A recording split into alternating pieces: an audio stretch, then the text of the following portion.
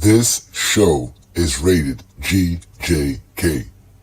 Extreme exposure warning.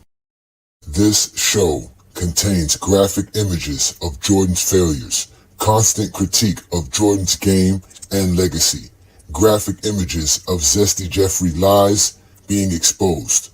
This show may be offensive to Michael Jordan fans and Zesty Jeffries alike. Content is restricted to true basketball fans only.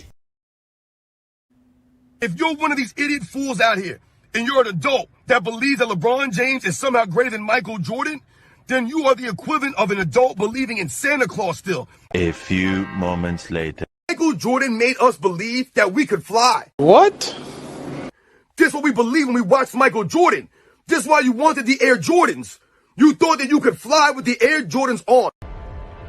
You see that? That's a stupid bitch.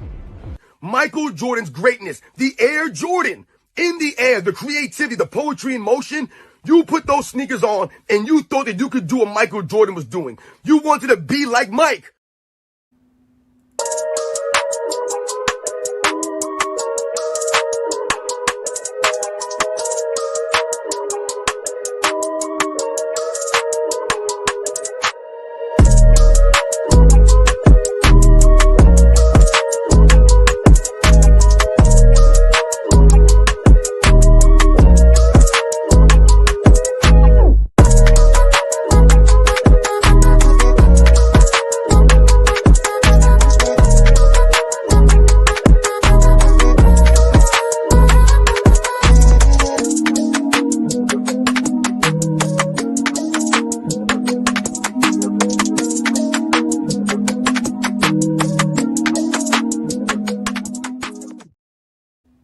Peace and blessings, y'all. Welcome to the GOAT James Kingdom channel. This is the GOAT James Kingdom show with B. Lee and A. Johnny. Y'all know we go live every Sunday noon to talk the GOAT conversation and the greatest players to play the game of basketball. Welcome again to another great stream right here on the GOAT James Kingdom channel. We'll also should be streaming live on FYF as well, as we will be debuting there today as well. So shout out to everybody who is a supporter of the channel. We're also live on IG and also on our Facebook group. You guys can follow us there. We're also on TikTok, Discord. We are the GOAT James Kingdom platform. I'm A. Johnny the Exposer. I have my partner B. Lee. What's good, brother? How you doing today? What's good? What's good, everybody? So today we're going to talk about our GOAT criteria. We have, like we said many times, the most comprehensive, the most objective way to determine who is the greatest players of all time. And today we're just going to try to show you guys a little piece of what we're going to do next week when we actually discuss more about who is the greatest and why such and such is the greatest, which most people know who's the greatest of all time, and it's not Michael Jordan. But as most of you guys probably do not know, this is the way that we determine who is the greatest players of all time. We always go by who has the greatest accomplishment, who's the best at what, who's number one at what. And as we can see in the regular season, we always acknowledge Michael Jordan averaged the most points of all time. And even though most people do not like to acknowledge LeBron James as the all-time leading scorer, the greatest scorer in NBA history, he does have the most points all time in the regular season. As we go down the list, we see that there's LeBron name stamped on a lot of things that he's number one in. And we see Jordan with the most points per game, since Jokic is passing him in most advanced stats, which is basically what you do on your team. So Jokic is very valuable to his team. That's why his advanced stats were high. And like Michael Jordan was when he was not winning titles, he had the best advanced stats because his usage rates was off the charts.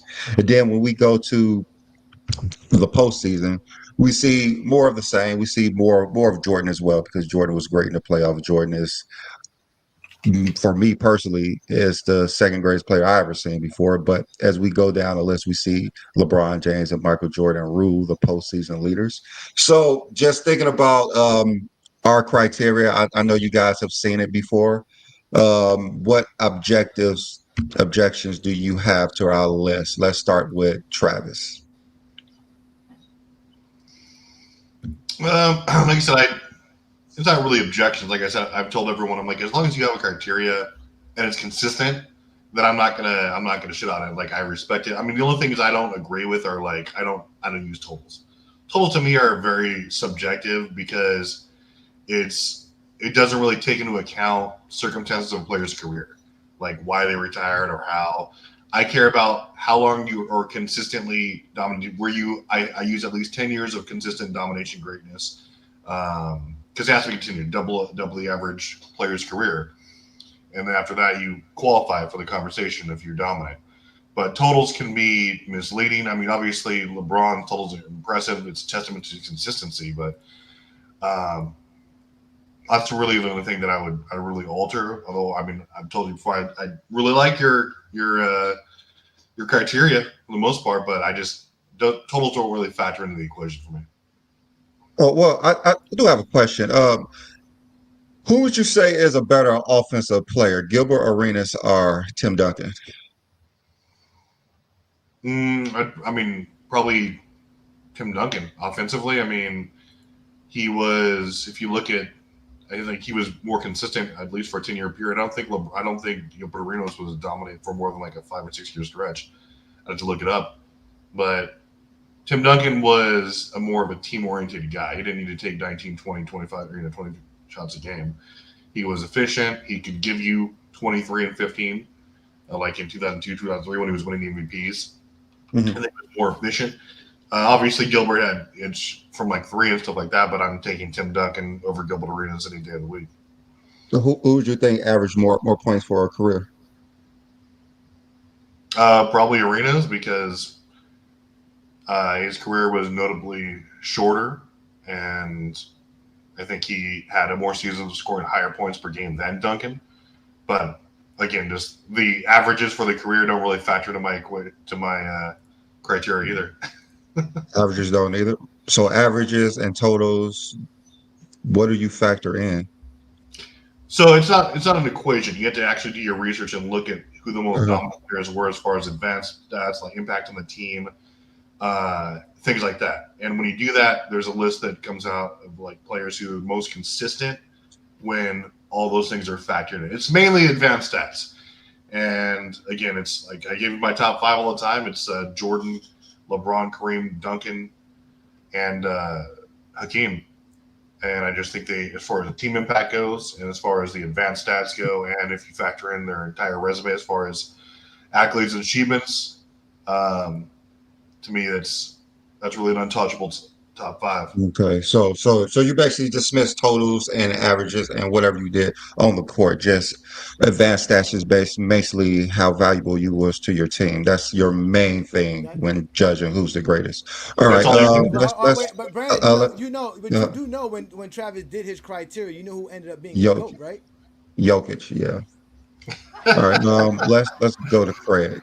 You didn't qualify. You can unmute yourself, Craig. Well, hello to y'all too. Shit. Don't worry, Flip man. Indeed. Shout out to our panel. Y'all know who's down there. We got Travis, Craig, and King John in the building. Thank you, just gentlemen. went straight into the Jordan slander. God damn. I think I said Jordan name more than LeBron's and y'all little. Hey, we don't have no problem talking about Jordan, but that's not here nor there. But you obviously we have our criteria. What do you think about the criteria? We've had over a year now. It's been a year since we created it, and still to this day, no one else has been able to match it. And we think we still have the best criteria. To be honest with you, again, it's not Brandon and I's personal take. It's the most objective and comprehensive criteria to date. We have taken our personal biases out of it, so it's really up to other folks to show us a criteria that can help. We've asked you to do that as well, Craig. So what do you think of the criteria, and how do you think it's gone since the year that has passed? Have you heard anything about it from other groups and other places talking about what we did? No, and I never had a problem with the criteria. I see the criteria is gonna just favor all the good players. Like if you don't meet the criteria, then you ain't going. Facts. All right. That's Well, true. that makes sense. That makes sense. It is based on how great you are and the greatest accomplishments that are out there for sure. That is for sure. So All right. John, how do you feel about the criteria? Any objections to any of the items in there? I love the criteria. It totally takes your feelings about how you feel about anybody out of it. If I had people question me about your guys' criteria, and I asked them, like y'all said, so give me a better one. They give you a criteria, you add up everything, and it gives you a list. How it comes down, they ain't got nothing to do with how you feel. It comes down to the numbers like you asked for. Um, the one thing I could disagree with Travis was talking about is he want to take the averages and totals out. Um, you don't get advanced stats without the averages and the totals from a player. Averages and totals have to matter. You don't have to make it your main goal towards what you decide is the goal, but I believe it matters. I think everything matters. I think advanced stats matters. I think averages and totals matters. I think everything matters. So to put all that stuff together and come up with a list, to me, is great. I mean, that's the way it should be done. Take your feelings out of it. And let's really talk about the game and talk about your top 10 list and come up with a criteria. And I think that matters. you know, I don't think Travis, Travis, let me ask Travis a question. Where do you have Wilt Chamberlain ranked in your top 10? Again, I have Bill and Will 1A and 1B. If of every stat and every accolade and every advanced metric was available, there would be no touching them. They just don't. It wasn't. So they're in my own separate list of players who would be the GOAT if all that was. I don't think there's any dispute of that. They dominate my metrics. They dominate yours. I think most would know they would be 1 or 2. But in your criteria, like where do you have them ranked right now? So, like I said, I have a separate list for players who played before, like they kept track of so you don't have them ranked. You don't have them ranked the other players. And like the reason I think like I agree with John. Everything should matter, but here's the reason why totals don't tell me anything. Like the last 4 years of Kobe Bryant's career, he wasn't an impactful player. He was just there trying to get the money, and that's fine. But like he didn't impact his team. The last like 3 or 4 years of Tim Duncan's career, same thing. Did he win a title in 2014? Sure, but he wasn't dominantly affecting his team, other than maybe from like a leadership standpoint, somewhat defensively. But he wasn't that guy who was giving you the best defense in the league and a top 10 offensive player, and he was going to win in the MVP discussion. So a lot of players just play to play, and like it gets away from their prime and career. LeBron's the obvious exception here to some degree, but I just don't think that. I mean, totals really tell you the story about how consistent they were, sure, but it doesn't really tell me how dominant they were in their at their best, which is what I care about. Okay, so Travis, where do Kobe rank all time in shooting guards and scoring? He's second, right? He's number one. Number one. Where do he rank? Where do you rank in assists? Where do you rank in assists? I believe he's first. Rebounds. I'm not sure. I think he's number one. He's number one. Why are you saying his totals do not show his greatness when it shows that he's the greatest shooting guard? Because when you're getting ancillary, because his like I said, the last few years of his career, when you're getting ancillary numbers that don't lead to anything, especially like when you're like team with winning, you're not really dominating in any statistic or analytic. You're just there getting hollow stats, and like it's not even comparing like to the best like how it used to be. Then why do I care about it? It says if anything, it's a negative toward like when you start seeing their numbers decline. But they just keep piling up in order to tell you a story. What you're going to look at it and be like, okay, he was the best rebounding shooting guard of all time. No, he wasn't. Again, Michael Jordan was a better rebounder than him by, again, if we want to give him metrics and just per game, there was quite a few people who were better than him. But he played longer than almost anyone, and he was getting rebounds as a cherry on top. It doesn't tell me how good of a rebounder he was. It just tells me how many years he played. It's like, come on. Like, okay. How do you tell how good of a rebound Kobe was? Like 3 months ago, Travis. Where were you when I was saying this? No, I was no, good. no, I never but disagreed with this is you. I mean, how do this you is the tell thing. how good of a rebound Kobe Bryant a rebound You of Kobe measure Bryant was like? you measure him Wow. against all other shooting guards as far as rebounds per game, especially in this. But you just said that he played years that he wasn't producing. So how will we use Exactly. That's why averages? I don't use all his entire career. I use his best 10 or 11 years as far as if you're looking at how dominant he was. That's where the analytics come in. I don't use like They years gotta 16 through remove 20. years. They gotta remove Analytics years. and This analytics, you have to remove years too. no, but this is the thing. I You have do. no you have no analytics without totals. You have Yeah, no you do. Totals averages. don't factor in at all. Yes, it is. Everything that you use to measure anybody's analytics, no matter what advanced stats you use, they're using your totals. They're not using your Totals averages. divided No, by we're games not. played. Totals divided by games Yeah, played. No, per but that's season, what I'm sure, saying. but it doesn't not in your Even the career though. average, even a player's average is determined by their I know. career That's total. why So that's why I average use the without players. totals. so any That's why I use a metrics. player's best 10 years. Oh, it doesn't matter. Any player's career, you're going to use whatever metrics you're going to use. The stats that they're going to use to determine those metrics will be the player's career totals. It'll be Kobe's 11-year totals. Whatever Kobe got for those 11 years. I That is what the agree. metrics would say. That's why those metrics would be different than his career metrics, because you only judging him by 11 years of a 20-year career. Yeah, For you that's to what I'm. eliminate 9 years of Kobe Bryant's career is ridiculous. You just removed an all-defensive selection away from Kobe Bryant. Yeah, but again, that's what you have to do when you're talking about players who played drastically different career lengths. Again, the totals don't tell me anything about like how great of a scorer Kobe Bryant was or how great of a rebounder he was, other than like when you use their peaks and primes. I think 5,000, 6,000 rebounds is enough to say that this is a great rebounder as a guard. I don't know Okay, how when that you're doesn't. I don't know how that. like he was starting those years I don't too. know how it doesn't. I don't know how that doesn't. I mean, you can see a precipitous dip in his numbers. I mean, here's the flip side though. Do I dock him as a scorer because he was only averaging like 15, 16 points a game like his last couple of years? No. because he got 36,000 points. No, Of 33,000 course, points. and he did that because How many 33,000 do you points. want? he did that because he had such a high peak and prime. 25 points per game doesn't tell you how great of a scorer Kobe Bryant is, but 33,000 It's about does. it's about the consistency. I agree. It's not just 1 or 2 years. You have to have a good That's stretch. what 30,000 represents, consistency.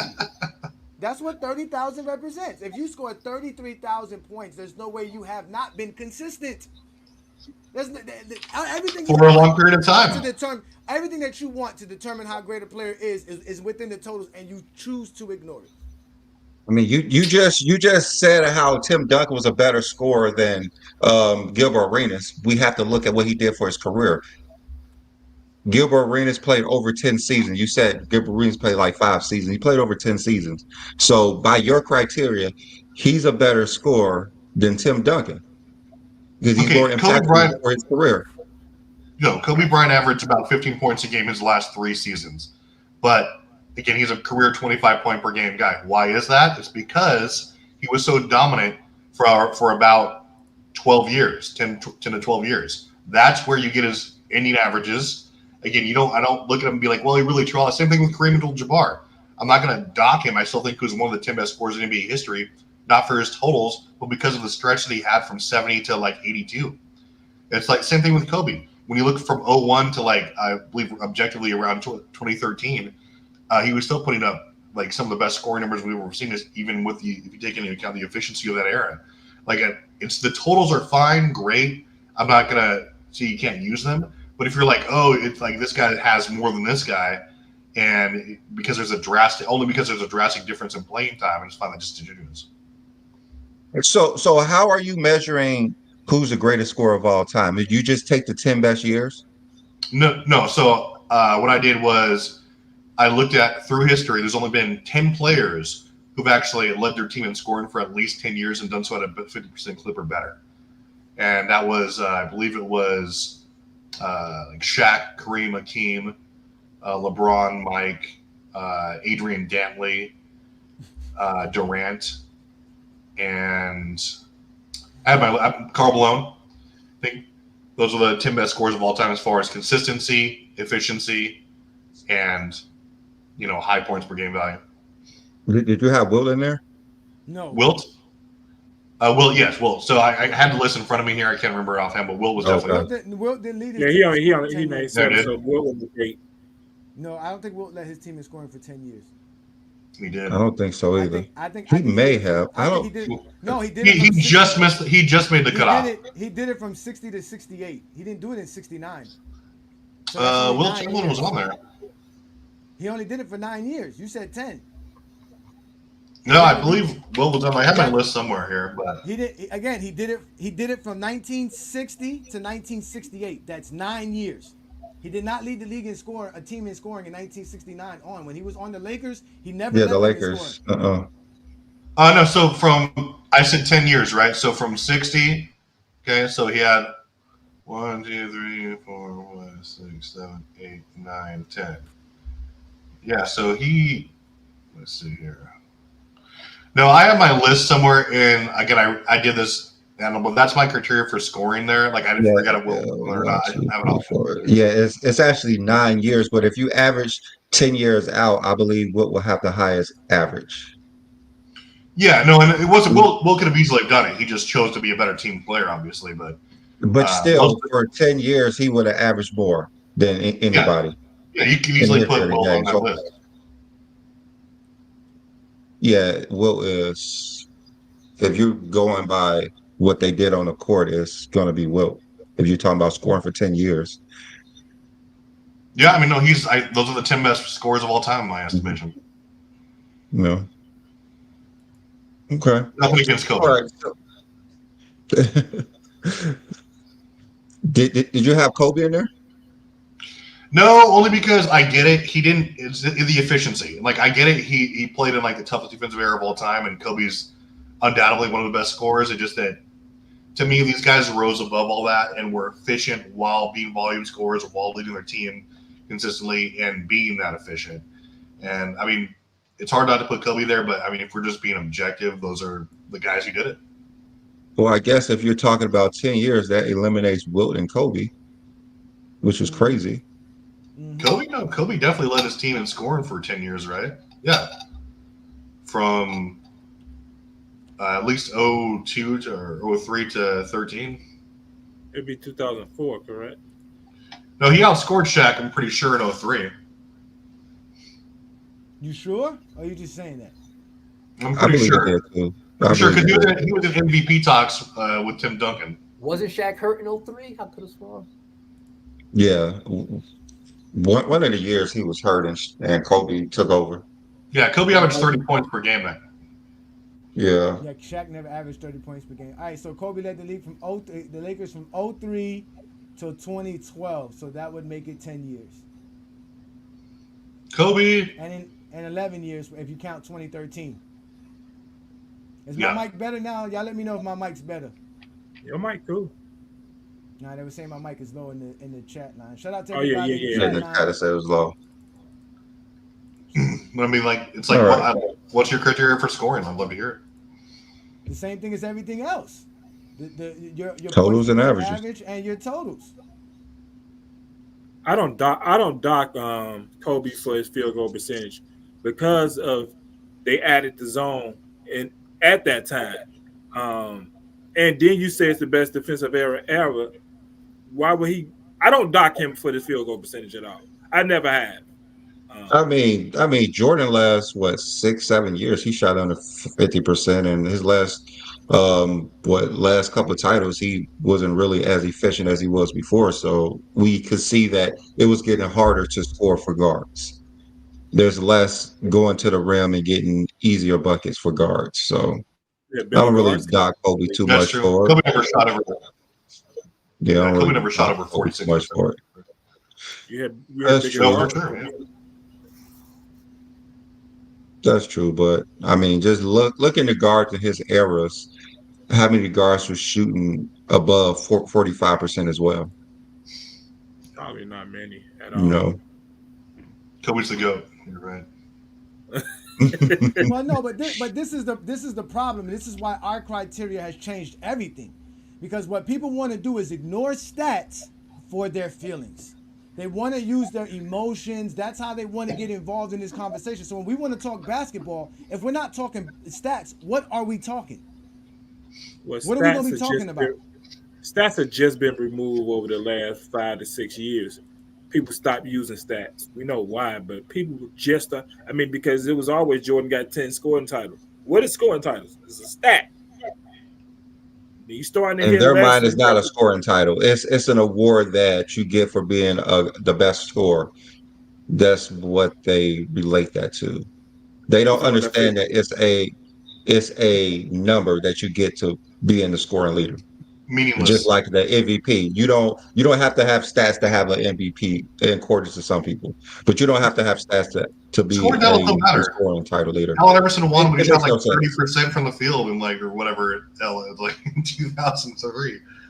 It was but they'll use stats, right? They'll use stats to say silly stuff like this. It's a slap in the face to all the people out there in America for LeBron James to be representing Team USA as a captain.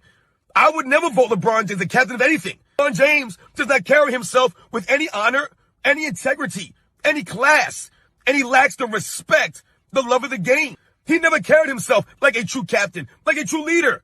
He ain't no damn leader. Actually embarrassed for us that LeBron James is representing Team USA as a captain. What the hell has LeBron James done in his career that would give him the right to be a team captain? How the hell is he the best player on the team? How is he the best player on the team? See, when you ignore stats and you don't talk the game of basketball, you can talk like that and make that the GOAT debate. Ask silly questions. He asks, what has LeBron James done for his career to be the captain of the USA team? Well, ask Stephen Curry and them that. They're the ones who voted him. This is why when you guys start saying silly things about the stats and all that other crazy stuff, we here at GOAT James Kingdom had to come up with a criteria to show y'all how LeBron's the GOAT and how their greatness could be measured with the stats. I wish I could be like this man and just say LeBron's great and not mention nothing at all about stats in basketball. That would be so easy for Brandon and I to say LeBron James is the GOAT. And never mention any stats, any accolades, just off of LeBron James' skills and everything that he's done. That's it. That's why the GOAT debate is over. That's why since then, they've been talking like this. They've been saying silly shit like this. Something else that LeBron James fans could use in their argument against Michael Jordan. No, LeBron's never been in the GOAT conversation. He's not in it. I like how you saying y'all and you keep showing the same one person. That's their leader. That's their leader, Craig. Hey, Craig, he loud too. He blocked Craig, me for. I don't even know who is that. Who is that? Craig, listen, Craig, you do a good job ignoring basketball fans. You watch the game, you're a basketball fan, but you do a great job ignoring the basketball world. Who's that? Who is that? He a part of Michael Jordan fans are the best. Craig, that's their sound piece on Michael Jordan fans are the casuals. Yeah. He a part of that, yeah. See, I give these people their attention. They gonna keep doing what they're doing. Matter of fact, they'll tell you he's a better content creator than Brandon and I because he has like 12,000 subscribers. Craig, what are you talking about? And they're all sheep. They didn't come from basketball. That came from. It can't be basketball. He don't talk basketball. That's not what he does. When you have someone screaming at you about all the things you believe and like he's reinforcing your echo chamber in a loud way, you're gonna get subscribers because you can't think for yourself. He's just screaming real loud. That's all he's doing. Just screaming real loud. Casual. That's because we have changed the GOAT debate. He encountered GOAT James Kingdom. So now it's just you can't talk. And he had to actually walk off the set. He literally walked off the set. I told y'all he blocked me for debating him on his own stream. He blocked me, and it was just like, well, since you want to talk about Jordan, let's talk about Jordan. He didn't want to talk about Jordan, so he doesn't talk fact. He just does narratives and he does nostalgia and his own. Oh, he loves narratives. It's Mr. Narrative. Let's go take it. Yeah. We came on and he walked straight off the set. Yeah, terrified. Because you guys cooked him. Yeah, and all we want to do is have a GOAT debate, right? We just want to talk the game of basketball. Civilized. Have a real conversation about the game. Like, Craig, you should have saw the way he treated Gilbert Arenas. You should have saw the way he treated Gilbert Arenas. It's crazy. I don't know. Y'all just giving these weird people too much attention. That's why they're going to keep doing what they're doing. I know how to ignore very, very well. Yeah, but again, Craig, you by yourself. Like you said, you don't take one for the team. Dear sweet Craig, we have to protect you. But this is their. I guarantee you, Craig, if this man encountered you, he would say you a fake Jordan fan because you here would say LeBron James is second greatest of all time. That's what he would say. He would start calling you all kind of names. He would do all kind of weird shit like this. I've never lied about LeBron James on this channel. Cocaine is a hell of a drug. To me, LeBron James is not a great husband. You have your wife come on the stage and call you the GOAT like that. You're not respecting your wife. Once again, and your wife is not respecting you or holding you to a standard. He's full of crap, man. LeBron James is all talk, man. He's not substance. And to me, he's not a great father or a great husband. Would you want your kids to emulate the things that LeBron James does on the court? And then we think about off the court stuff. LeBron James is a dirtbag, man. Stop it. Get some help. LeBron James treats everyone around him like crap. He treats everyone around him as if they're a tool for him to use. Right? For his own benefit. He don't care about his sons, his family like that, or his wife like that. The people around him, his friends. He don't care about these people. That's where the LeBron James fans go. They're so delusional. They're so weird. They're dirtbags individuals. Remember that. They're dirtbag individuals. Man, y'all got to pick a struggle. Is it nepotism or he don't care for his family? 1 minute it's about he got his son drafted. The next minute is he don't care for his fame. Oh, my God. I'm giving these people the wrong kind of attention. No, because he is the face of the clown of the GOAT debate. He is the face of it. I mean, Clown posse. He's the extreme. And they make it personal, Craig. See, this is why the exposure had to exist. You heard what he said. If you like LeBron James, you're a dirtbag.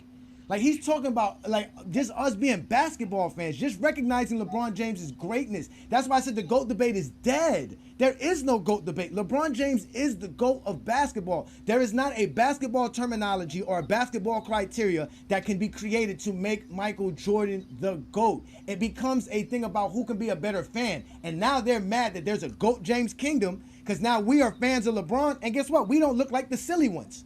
We don't look like the idiots. We don't look like the dudes who can't talk basketball because you got guys like this who are the head of the Michael Jordan fan base. And I'm not even saying the Michael Jordan fan base. These are anti-LeBron guys. These guys make content daily hating on LeBron James and claiming all they want to show is how great Michael Jordan is. But they can't tell us how great Michael Jordan is without saying stuff like this. The thing about LeBron James, I've told you guys many times on this channel, LeBron James does not carry himself like a grown man.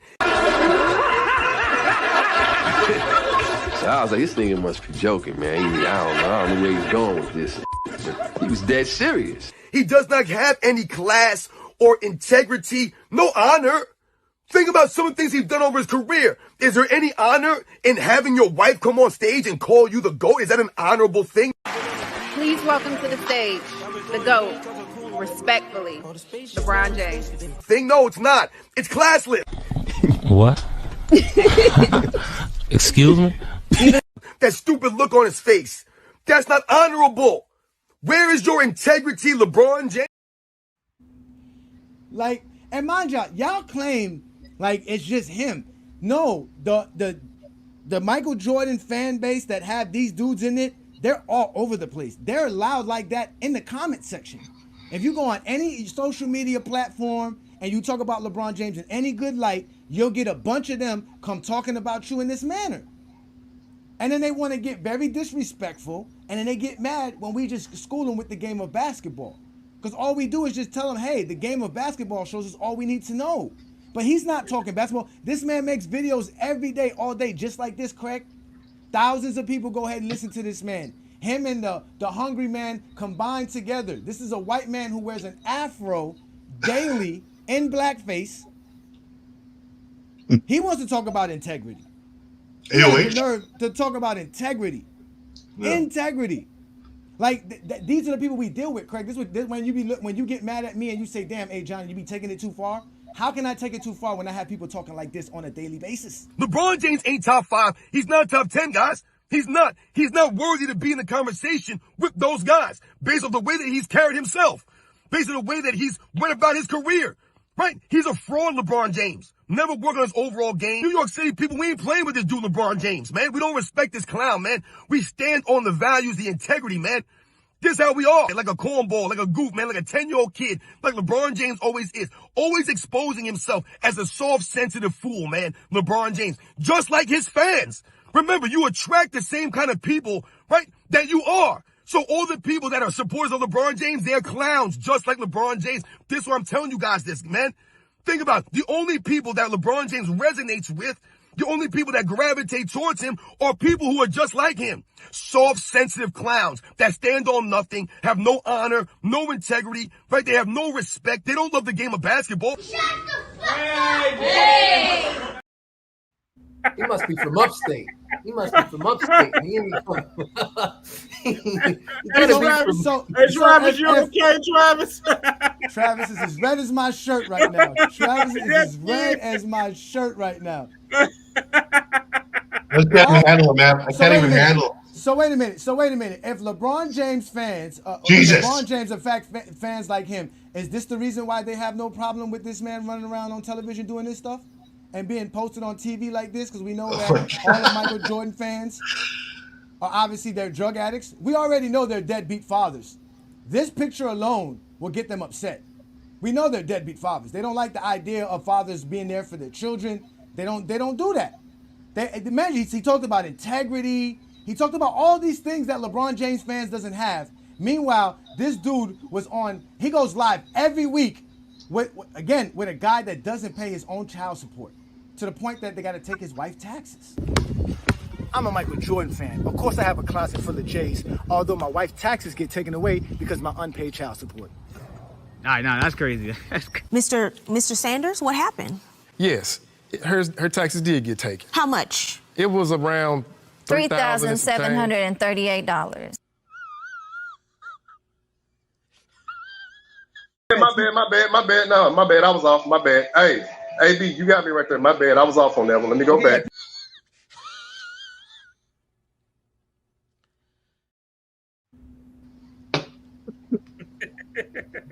Have the nerve to talk about us and what we do here in GOAT James Kingdom and LeBron James fans in general. Because, and Craig, honestly, if they're the leader of the Zesty Jeffrey fan base, guess who's the leaders of the LeBron sexual fan base? Even though we don't consider ourselves LeBron sexuals. They're going to tell you, GOAT James Kingdom.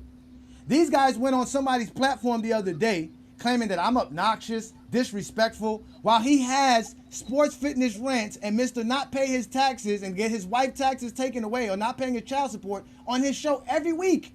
They're actually going live right now on their channel, talking crap about LeBron James and LeBron James fans and people who know the game of basketball just because they like LeBron James. And they can't tell you nothing about Michael Jordan. They can't explain nothing about why Michael Jordan's great. That's why we created the GOAT James Kingdom criteria. It's been a year now. And I have not seen one anti-LeBron page, one Michael Jordan fan page, a Kobe Bryant fan page create a GOAT criteria that will legitimately make Michael Jordan or Kobe Bryant better than LeBron James. They can't do it. They're just a bunch of liars who make up silly shit all day long. That's why the GOAT debate is over. Because we created a formula that ended the GOAT debate. That's it. From here on out, anybody who's telling you LeBron's not the GOAT, they're going to have a biased take. It will not be objective. It will be based on feelings. Because we did it in GOAT James Kingdom. We put it right here for you. We measured players by the greatest accomplishments of every category that exists. And we use all the categories that y'all like to use. We use advanced stats. We use the accolades. We use the per game averages. We use totals. Seasonal titles. Everything. It's everything.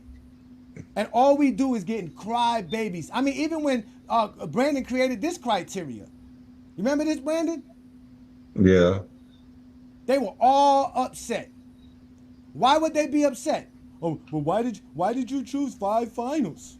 Why did you make it? Why did you make it only 2 finals MVPs? When Travis said I'm going to use 10 years, nobody had a problem with that but LeBron fans. Because 10 years make Kobe look good. 10 years makes Michael Jordan look good. 20 years don't for some reason. 15 years don't for some reason.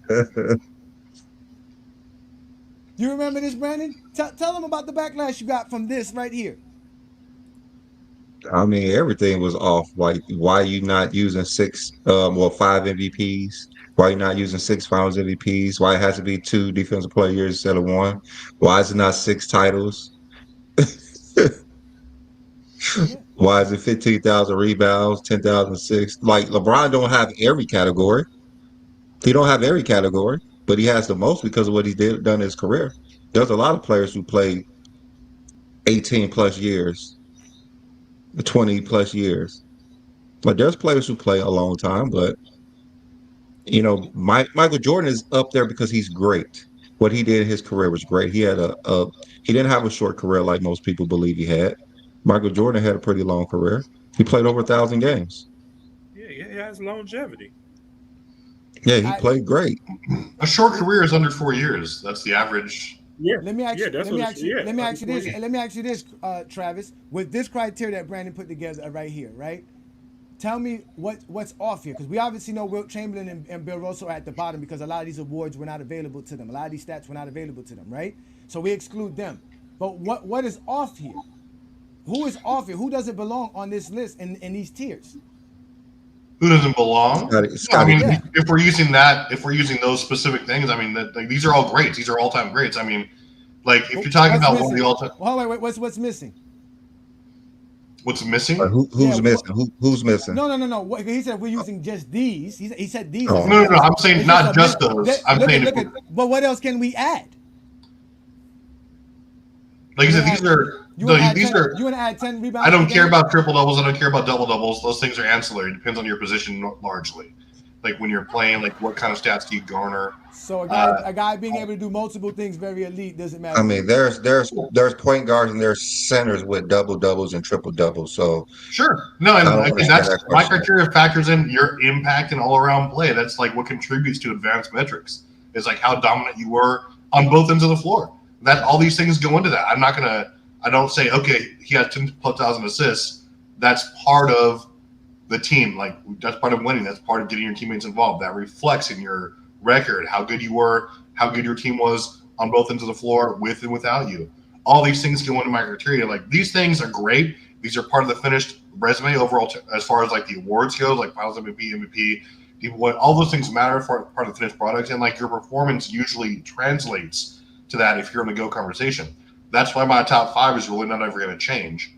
And, it's like, I don't think you can put LeBron any lower than 2 objectively. I mean, you could make a strained argument for Kareem, but 1 to 3 is pretty much set in stone for me. But these things are I'm not going to say longevity stats because I think LeBron has redefined the word longevity and consistency. 2 words he redefined. Like, kudos on him. But I'm not going to knock other players for not being able to play that long. But, I mean, all this is impressive. LeBron is the most impressive player from a consistency standpoint we've ever seen. Hey, Brandon, was Dr. J's ABA stats added into that? Yeah. Okay. Yeah, we're not biased. They love to call us biased, that we always trying to make it seem like it's LeBron. I don't know how this is making it seem like LeBron. We added 2+ defensive players of the year. How that help LeBron? We had 15,000 rebounds. How does that help LeBron? Scottie Pippen being on that list is crazy. Because Scottie Pippen has done a lot. I mean, I'm not saying he shouldn't be, because I love Scottie's game. It shows something to me. And it shows something that a lot of people don't see. I see a lot of Jordan competition is on this list too. Shows this criteria is bullshit. I see a lot of 90s plumbers on this list too. I see a lot of Jordan competition on this list. But he is plumbers, so I don't know how. Plumber Larry Bird out here. Who, Craig? Who's Jordan competition? Yeah, that's what I'm going to say. Besides Akeem, yeah, who's Jordan competition? He played against Kareem, he played against Magic, he played against Shaq, he played against Olajuwon, Kobe, Irvin, Garnett. He played against Pippen in 2 games. He played against Bird. That's a lot of plays he played against. He did play against Pippen. That's a lot of he said his competition. He wasn't competition to Larry Bird. Did he not play against them? Did he not play against any of those players I mentioned? He played If you're against not him, but you playing the said game, when you his see those competition. players He I wasn't mentioned competition and for Jordan Larry play Bird. He wasn't every competition basketball game. for Now you Kareem. He want to wasn't go competition into for because they Kobe. lost. It's still he was competition. He had to face them to win, right? Somebody had to lose. He didn't face Bird and win. He didn't face Kareem and win. He never played a basketball game against Bird and won. All right, which one of these That's people what he you're telling beat? me? Oh, wait, which one of these people he beat for a title though? Out of all these guys here. Magic. Okay. Well, look, Johnny, so these guys are also. And Shaq. And I'm pretty sure Magic is ranked higher than anyone LeBron ever faced. So, Johnny, these guys, the I top. don't know. I don't know about that. All those guys are in my top 4, or are those guys in my top 5? Those players. Duncan was ahead of LeBron Magic. played against Scottie Pippen too, because Scottie retired in 2004. So. Okay, and it's still Old not Scotty. the same amount of players that Jordan faced. I know. So, Johnny, my thing coincides with you because those are all my top 5. Those top 4 guys and Hakeem, I have ahead of Kobe. And I mean, those are so we're lining up. Look how great Jordan is. You had to play 20 years to be on the No, same. I mean, like I would say if you're looking at like top 20 players that they beat during a title run, you know, you could put Shaq up there, Magic, and Hakeem. No, he never played Hakeem. Jordan. Well, he was in the league during that title run. He definitely was actually in the league during that title run. He finished the hardest run ever SRS wise, but like. So he has those 3. I mean, LeBron, you know, he had Tim Duncan, he had Kobe, he had Steph. Like now, you know, Jokic is probably a top 20 player. Giannis, Kevin Durant, Kevin Garnett. Well, Dirk, make this graph like, again there's and a lot see of if they'll players. make this list. Make this graph. They won't make this list. I mean, there's a lot of players. There's more on LeBron end because LeBron has played great for so long. That's why. KD don't got Curry 3 moves titles. up on this list. Curry moves Kawhi up ain't to got number 3 5. titles. Curry moves up on this list because he'll have 10 All NBA. Oh no, 10 All NBA first teams. This was like 2 years ago. So I was just about to ask you, when did you do this graph? yeah, This was like Curry's 2 years ago. Yeah, Curry's moving up, and LeBron's moving up some more points too. Shouldn't Russell Westbrook be on this list now? Kobe had a Magic? That's great. Nah, not really, because he doesn't have nothing here that you would say besides the triple doubles and the double double. I don't even think he has 500 double. Well, he has to have 500 double doubles. But I mean, he has a better overall stat line than Kobe. More Finals MVPs, more MVPs. Westbrook has 500 double doubles now. So he has that. He has All Stars. He doesn't have 14 All Stars. You don't got? No. How many? He don't have the assist yet. And Shaq's ahead of Kobe too. He would only have one thing in this category, and that would be the 2 things: the double doubles and the triple doubles. Double double and triple doubles. Yeah, this Shaq is like was the greatest of the great. Shaq was never like not the best player on his team, like for like a 15 years, like for like all but 1 year of his career until he retired. But like Shaq rewrote what it meant to be dominant. Like obviously, kudos to Wilt, but Shaq did it against better competition, consistently. But just to let y'all know, obviously Brandon and I have been trying to create this type of criteria because we want to be able to have a debate. We want to be able to explain how great LeBron James is. We find so many ways to do it. Even when I created my own criteria, which was basically me putting some things together here, and Brandon and I had challenged each other to come up with the best criteria. My criteria was a little bit subjective because if you look on the right-hand side, I gave several subjective points to certain accolades, depending on how I felt those accolades should go, which completely got people upset. But when we did the actual GOAT James Kingdom criteria, they were begging for us to be as subjective as I was when I did this. And I also ranked players by their stats, but I did it by where they were ranked at. So it was a little bit different than Brandon's criteria. So at the end of the day, Brandon and I did say, okay, we're going to come up with something that's the best. And Brandon came up with really the best idea, which was basically measuring players to the greatest accomplishment of each category. And we used players' per game averages, their totals. We used the advanced stats. So we used PER for all you Zesty Jeffries in the comments. We used PER. We use box plus minus. We use win shares per 48. All categories that Michael Jordan are better than LeBron in. We didn't do anything that was gonna make anybody have an advantage over the next. We didn't have anything that made a position have an advantage over the next. We didn't do anything that had an era that had an advantage over the next era. Everything we did was completely objective and it was completely comprehensive. And we created the best criteria to date. And nobody wants to actually show us anything. Like, they don't even want to bring up anything. As of right now, I'll take a biased one. We'll take a biased criteria right now. And I bet you still can't make Michael Jordan the GOAT. I guarantee you, with a biased criteria, you can't make Michael Jordan the GOAT. Oh, give me a little credit. What? I dare you. I dare you. If you make a criteria, Travis, a good one too. No, you didn't. You made Joker was your GOAT. Michael Jordan wasn't. No. I said Joker doesn't qualify because he only played 9 years. This is going to be his 10th season. You got disqualify people. Well, this would be his 10th season, right? Yeah. This is going to be his 10th season. He's on track. He's on track to be better than Jordan. Because I remember it was Joker. You had to disqualify him. Well, I mean, is he going to win another MVP? Is he going to lead in every advanced metric? Is he going to just be so dominant that it's just not even a question, like for another 3 or 4 years? Jordan's definitely not going to lead in every category. That's for a fact. Well, I think Joker got one more MVP in him because if he averages a triple double for a season, he's going to win MVP of that year. And Joker's game doesn't require like mad athleticism or like just. I mean, he's just so cerebral and like from an IQ standpoint, and he's just. Insane. I do want to see his game. Once he slows down a little bit, I want to see how he affects the game. Is he going to be like Sabonis was in Portland? Hopefully not without the bad knees, though. Travis is only taking 10 years. It's impossible for Jokic to not be the GOAT for him. Because if you're just taking 10 years, he's going to be on top of everybody according to Travis' criteria. Well, not necessarily. As soon as he stepped, what you're going to remove some of his high years or something like? What are you going to do? So here's the argument against Jokic though. It's because realistically, this is going to be his 10th year of his career, right?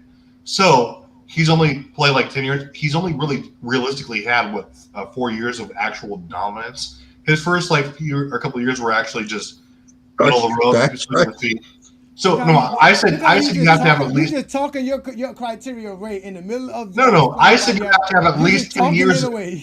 I said you have to have at least 10 years of GOAT-like dominance. That's how every one of the players on my list. What is GOAT-like dominance? What is that? What's GOAT-like dominance, Travis? It's dominating analytically across the board, being one of the best two-way players ever, and Kobe again, accumulating the best resume. Kobe don't got I thought you said it fast. If you take soon as Jokic step 1 foot on the court this year, he's your GOAT because that would start the clock as number 10. No matter what he do for the rest of his career, those 10 years would still have him on top. No, it wouldn't because he needs to consider this for at least 10 years of this type of dominance. Does he have that in him? I don't think so because he already got 10 years. No, total play, not dominance. That's a great thing. Shout out to Twin Man. Let me ask you this: Is it 10 straight years, or can you take a break like Jordan did for his 10 years? No. It's just 10 years in general. It doesn't have to be straight years. 10 years in general. Okay, 10 years in general. Why does that? It's 10 years in general for Jokic. Dominant.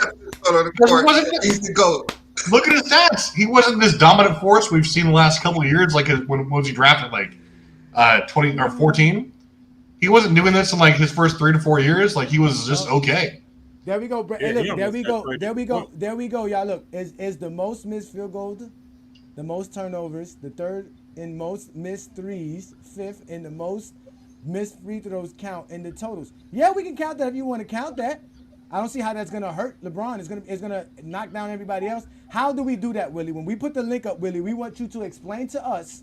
Right? How we can do that. Because the way it works is like this, Willie. Pay attention now, Willie. You need to pay attention to this very closely so that when you show up, you can have an opportunity to show out, right? So let's start off with our favorite point guard of all time, John Stockton. Top 5. Right? Let's start off with John Stockton, right? Right? You have to show us, like how we're going to do here, you have to show us how we can measure it. So by points per game, John Stockton is 4% of Michael Jordan's 30 points per game. How are we going to score the missed field goal attempts, the missed free throw attempts, the missed three-pointers attempts, the most turnovers? How are we going to determine who has the most per game?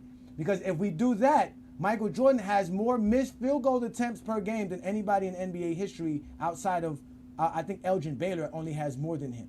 So that means Jordan would score. How would we score that for Jordan? What's the negative that we're going to add? Because that's how we did the thing. You have to measure it by the greatest. So if we're going to go by the worst stats, we got to find out who has the worst stats. So if we go by missed field goal attempts per game, your boy Michael Jordan points have to go down worse than LeBron's. So I hope did a lot of LeBron research. Oh, he's not. We already know he's not going to do that. Yeah, he did a lot of LeBron research. I mean, wow, that was crazy. Willie's working. He can't do research. Willie off on Sundays. Willie earned the right to be off on Sundays. But I'm just saying, we had to create a criteria, and that criteria just basically shows LeBron's the GOAT.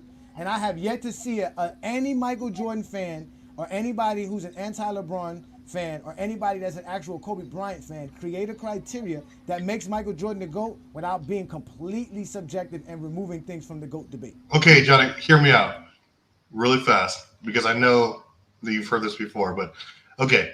It's all about being the most balanced. So Michael Jordan, right? If we're talking about his metrics, he was, up until recently, he was a leader in PER, box plus minus. Again, offensive and defensive, he was high as well. Winters per 48, VORP. Up until recently, obviously LeBron passed him there, but it's like he has the best mix of being most impactful player. Again, as far as advanced metrics go, he has the 6 Finals MVPs, 5 MVPs. Is he the best in all these categories? No, but who else has that combination? He's tied for first with 9 all-defensive first-team selections. Again, he has in total. So when we're talking about sheer impact, he led the league twice in defensive box plus minus. Again, when you saw like all these things that go into your impact, as far as you have to be efficient on when you're scoring the ball to lead, to have an impact like he did offensively in those metrics and defensively. So he's objectively a top 1 to 2 two-way player of all time by any measure you want to do. And his offense or his overall resume, if you're not counting things like ancillary things like player of the month, I get it. There are actual media awards, but who else has who else has the titles of 6 MVPs or 5 MVPs, 6 Finals MVPs, things like that? We didn't count none of that. We didn't count. So he has the most player of the week. He has the most balanced. Count it. He has the most balanced case for GOAT you're going to see from a two-way perspective and from an overall resume perspective. He has more MVPs than LeBron James. No, he doesn't. He has fake steals. He has fake blocks. He has fake defensive accolades. That's why we don't use those because they be lying on them stat sheets. Hey Travis. I thought Russell Westbrook passed Jordan PER in 2016, and they changed the criteria of PER. They did? No, it was VORP. It was box. They did. I just don't care. No, it was box plus minus. Yes, Russell Westbrook's box plus minus was so incredible in 2017, and it surpassed Michael Jordan by so much that they decided to change how the stat was calculated. And that's how Jordan became back on top for box plus minus, because they changed the calculation based off of totals. So all they did they're not using averages when they're basing Jordan's box plus minus. Jordan's PER is based off of totals, not his averages. So all these advanced metrics you guys want to keep using, which we did not ignore, and we added to our criteria, still shows Michael Jordan's not the GOAT. Instead of all they did was say instead of 2 times 2. What? He leads LeBron in all these things. Like what does LeBron lead Jordan other than totals? He leads him in rebounds per game, assists per game. Like, I mean, we've got to get the field goal. So Jordan has him points per game, steals per game, blocks per game. Their efficiency is virtually the same. It took Jordan 21 years to pass him in blocks per game. I thought they was even at blocks per game. No, LeBron's at 0.7 now. He's at 0.7 now. But again, I don't count that against LeBron. Years to get to that point. But LeBron has more blocks. He has a better block rate than Jordan does. And LeBron plays in a tougher era where guys are not sitting around shooting the ball in the same spot, where he actually has to guard guys 25 feet from the rim. Jordan didn't have to do that. How long he's been doing that? When did it? Because this y'all keep saying this tough era. This tough era is about Since 2009. 5 years. Since 2009. I mean, Travis loved to talk about advanced stats. When did this running around for 48 minutes really start? It's about the people, yeah. It's about the people who are most consistent in those It things. started with the Orlando Magic. They were the first team to chop up over 25 3-pointers per game in 2009. Just jacking them up, left and right. They had the what's it called? That Phoenix team didn't do that. Not Tucker Glue. Yeah, it was Tucker Glue and Rashard Lewis playing the four. Turkaloo, not Turker Glue. Rashard Lewis, Johnny. Jameer Nelson. Yeah, jacking up threes, left and right as fours. And then Curry came. Forwards doing that. Yeah. How very Rashawn Leonard of them and Glenn Rice. Curry and them just was the most successful with it. Because prior to that, people thought you couldn't be successful enough with it. It wasn't. It was to Curry. That was what? We're bitching about your mic here, 6 years later, it was successful. Yeah, it took some time. It took some time because it took some time to get great shooters together. And once you put Klay Thompson and Stephen Curry together, I mean, you're talking about one of the two greatest shooters of all time. So is it only successful because they won championships? But I mean, because that's a successful season for a team is to be an NBA champion. I mean, I get that. I mean, no, because I remember when Phoenix used to win all them games with 7 seconds or less when they came down to court and shot. So I thought they were successful, even though they never won a championship. They were successful by keeping people jobs. They was until Amari stepped on the court. Yeah, that was that Robert Horry. That was that Robert Horry bumping them on the sideline, and everybody getting suspended. That's the same thing that he really. How is LeBron better than Kareem too? Like, let's have that conversation. Like, Kareem had arguably the most dominant 10-year stretch in NBA history, where he was averaging like 20 points and 15 rebounds. He would have averaged like probably 5 or 6 blocks a game if that would have been counted. 6 MVPs. Was the winning there? No, but like these are, and like his numbers dropped precipitously when he joined the Lakers for obvious reasons. But like these are things that measure how dominant you're. So for a career, you would say LeBron is ahead for his career. Moral defensive selections. Yeah, I mean, and then he eventually passed Kareem in All NBA, sure, but I mean, was there a better player? He been career past for Kareem career. NBA. He been past Kareem in All career for career. He has more All NBA than Kareem. Yeah, but Kareem, like, was there a better player during that any kind of a 10-year stretch than Kareem? No, they was in the ABA. Let me stop. Yeah, exactly. There was. If Dr. J was in the, if Dr. J was in the ABA. I mean, yeah. I mean, give me that player over anyone if I'm drafting first. Give me that player over anyone in NBA history. Why? So you can take a bunch of hook shots? I think LeBron is the greatest number one. Yeah, I mean this is not the 70s. Exactly. This is not the 70s. Travis. He was athletic. He was fast. That's 50 years ago. Huge that's IQ. 50 years ago. Arguably a top 3 defensive player. Yeah, arguably, yeah, in the 70s. Oh, but you know what? And some of the 80s. Listen, y'all can argue whatever y'all want, right? Because when we did the criteria, remember Travis and I did a top greatest defenders of all time. And I used the GOAT James Kingdom formula. And when I did it, these were the greatest defenders of all time. Like, and I separated by perimeter and interior guys. And in reality, I'm sorry, LeBron is not better than Scottie Pippen defensively. Well, the numbers say it. The numbers say it is. The numbers say it. The numbers say it. So Travis, I have a question. You love advanced stats. Why don't you use the block, rebounds, and steal percentage in advanced stats to show who's the greatest? I do. I literally use those in my top 10 greatest defenders. I literally use those. So since defense is steals, defensive rebounds, and blocks, would that be 2-1 LeBron over Jordan, right? No. So I use Jordan has because Jordan has them steals per game, blocks per game, steal percentage. Okay, I'm talking about the percentage for advance. He has steals. He doesn't have blocks and rebounds. He does have blocks. You're talking about his advanced stats. Not in advanced You metrics. you said No, I advanced factored stats is the only thing that matters. I factored all those in. I You sent said Johnny my advanced stats is all that formula. matters. Yeah, it's all about You said what? offensively. I factored in defensive win shares per season as well. I factored in those percentages that you're talking about. I factored in defensive LeBron box has the plus better minus. defensive win shares than Jordan by far. Jordan has the better defensive box plus minus. Yeah, no, for sure. And I factored in per season. Remember, you and I talked about that. And Jordan smokes LeBron there. Okay, but when we're talking about the steals, the blocks, and the rebounds, it's 2-1 LeBron with advanced stats. How can you say Jordan is a better defender if those two go to LeBron and on the steals Because go to that's only Jordan? Which we know- three. That's only three metrics you're using in there. Like I used like 9. And Jordan clears everyone. Defensive rebounds, block rate, steal. Defensive rebound rates. All of these things go to LeBron. Defensive win shares go to LeBron. More blocks, more steal. Well, no, he doesn't have more steals. I have my criteria. You want me to pull it up? I'll do it. He has more steals in the postseason. I'll pull it up. Here we go. LeBron's the all-time leader in steals and defensive rebounds in the postseason.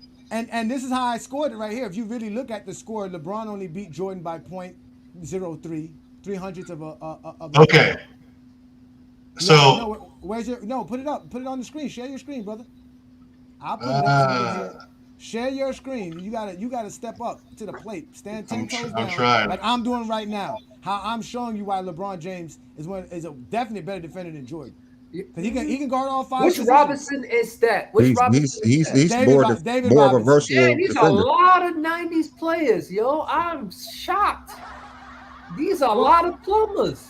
No, there's Pippen, Jordan, Robinson, Duncan, Hakeem. Garnett. Duncan is not a 90s Duncan player. is not a 90s player. Garnett is not a 90s player. Leonard, Howard, Garnett, LeBron James. So Pippen's an 80s player? Is that Ben Wallace? In 88. Is that Ben Wallace? Yeah, it's Ben Wallace. Right. Ben Wallace. So yeah. it is more from LeBron's era. Hmm? It's basically more from LeBron's era. Yeah, okay. More players that couldn't win in the Duncan, 90s. Garnett, LeBron came in the league. That's Kawhi Leonard, Can you guys see that? Howard. I can say I'm bringing it up right now. I'm gonna bring it up right now. Here we go. Let's bring it up right now. All right. So okay. This is why I hated it when I talked about. So the metrics are defensive boxes minus total defensive win shares, defensive win shares. Travis, hold on before you go. Why does it look like you're a web page coding? Like you're coding a web page or something like that? Why does it look I literally typed all this out for you. You use Notepad instead of I'm going to have to make a graph for you so we can see it. I told him to help us so we can help him make a graph. This is a long time ago. this is hard to understand. Okay, but talk slowly. Yeah. I'm going to put you on the big screen because this is useless. We can't use this. Go ahead and explain. I agree. It's tough. Explain yourself, young man. Okay, so you see the top 10 interior. That's on top. What I use for perimeters, though, the criteria was defensive box plus minus, total defensive win shares. Yes, defensive win shares per season, steals per game percentage, defensive rebounds per game, and then all defensive selections. So that is what is it? Like 7 categories there that I use for perimeter. Brandon said you didn't use block rate percentage. You didn't use I didn't use block rate percentage because I felt like it was a lot of these guys aren't really dependent on blocks because they're all guards. They're all defenders. So you're really into your feelings, right? In life, I'm into my feelings. Yes. I mean, if we're just using blocks, steal, and defensive rebounds as a player, instead of using advanced metric that adds percentages, add values, add team stats, if we're just using what they did on the court, LeBron's a more versatile defender, and LeBron will have 2 of the 3 defensive major stats: steals, blocks, defensive rebounds. It will be LeBron James. You mean totals? Sure. Any metric where you're using basketball terminology and basketball stats is going to be LeBron James. No. I mean, these are literal basketball stats. They don't favor LeBron. LeBron's number 3. Who is a better shot blocker, LeBron or Michael Jordan? For their position, I think, and overall, Michael Jordan. Who is a better shot blocker, LeBron or Michael Jordan? Michael Jordan. Not in real life. Who is a better defensive rebounder, LeBron or Michael Jordan? LeBron. Who steals the ball better, LeBron or Michael Jordan? Michael Jordan. So it's going to be 2-1. LeBron, he's a better shot blocker. He's a better defensive rebounder. Better He's a shot more blocker. versatile defender, and Michael Jordan will have the steals. He ain't like Simple your as that. answer. He told you You was can't wrong. say versatile defenders. I don't care about that. Like versatile defender, what does that even mean? Like you're able to I mean, switch he can on guard larger guys. more positions. I That's say why version he's of the great. eye test. That's why he's great at all of them: defensive version of rebounding, the eye blocks, test. and No, steals. when you say versatile, when you're saying versatile defenders, what you're saying is like you're trying to discredit these guys who are their size. I'm not trying to discredit anybody. I'm just saying LeBron has the most. He's a better shot blocker. He's a better defensive Not a rebounder. better shot blocker. How? By using stats. Okay. By his block rate. And the fact that he has to block guys. That Look at the guys on this list. No, these he guys has to are. block- I mean, people are still afraid of LeBron one-on-one down the court. If we're talking about, If we're talking about, they're still afraid of him. If we're They talking see about the most LeBron versatile coming, defenders on this list, and they get nervous. if we're talking about the most versatile defenders on this list, I'm probably thinking Dennis Rodman over LeBron. Same thing with Scottie Pippen. Versatility. Again, the best defenders on this list are probably low-key Tony Allen and Scottie Pippen. Maybe Gary Payton. If we're talking IQ and cerebral. Okay, Dennis Rodman couldn't do the things LeBron has to do. This is Travis's top 10 greatest players by all time, going by interior and the perimeter players. It is. So he got Russell in there. I don't know how he don't have Wilt Chamberlain on there. He put Bill Russell in there. You should have Wilt Chamberlain. But either way, it's not that far off from what I got. I love that show. It was great. But the idea again, if he gives LeBron James credit for his block rate and his defensive rebounding, he would be ahead of Jordan and Pippen, just like I did it. That's why mine was better than his. I just feel like, how are you going to dot John Stockton because he wasn't like a great rebounder in his position? It's tough, like Tony Allen. I mean, I had John Stockton in mine too. He was 9 for me, but you put him in front of Kobe. I did. Craig, you was on this show. I remember, right? You showed up for this Friday Night Exposure with Travis. Yeah, I remember because we was just talking about. I remember because we was saying, well, yeah, Pippen is a great defender, but remember Jordan and LeBron still had to give you 30 points too, along with being a defender. So you would give the edge to the person who was responsible for the bulk of the points as well as the defense. Facts. Yeah, I remember you saying that. I knew. You remember you saying how Pippen. That was a fireball take. People like him. People like Pippen, Blaylock, Rodman, Tony Allen. Like all they had to do was. They had to do one thing. That was defend. That's why LeBron was so high. Ishmael said this is one of the worst lists ever. Ishmael can never make a list. That's why he doesn't have a list. But that's what makes our GOAT James Kingdom formula so great. That's what people don't understand, is that with our formula, we can do it for any categories. As long as you know what the greatest accomplishment is for each category, you can measure it and have a true objective list. So that's even Travis. Travis knew he had to come up with an objective list. That's why his list looks similar to mine. So Brandon, you have more to help them understand why our list is so I got great. bored, just so we won't give away what we did. So I did add some players, and when we use our criteria, this is how these players rank. So if we're ranking these players in order from 1 to 5, this will be the order that they will come in using our criteria. So Stephon Marbury, Tony Parker, Gary Payton, Russell Westbrook, Jason Kidd. Jason Kidd will come out above all these players. So how do you guys feel about this order, and what would you have switched in this order? Let's start with you, Travis. What am I looking at here? This is the greatest ever? No, this is using our criteria. These players, this is how they rank as point guards. Oh, so it's okay. And this is the order that it did? Okay. Starboard? This is criteria. With our criteria. I just chose these guys to show. Okay. Exactly. Yeah. And with our criteria, Jason Kidd scored higher than Westbrook, Gary Payton, Tony Parker, and Stephon Marbury. Well, yeah, so Jason Kidd's one of the better two-way players of all time. I mean, especially defensively, and like. So you guys would think Jason Kidd would be the top point guard of these guys. Definitely.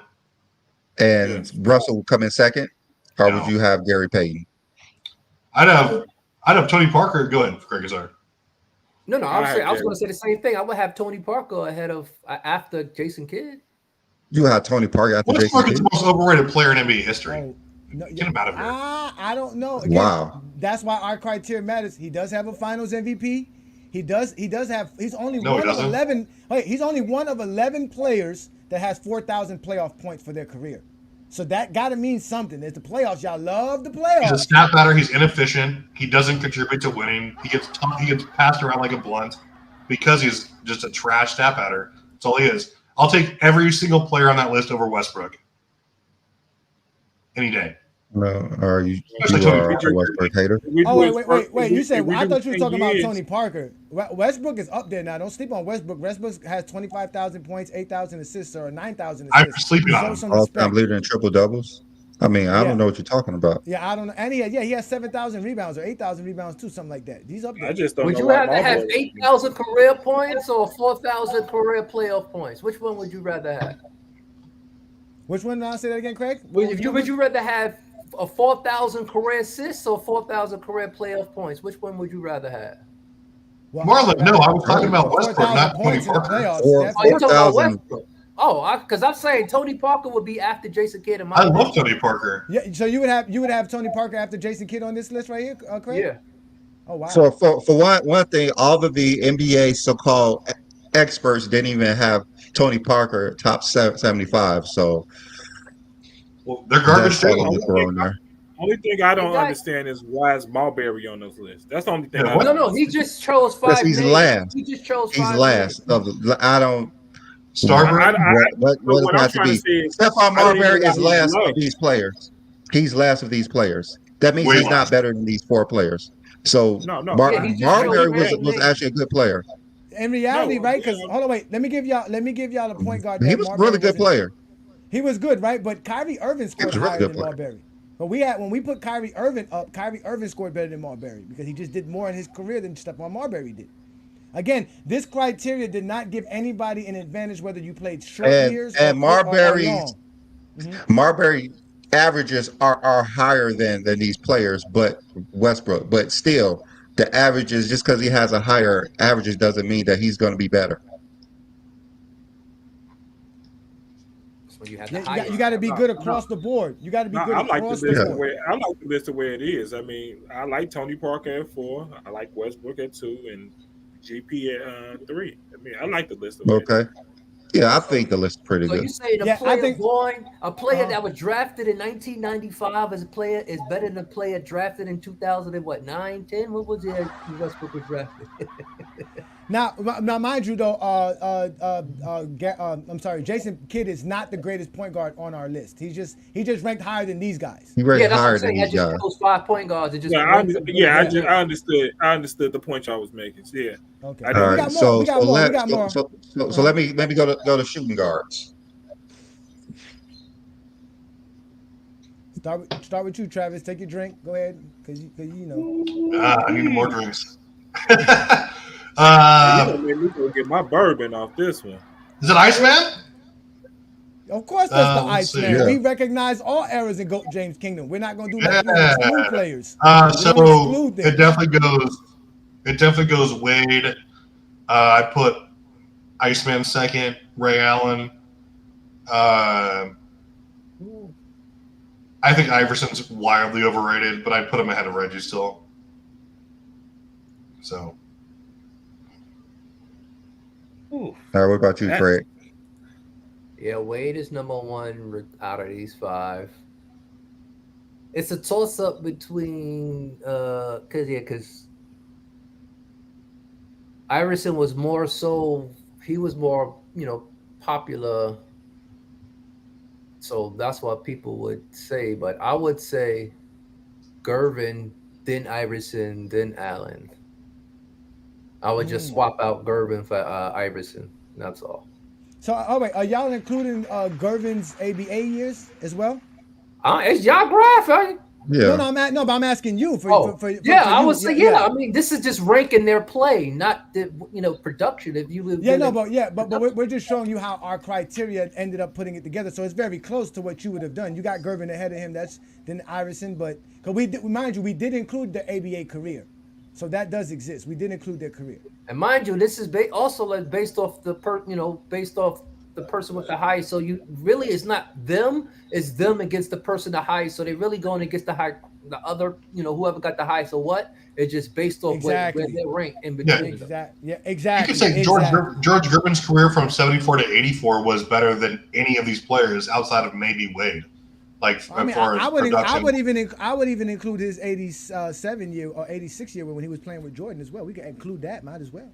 All right, John, what you feel about this order? I like the list. I'm trying to see a lot of people. I was just watching something and they was talking about Ray Allen's game had matches Reggie Miller's game, and I remember Ray Allen game wasn't nothing like Reggie Miller game at all, especially the Milwaukee and Seattle years. It's after he got those injuries that he became really a jump shooter and shooter. Really in Boston, in Milwaukee, he was really in Boston because he had to. Yeah, in Boston he had to, and then after that. Listen, Michael Jordan is the greatest shooting guard. We don't have to put him on this list. We're just trying to show you from how our criteria is based, how these players ended up being ranking. So obviously before it's Dwayne Wade, the two shooting guards we have before Dwayne Wade is Kobe Bryant and Michael Jordan. Go ahead. I thought you were going to say Jerry West and Michael Jordan. I'm just trying to decide. No, because Jerry West is really a point guard. No, Jerry West is really a point guard. I think George Gervin the second, Ray Allen is third, Iverson fourth, Reggie Miller fifth. Y'all gonna get the. Oh, do you have all the positions? Set. Y'all hate. All right, so this is a small forward list. Here we go. Juicy. Juice. Squeeze the juice out of this one. Let's go. Start with you, Travis. I want to go first. I want to go first on this one. All right, go ahead, John. Drop the mic. We're moving Kawhi fifth. Let's move him to fifth. Because we got to count games played. Availability has to matter. I mean, it has to matter. It counts. It's in there. It's in there. His totals are there. Yeah, everything's in there, especially his 2 defensive player of the years and his 2 finals MVPs as well. Yeah. And 2 titles. I got Paul and Pierce 7 all NBAs and all defensive selections. Yeah, everything's in there. I got Paul Pierce at second, James Worthy third, PG fourth, and you know why I got Kawhi. So you're just penalizing Kawhi because he cannot stay healthy enough to be. Yes, I believe you. I think availability is the number one thing of anybody's career. Availability. Okay. He was available to beat your GOAT, though. He was available to lose. He was available to lose to him too. Yeah, that's true. All right, Travis. That's a rookie. That don't count. He was a rookie. All right, Travis. What's your take? It's actually a pretty good order, man. I mean, obviously James Worthy is my favorite player in league history, for no particular reason. But I mean, I think this is good. I mean, I'd have the order pretty much the same, honestly. I think Kawhi. John has a great point. He's been often injured, but he's definitely, when he's on the court, he's arguably a top 10 two-way player ever. I still have Pivot over him because he was more consistent. I think he was a little bit better defensively. I mean, I wouldn't really change this. I think that you can maybe argue that Paul Pierce wasn't. I don't know. I really wouldn't change. I don't have a problem with the order. Honestly. Okay. What about you, Craig? Oh yeah, this is. Yeah, I really cool don't order. have a problem. If y'all going dock, I can't dock Kawhi Leonard for being not available because the stats is only available when he plays. So you can't. Why is it y'all? John said that. You can't be knocked not playing. That was John. Why are you putting us with John? Come on, Craig. Don't put us with John. John did that. I'm knocking him for not being there. Ever. You can't knock him twice. All right, let's go to the power forwards. Ooh. Let's go with you, Travis. Oh shit! I mean, these are just okay. These are just random people. I was like, it's not the best of all time. I'd put the same way. I'd put AD over Dirk, Ooh. and I'd put Chris Bosh third, then Powell, then Rodman.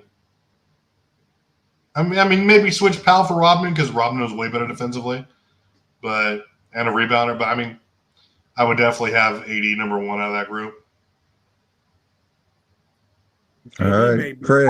Bosh fifth is wild.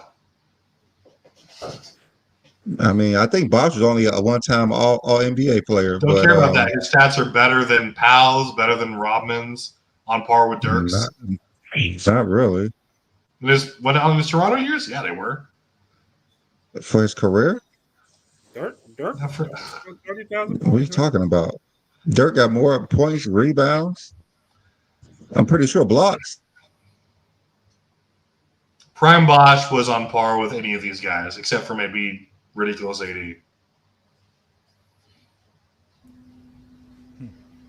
I definitely have him over Robin, but go ahead. All right, Greg.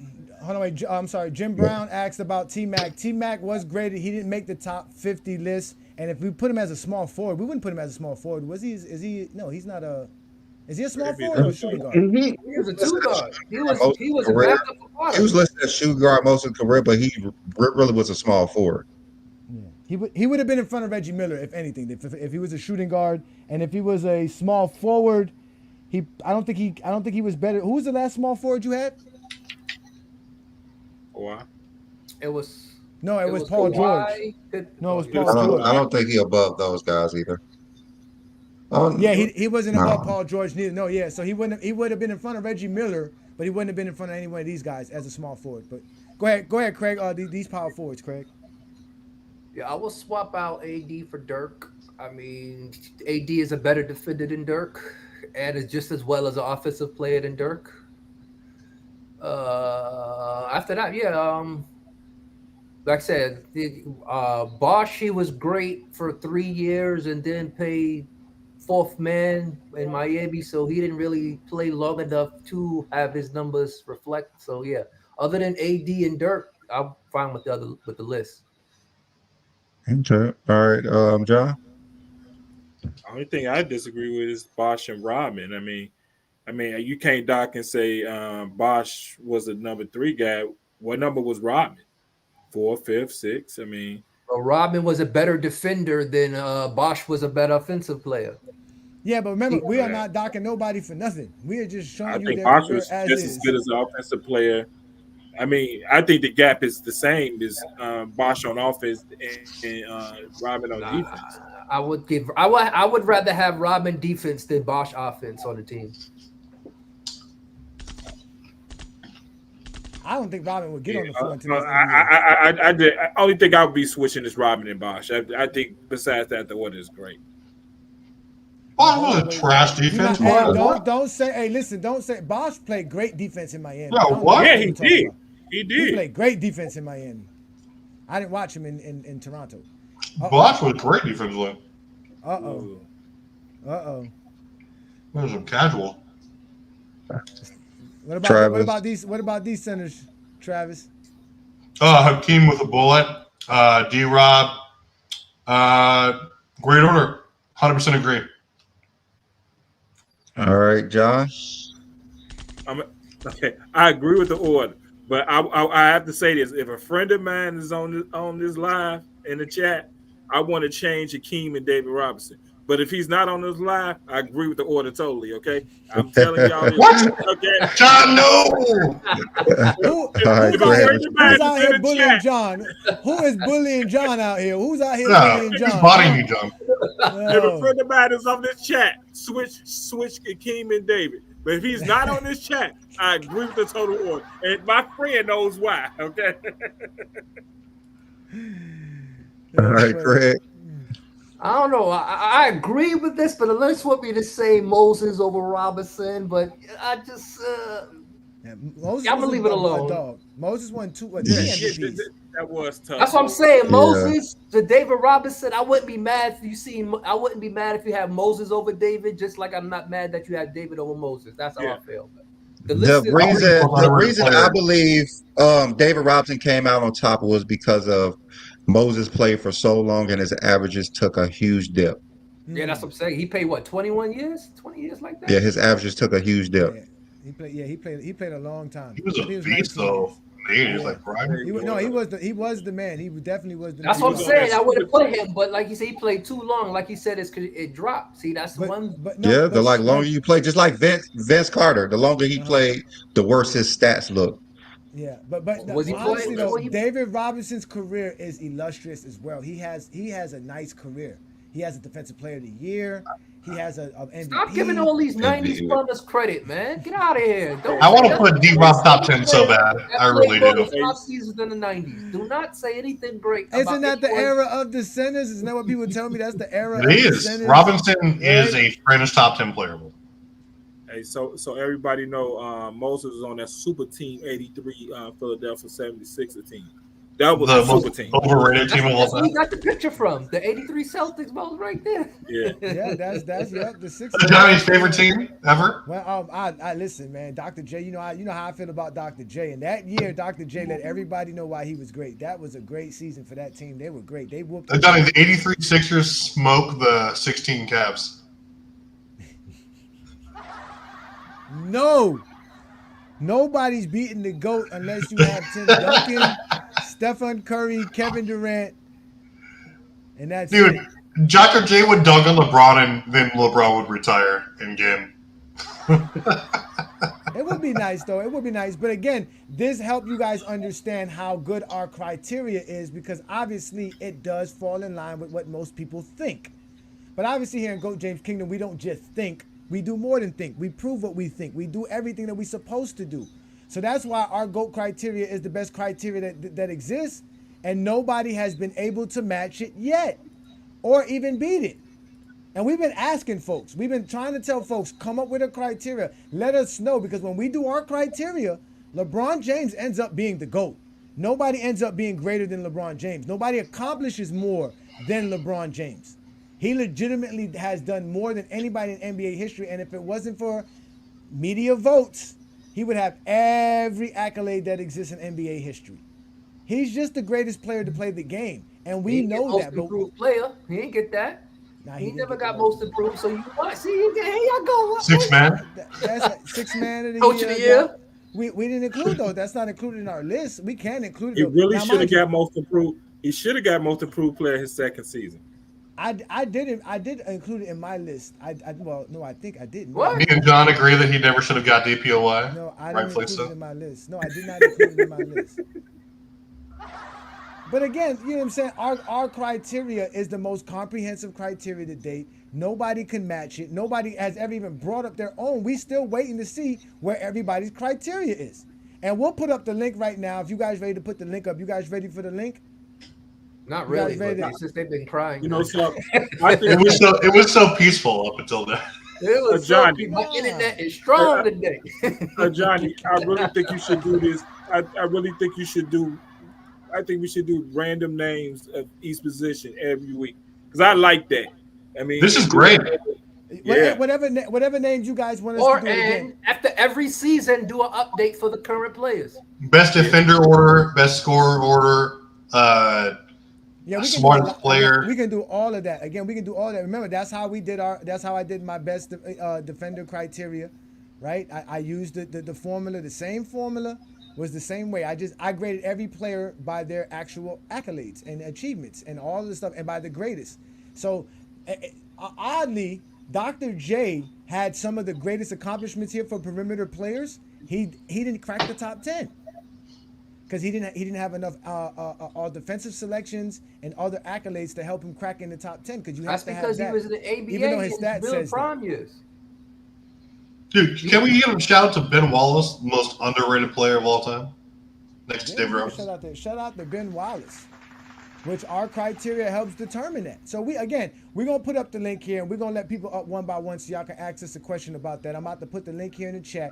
Y'all hit that like button, huh? I don't think Ben Wallace should have been the first player from that 04 Detroit team to make the Hall. I actually think Chauncey should have been the first. He was the leader of the team. You think so? Yeah, I believe he was the leader. But I mean, that's not to diminish Ben Wallace at all, because I mean, he was doing this thing during that time. But I think Chauncey should have been the first. Just the first. I'm not saying Ben Wallace shouldn't have made it. I think Chauncey should have been the first. True that. We got Twin Man in the building. Shout out to Twin Man. Thank you for joining us. I'm gonna behave myself today. You should behave yourself. You should. Oh, that's so fun.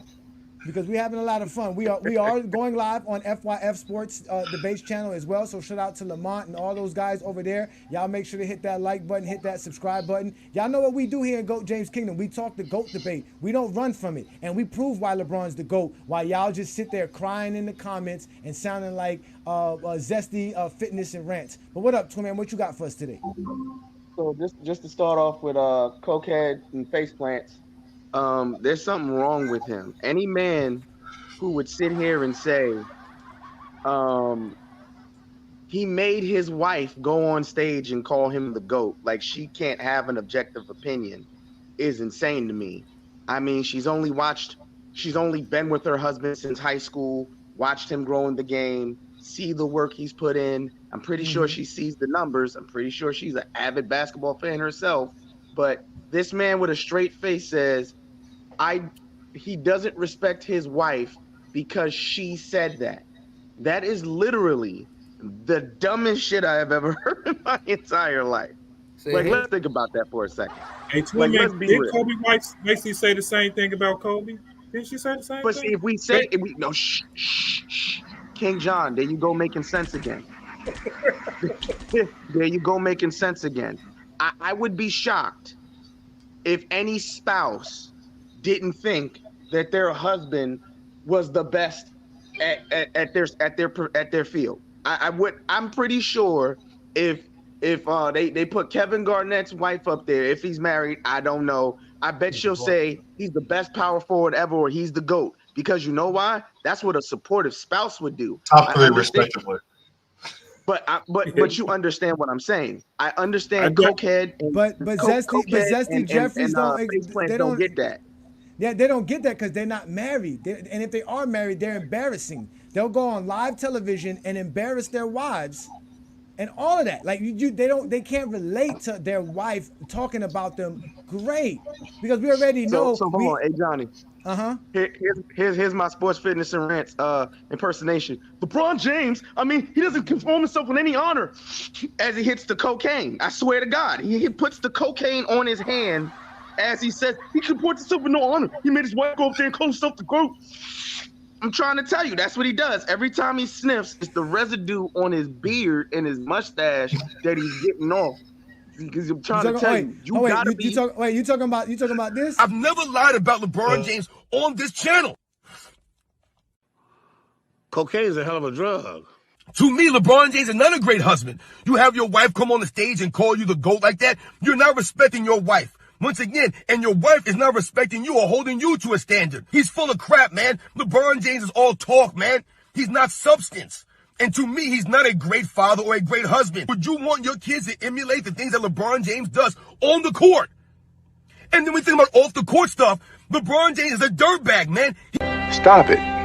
Get some help. LeBron James treats everyone around him like crap. He treats everyone around him as if they're a tool for him to use. Right, for his own benefit.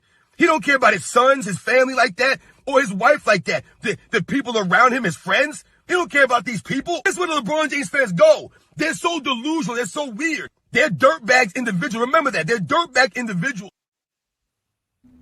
You heard that, right, I want you to think about this for a second, bro. Yeah, I saw how quick he put that hand up there. The cocaine was on his hand. He just did it fast. But listen to what he said. He's a dirtbag off the court. He doesn't care about nobody. He doesn't care about his friends. This man brought 5 of his closest friends up with him. Not only did he get the payday, he made his best friend his agent. He's helped all of his friends open businesses. See, this is how you can tell cocaine's a hell of a drug. This man said he doesn't love his family or his children. I believe everybody was screaming from the rooftops about nepotism when his son got drafted to the LA Lakers, but he doesn't love his kids, and Bryce is going to get into the NBA as well. Where's Michael Jordan's sons right now? Doing the same cocaine and sports fitness and rants. I don't understand what is wrong with these people. Oh, so you talking about Mike? Oh wait, Michael Jordan's son. To Hold the on, wait, other Michael half Jordan's of the son. show. To the other half of the show, I like how you did. I like how y'all took the 5 random players and you used the criteria to figure out who's the best. That's pretty dope. Keep that going. But back to the bullshit. There's something wrong with sport fitness and rants. He needs not just rehab. He needs a shrink. He needs a hug. He needs a Tootsie Roll. He needs y'all to Something stop wrong with giving his him blood attention. sugar That's low. what he needs. Trust me, we have not been giving him any attention. He lucky to get this now. Craig do not like that. He don't like Craig us don't bringing up understand. Craig haters. don't understand. Now, mind He you, don't like bringing up haters. Now, Craig, you're familiar with this individual. This individual went. Remember, he was talking about friends that only use other people for their own benefit. Now we have Young Miami running over there to the Michael Jordan fans are the worst page and running with steroids, fitness, and rants, and running with the angry man. Meanwhile, this is what this guy's life is about. This is Young Miami's life. I'm a Michael Jordan fan. Of course, I have a closet full of J's, although my wife's taxes get taken away because of my unpaid child support. No, that's crazy. Mr. Sanders, what happened? Yes, her taxes did get taken. How much? It was around $3,738. My bad. No, my bad. I was off. My bad. Hey, AB, you got me right there. My bad. I was off on that one. Let me go back.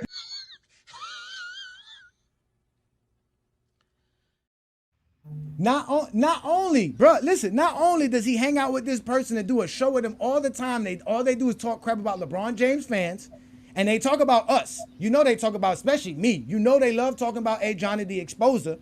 They have the nerve to disrespect us as fathers, as husbands. Brandon and I are fathers and husbands. We actually raise our kids. We actually love our wife. We wouldn't be on national television embarrassing our wives by saying that, hey, I paid back the taxes that they took from her, while meanwhile not having money to pay his own rent in his house, and then telling his wife it's on her to come up with the rent money afterwards. And did this on national television, y'all. This is not like, and these are the type of people that want to talk bad about LeBron James fans and say that GOAT James Kingdom is a proper propaganda thing. We work for Clutch Sports and do all this nonsense when all we do is talk the game. Like, we showing y'all how great LeBron James is, and they're mad because all we keep showing them is how great LeBron James is. Then they tell us we can't talk about Michael Jordan. How many times they told you can't talk about Michael Jordan, Brandon? Like 14. All the time. It's an everyday thing. It's an everyday thing. Like, why are you talking about Michael Jordan? Because I want to talk about Michael Jordan. I'm not because he's great. Jordan. We know Michael Jordan's great. We know Michael Jordan's great at the game of basketball. We never said Michael Jordan's not good at basketball. We don't hate Michael Jordan. We just know he's not as great as LeBron. Huh? I've been called a traitor because I'm from Chicago. I've been called a traitor. Oh, I should have said Blue Boat, LeBron. I was about to bring you up just now, Blue Boat. If you want to come back up, let me put the link for y'all. Again, I'm sorry, but we could bring y'all up. But I just had to let y'all know that because they are like Twin Man was breaking down. Man, these dudes, they have a problem. They're the ones who claim that they don't like LeBron James. LeBron James sucks, but all they do is create content about LeBron James. And people run around and regurgitate what they say, Craig. And what Sports Fitness Rants is saying, you'll see people talking about it in the comments. You'll clearly see it all over the place. And the real clown takes are went because at least you guys and all of us are like, no matter what you think of like Michael Jordan, at least we have him like at a ranking that's appropriate or whatever. It's not like you have these clown tanks where it's just like, oh, he's not a top 5 or not 10. Like over in that clown channel or other channels, they don't want to have LeBron even like top 5 or 10 or 20. Some ridiculous shit like this is because they don't know basketball and they're so blinded by hate because people have dared to say that Mike's not the GOAT. That's where it's coming from. It's not that they don't like your ranking. It's that you said that someone could actually surpass, in your opinion, Michael Jordan, and that actually infuriates these people. Like, it gets in their feelings. They lose all perspective and objectivity, and they just go ballistic. And that's really what it is. Bottom line. Shout out to Blue Boat. Thank you for joining us, Blue Boat. We know you're a Michael Jordan. We know you're a Michael Jordan fan, and honestly, people like Blue Boat and Craig and people like Ralph, these are the guys we could respect because they tell you why Jordan is the GOAT to them. They understand it, but they don't hate on LeBron. They understand how great LeBron James is, but they do give you guys a bad name, even though you guys don't take one for the team. Man. I know you don't take one for the team, just like the rest of them. I know. Yeah, I mean, I'm just saying, like, over the years, man, I just, at this point, I don't even want to associate myself with Michael Jordan fans, man, because a lot of them, like you said, they can't make a legit argument of why and how Michael Jordan is the GOAT. They don't bring up the 10 scoring titles. They don't bring up he made the all-defensive team 9 times. They don't bring up he was the first guy that won Defensive Player of the Year, MVP in the same season. All it is 6-0, 6-0, 6-0. And you got PCP steroids and clown take rants over here, right? yeah. PCP steroids and clown take rants. That's who he is. He's a representation of all this stuff. He's a representation of all this stuff, man, because, like, he's not the only one, man. You got he's just a grifter, man, that he saw what profitable the LeBron hate was, right? And I'm willing to bet that you see his background, right? He got Michael Jordan posters, the Come Fly With Me posters, the Slam Dunk posters. I bet you a million years you ask him what was Michael Jordan's best game, right? He won't even, he can't even think about it. He can't even think of it, man. I'm willing to bet you he can't even think of it, man. All it is goes back to LeBron James, how he's a scumbag, how he's a terrible father, how he's a clown, and he's opportunist and all that BS, all that jazz. It's like, dude, what the hell are you talking about? The only reason you got subscribers is because you're over here just putting a narrative out here. You're just like everybody else. Look, what are you talking about? He's a faithful husband and a caring father. He's the worst piece of shit like ever. No, right. That's what I'm saying. He discovered the earth. He discovered the earth. This how exactly how Blue Boat just described Zeszy's sports fitness and rants. This is how he is. Listen, this is what sport fitness rants be talking about. Like you said, you gave us an exact description of it. If you're one of these idiot fools out here and you're an adult that believes that LeBron James is somehow greater than Michael Jordan, then you are the equivalent of an adult believing in Santa Claus still. A few moments later. Michael Jordan made us believe that we could fly. What? This is what we believed when we watched Michael Jordan. This is why you wanted the Air Jordans. You thought that you could fly with the Air Jordans on. You see that? That's a stupid bitch. Michael Jordan's greatness, the Air Jordan, in the air, the creativity, the poetry in motion. You put those sneakers on and you thought that you could do what Michael Jordan was doing. You wanted to be like Mike. Johnny, what movie is that from? They talk about fanboys, right? They talk about fanboys, right? They talk about fanboys talking about saying that all LeBron James fans are casual and they fanboys. He's a poster child of a casual, man. Because I bet you $1 million. You don't even watch a full game. You don't watch a full game of basketball once in his life ever. In its existence. I'm willing to bet that. I am willing to bet that. They don't watch the games. We already know. They already admit that they don't watch today's NBA. Now, mind you, they claim Michael Jordan's impact of the game was so great that it changed the way the NBA is played, but they hate that change. They hate the game that exists today that Michael Jordan eventually created for them. So they don't watch today's game, and they didn't watch him back then. I think Sports Fitness Rants maybe at the same age as me. If not, he's probably younger than me. So he didn't watch Michael Jordan's career. Right. All he saw was a Nike commercial. They saying right for as much, they say they prop up LeBron to be this guy that's in the media, in the spotlight and everything. They trying to put a narrative behind LeBron and everything. Well, guess what? That all started with Michael Jordan. For as much as I like Mike, you got to admit they did everything in their power to protect that. From the gambling spots and other stuff going on with the Jordan rules book and all that stuff. See, I could be accountable for people. You know what I mean? I don't put people on a pedestal. You know, I may like you playing, I respect your greatness, but at the same time, nobody's above criticism and reproach, you know? Just deal within the game of basketball, you know what I mean? So it's like, for me, it's like a lot of these guys are grifters, a lot of these guys are opportunists, and he ain't the only one. I can name like 5 cats that act like sports and fitness rants just by their videos, making content about LeBron every day, saying LeBron ain't this, LeBron ain't that. I can name 5 right now. 2 Raw for Sports, Big Dave TV, Prince Sports, Kuncino. Who else? Black and White Sports, whatever. Man Down Sports. That's more than 5. Straight up. I know all you heard of some of them cats. What do y'all be searching? Y'all just be searching people that hate LeBron James. And No. Here's the thing. Here's the thing.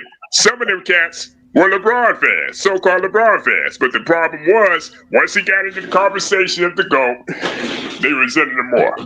That's what happened. That's exactly what happened. Am I lying?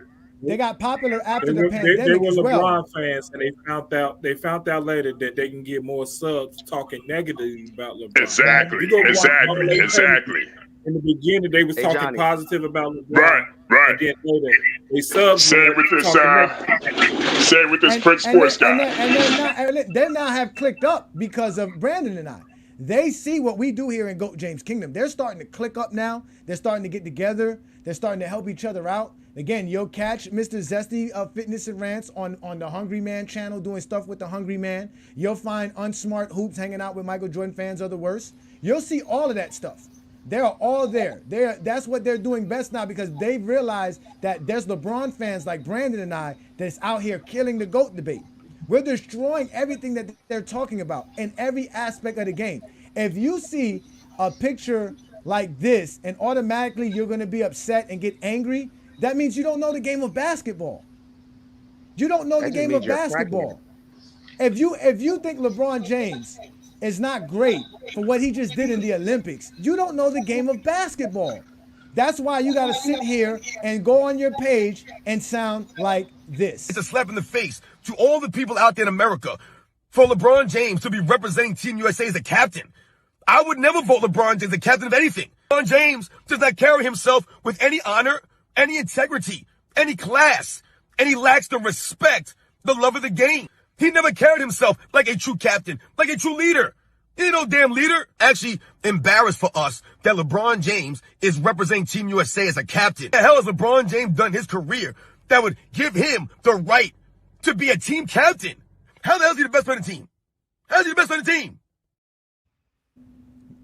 I guarantee you he won't make no videos about how Michael Jordan's a horrible father because his son's out here doing the booger sugar. You're able to do drugs during the day and then the still one thing function, still do your job. Well, how the fuck else would you do this job? Cocaine and hookers, my friend.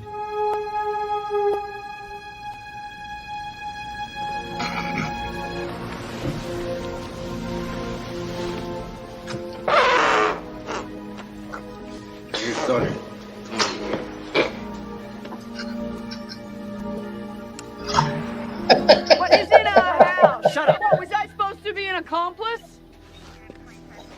You don't think people know you're a drug dealer? Everyone knows you're a drug dealer. It's no secret. How do you think that reflects on me? Every time I go out, I'm humiliated. Go to jail. It's for your own good. You need to straighten your life out.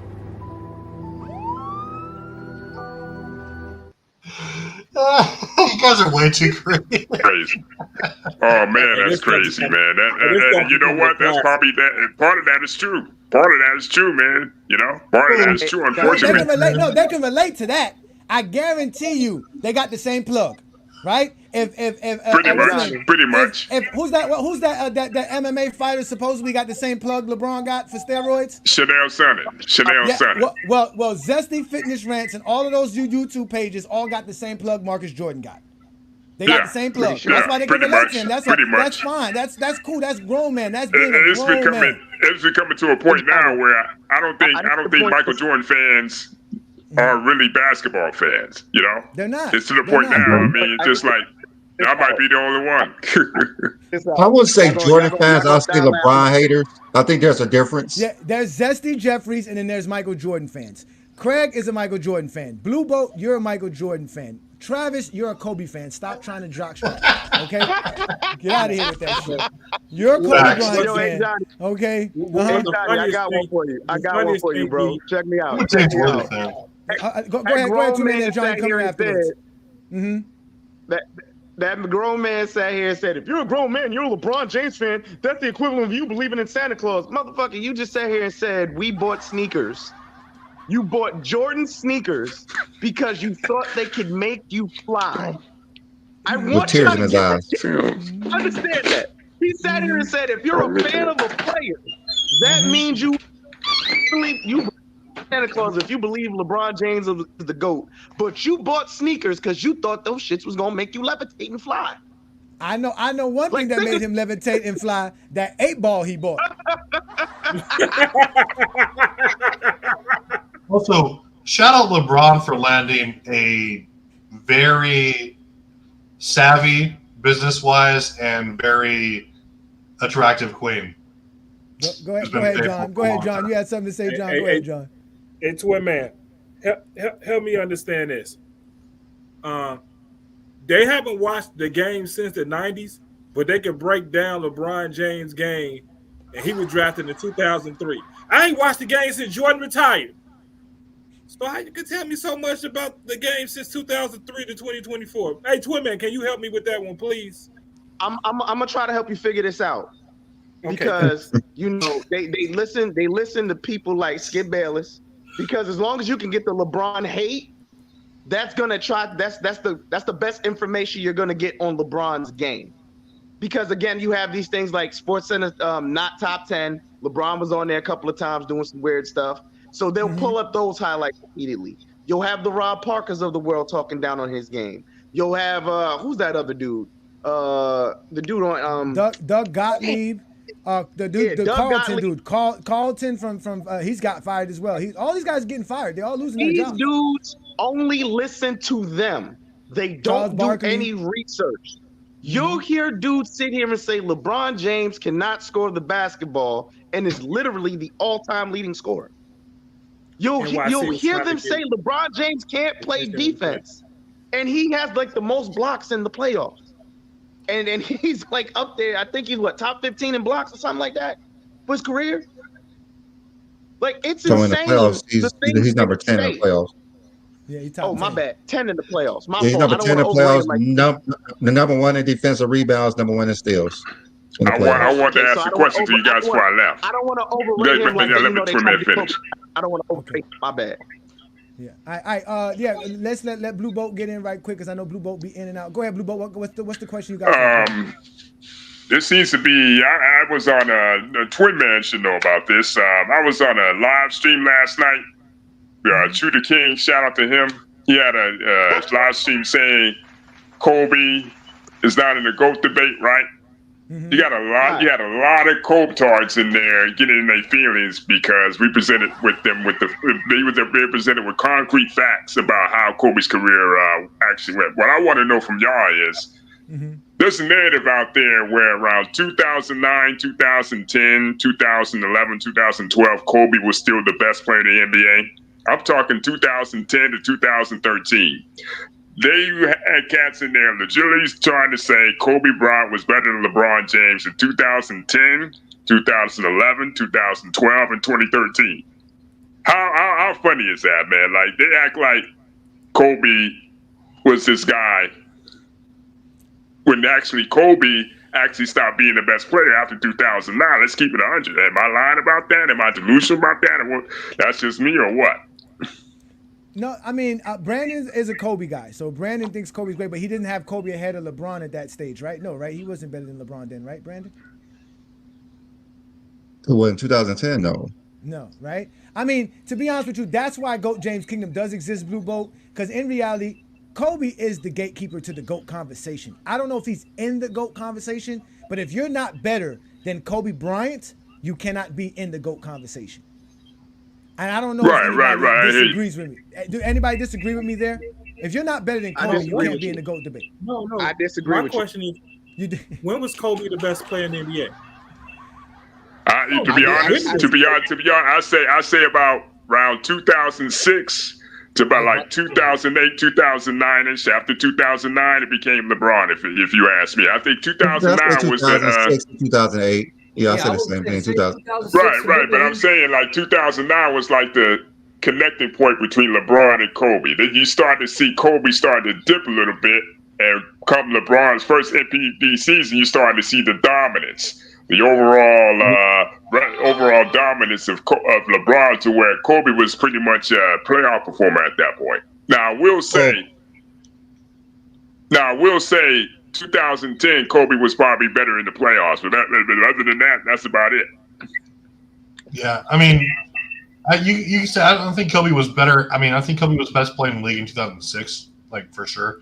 I mean, from a right. That's what I said.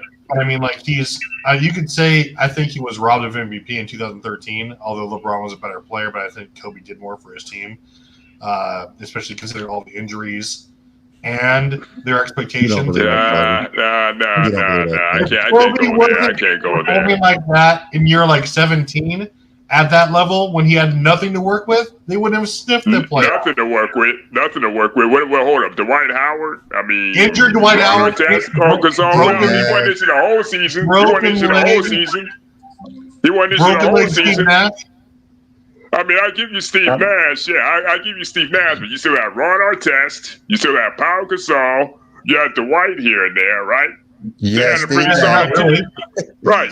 Well, off and on. The times he was there, he made a difference. The times he was in there, he made a difference. That's in the much tougher conference. Yeah. I mean, you can say that. But then again, at the same time, 2013 Lakers are no different than the 2022 Lakers, right? Right. I mean, for me, with the Kobe and LeBron, I think once I seen them play on the same team together, that's when I think LeBron took up ahead of of Kobe, because if you saw them play in the Olympics, you talking about Redeem Team 08, right? Redeem Team 08, right? Kobe literally took a step back because he was playing with LeBron James, and except there's really nothing you can say about it. Hey, Brandon, I got one for you, Travis. There's really nothing that you could use to say when someone outperforms you on when you're your teammate in every category, but 1 out of 12, you can say that he's a better player. Like, it was clearly LeBron outperformed Kobe Bryant next to him every time they played together. Kobe's a better player than LeBron. I mean, LeBron's a better player than Kobe. Sorry, like there's no doubt, there's no debating that. There's no doubt, but I'm just saying when they played together next to each other, LeBron was superior to Kobe. But when did it become concrete? When did it become concrete that LeBron became the best player in the NBA? I'm just saying. I want to ask a question to anybody to that. Honestly, I would have to sit here and say for me it was 2007. I can't go with that. I can't go with that because at that time, it was still. Yeah. He had a case. He was in top right 3. after the Olympics. Yeah, right after the Olympics in 2008, 2009 season when LeBron won an MVP, I would say that's when LeBron took the reins as the best player in the league. You say 2009 was arguably the best season. You know what? That's fine. That's the same thing I was thinking, Brandon. 2008, 2009 was probably the first time you could consider LeBron better than Kobe, because at that point the dominance was starting to come about. While he was still great, you could see his game started to tail off a little bit to more of a perimeter style game. He started to go to the rim less. So tell he started to attack the rim less. Tell me that Kobe became better than Duncan. Kobe became better than Duncan. You can. I got Duncan ahead of Kobe. No, because that's my question. Because I got Shaq to 05 as the best player. Wait a minute. You saying Duncan the year Duncan Kobe became better than Duncan as the best player, right? Yes. Yeah. About 2005, 2006. Duncan in 2003. I get Duncan 2003. So would I. I say about Shaq was from not better than 2003. Duncan. Yeah. 2003 to 2005. Blue Ball, you just hold on. So What'd you say? So Shaq only has 2000 to 2002, just those 3 years? Yeah, because you starting to see a tail off. Nah, I don't know. Tim Duncan outplayed Shaq all the time. Tim Duncan outplayed Shaq all the time. Tim Duncan outplayed Shaq all the time. What's up, T. Perfect? He outplayed Shaq. What are you gonna say? You look at the numbers. Tim Duncan always outplayed Shaq. Brandon, you're actually overlooking the fact Blue Bolt wildly contradicted himself when he said that LeBron was like the best player in 2008 because Brian Scalabrine cleared him in every metric. I knew that was coming. But yeah, I got an argument. Blue Bolt, you'll probably remember this argument from last night too. Who's the better scorer, Kobe or KD? KD. You know what? From a totality standpoint, it's got to be KD because the only thing Kobe had over KD was flash. The only thing Kobe has over KD is flash. The thing about KD is he's a scorer, but he's efficient at it. KD is a more efficient scorer. There's no ifs, ands, or buts about it, man. Kobe might be more enticing. Down. KD is the best scorer of all time. Talking about KD. Talk about Kobe is a better scorer than KD, even though he's more efficient. His true shooting is better than Kobe's. Like, there's no argument. When you're almost averaging a 50, 40, 90 for your entire 17-year career, you're the best scorer in history. Kobe got 33,000 points. Until Kevin Durant get there, I don't want to hear nothing else. Let's let Jermaine in the building. Shout out to Jermaine. Thank you for joining us. All right, fellas. Salute to y'all, man. Everybody. Appreciate you. Thank you so much, Blue Bolt, man. Twin Man, you heard Johnny say that just now. Let's let Jermaine get his take in. Jermaine, we're talking about the GOAT debate is completely over because LeBron haters have nothing to talk about other than stuff that's non-basketball related. And as far as GOAT James Kingdom goes, we've created the greatest criteria to show who's the greatest player ever. What is your take on today's show, sir? God, who you talking to, man? Talking to Jermaine. No, you're not. No, you're not. This is what I'm talking about. Hey, Zesty. Hey, fam. This is why the Zesties are necessary. What's up, fam? Oh, shout out to Chilltown. What's good, bro? What's up, man? This is why the Zesties are necessary. I got 2 quick questions for you, and I'm going to leave you to it. Now, does winning matter when we're talking about the best player in the game? Yes, winning does matter. No. So, that's a yes or no question. Yes, it matters.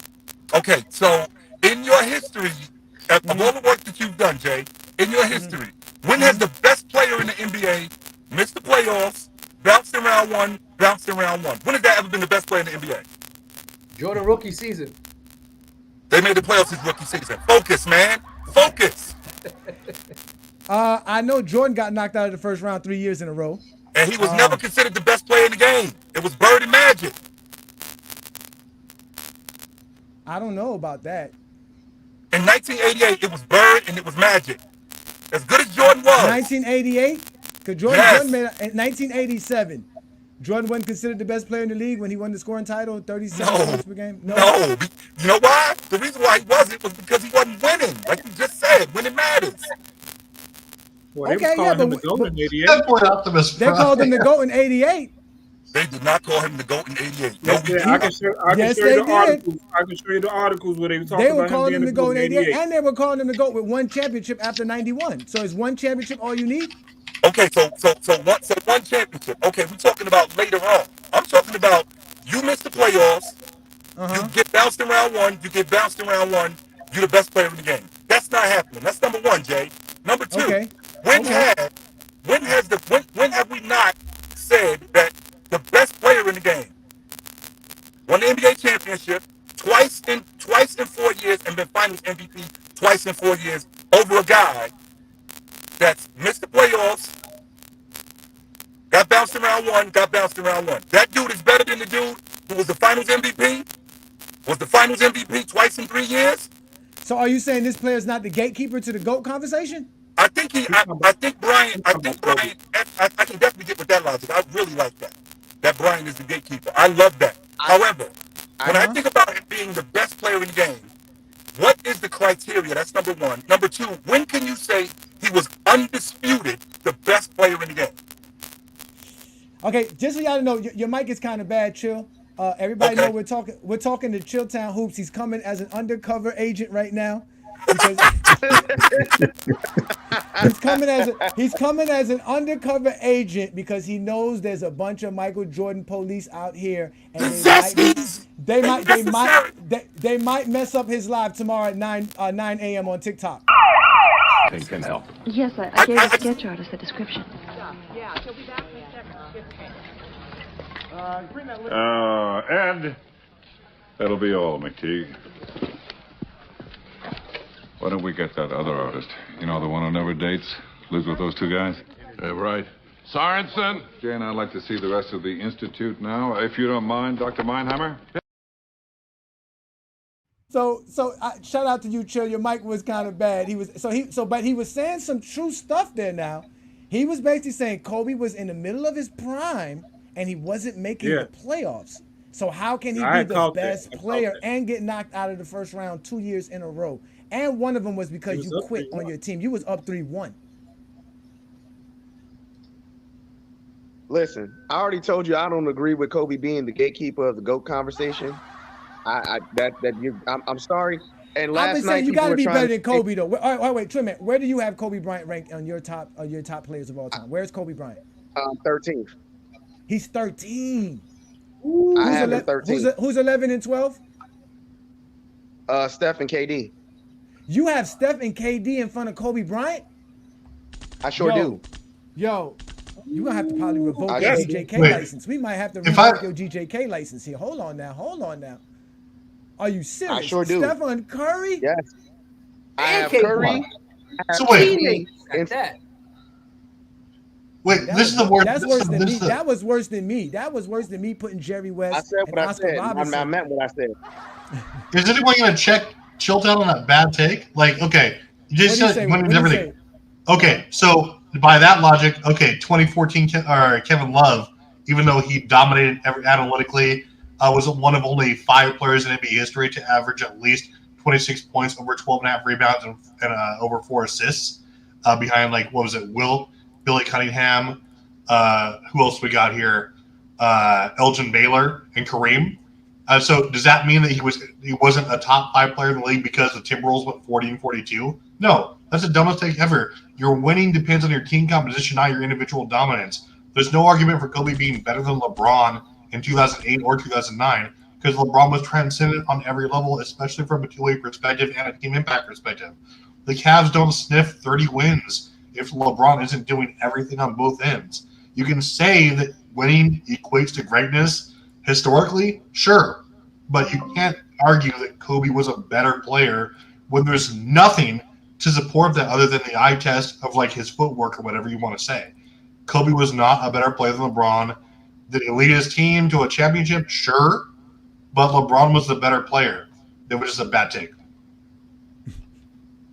No, actually, I think he was agreeing with you. That's what he was trying to say. He was trying to say Kobe was. Yeah, that's what he was trying to say. He was saying Kobe was, at no point in time, basically saying the time that y'all saying Kobe was the best player. There's no way he could be. He wasn't making the playoffs. He was getting knocked out in the first round, so he can't be the best player in the league. That's what he's trying to say. So there was no point in time. Kobe was disagreeing because he then brought up the fact that Kobe won back-to-back Finals MVPs when y'all saying that LeBron was the best player in the league. So yeah, he said Kobe was better because he was winning Finals MVPs over LeBron, and that's just bullshit. Yeah. Hey, shout out to Sports Talk Only. You're right. There are over 500 people watching, and we know there's a lot of supposed Jordan guys or anti-LeBron fans, but y'all don't want to hit the link. You know why they don't want to hit the link? Because as we told y'all and explained to y'all, we have the greatest criteria to exist. We could prove why LeBron's the GOAT. They can't prove why anybody's better than LeBron James without talking bad and being negative. We have changed the GOAT debate. Jim Brown. The only way you could ever come on here and sound like you making any sense to anybody that's outside of people who know basketball is if you come on here sounding like this. The thing about LeBron James, I've told you guys many times on this channel, LeBron James does not carry himself like a grown man. So I was like, this nigga must be joking, man. I don't know where he's going with this. But he was dead serious. He does not have any class or integrity, no honor. Think about some of the things he's done over his career. Is there any honor in having your wife come on stage and call you the GOAT? Is that an honorable thing? Please welcome to the stage, the GOAT, respectfully, LeBron James. No, it's not. It's classless. What? Excuse me? That stupid look on his face. That's not honorable. Where is your integrity, LeBron James? So they're not going to hit the link. They won't give us their criteria to explain why Michael Jordan is the GOAT or why Kobe's better than LeBron or why Kareem's better than LeBron. They're safe in the comments. You guys know this already. This is why GOAT James Kingdom exists. So hit that like button, hit that subscribe button, because y'all not going to find no other platform that talks the game of basketball the way we talk the game of basketball. We do it better. And guess what? We control better than y'all control. So at the end of the day, what are y'all going to end up doing? Crying in the comments like y'all supposed to. That's just how it works. Unless you want to sound like this. LeBron James ain't top 5. He's not top 10, guys. He's not. He's not worthy to be in the conversation with those guys based on the way that he's carried himself, based on the way that he's went about his career, right? He's a fraud, LeBron James. Never worked on his overall game. New York City people, we ain't playing with this dude, LeBron James, man. We don't respect this clown, man. We stand on the values, the integrity, man. This is how we are. Like a cornball, like a goof, man, like a 10-year-old kid, like LeBron James always is. Always exposing himself as a soft, sensitive fool, man. LeBron James. Just like his fans. Remember, you attract the same kind of people, right, that you are. So all the people that are supporters of LeBron James, they're clowns, just like LeBron James. This is why I'm telling you guys this, man. Think about it. The only people that LeBron James resonates with, the only people that gravitate towards him are people who are just like him. Soft, sensitive clowns that stand on nothing, have no honor, no integrity, right? They have no respect. They don't love the game of basketball.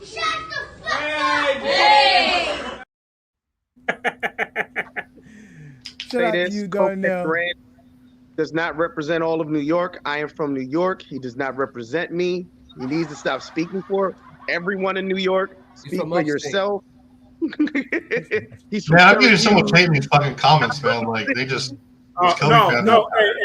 Hey, Travis. He was at me last week. Jim Brown. He was at me last week. Trust me. He's picking everybody on Brown. No mind, bro. Like people saying I'm diabolical. 13th. Yo, hey Johnny. People are saying I'm diabolical for having Kobe 13th. Who are you taking out of the top 10 to put Kobe in there? First, let's start with Steph. First, let's start with Steph on Curry. First, let's start with Steph. Who's your top 10? Let's start with Steph on Curry. Yeah, who's your top 10, sir? I'm putting you on blast. Who's your top 10? Yeah, we didn't know your top You already know where I got at one. So yes. I have LeBron. Jordan? Oh yeah, okay. Jordan. Absolutely. I have LeBron. I have Cap. I have Wilt. I have Jordan. I have Duncan. Then I have Shaq. I have Hakeem. I know Duncan. I have Shaq. I have Hakeem. I have Bird. I have Magic.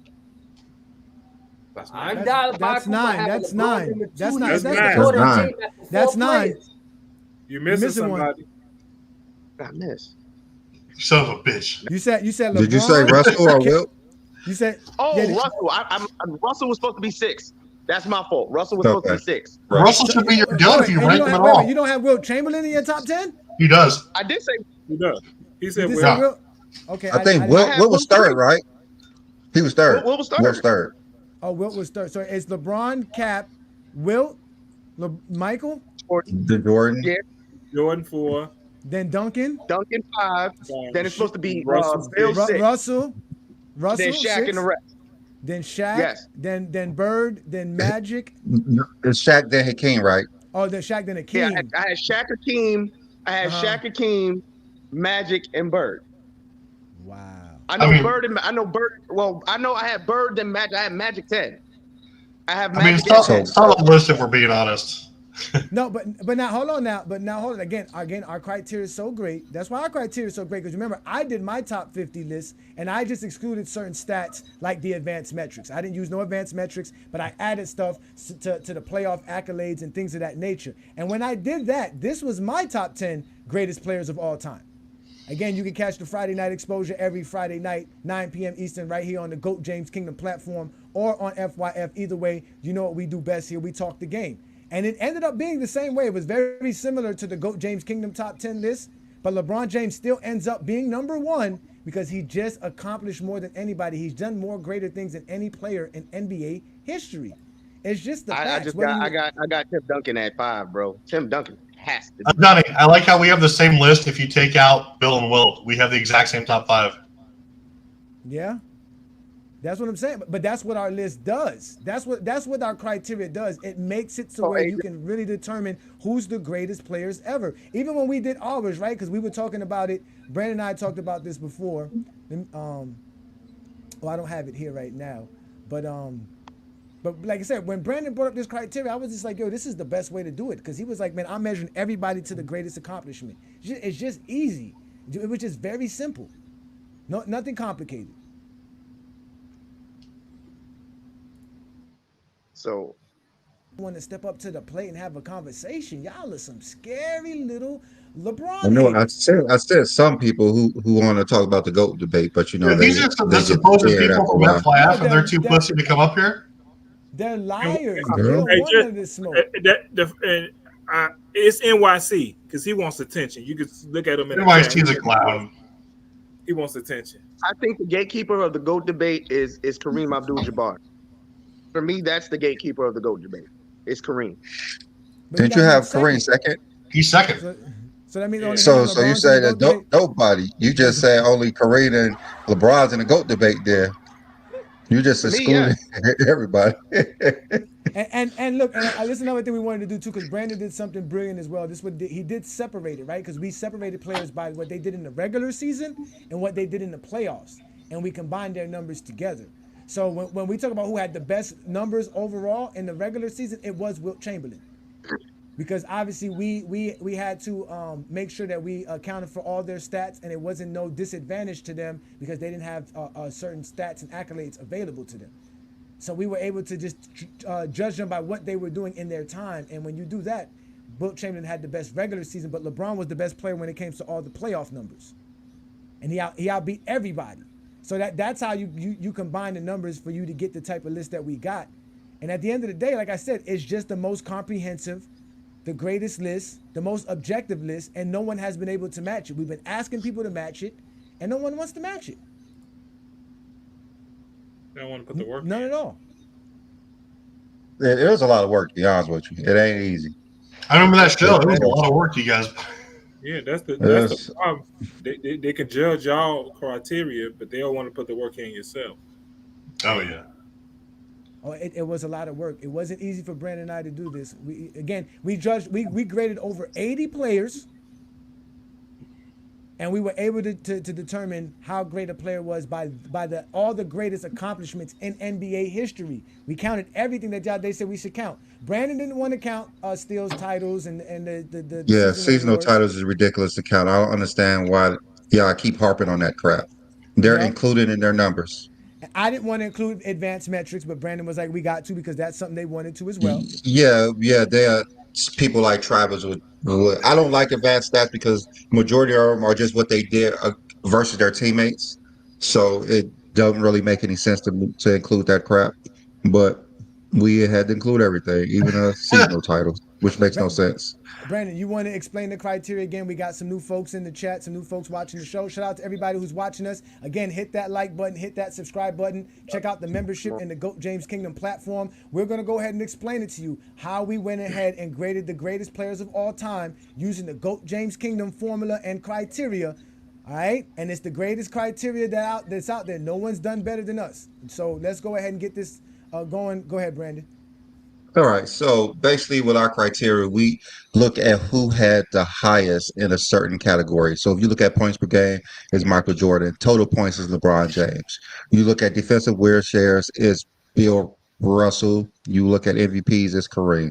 So we took all of the major categories that we could take with points, assists, rebounds, blocks, steals. Those are the top in averages and totals. Then we look at the advanced stats, and we try to use most of the advanced stats that every player we can calculate for them. I know there's a few we could not, so those players that did not get judged by those if those was not included in that era. But we took basically everyone that we could measure, every player through the history of the game that we could, and we took the greatest awards, the All NBA, All Defense, All Stars, MVP, Defensive Player of the Year, and seasonal titles.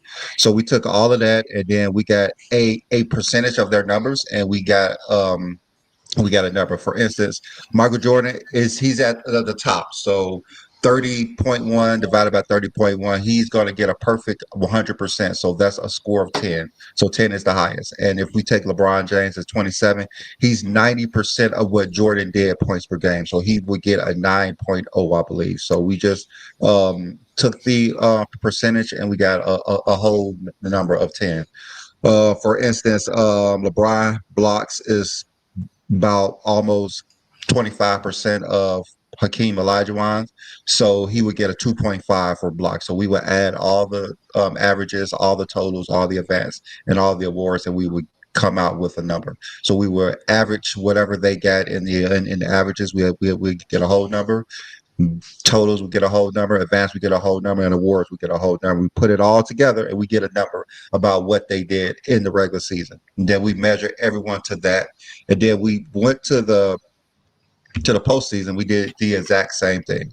And so once we're done, we combine the numbers, and then we would get the whole number of where each person ranked in order. So everyone had a point system of where they rank according to all of the major statistics, stats, and awards. And that's how we get our GOAT formula. All right. And to give you an example, just to give you even more of an example, this is how Karl Malone scored. So if you look on the top, those are his regular season numbers. The highest score any player could get across the board is 80. So if a player scores 80 points, that means he's the greatest player ever. He gets a 10 across the board, all the way across the board. So Karl Malone scored 22.7 in the regular season when we take his points per game averages, his per game averages, his totals, his accolades, his advanced stats. Then when we do the same thing for the playoffs, like Brandon explained, and we measure him towards those greatest accomplishment, he scores 15.75. 15.75 plus 22.7 is 38.45. That made him 14th rank in our list. So only 13 players scored higher than 38.45. So that's how our criteria was put together. That's how the formula is. And it allows you to do that across the board. We can do that across the board. It doesn't matter what criteria or what category y'all want to talk about. Our formula will help you understand that greatness. Even for you here who asked here, Mr. Stop Flossing TV, about the 6-0, if we wanted to include 6-0, we would have to make John Havlicek's 8-0 the best, and we would measure everybody towards that. He probably like, who?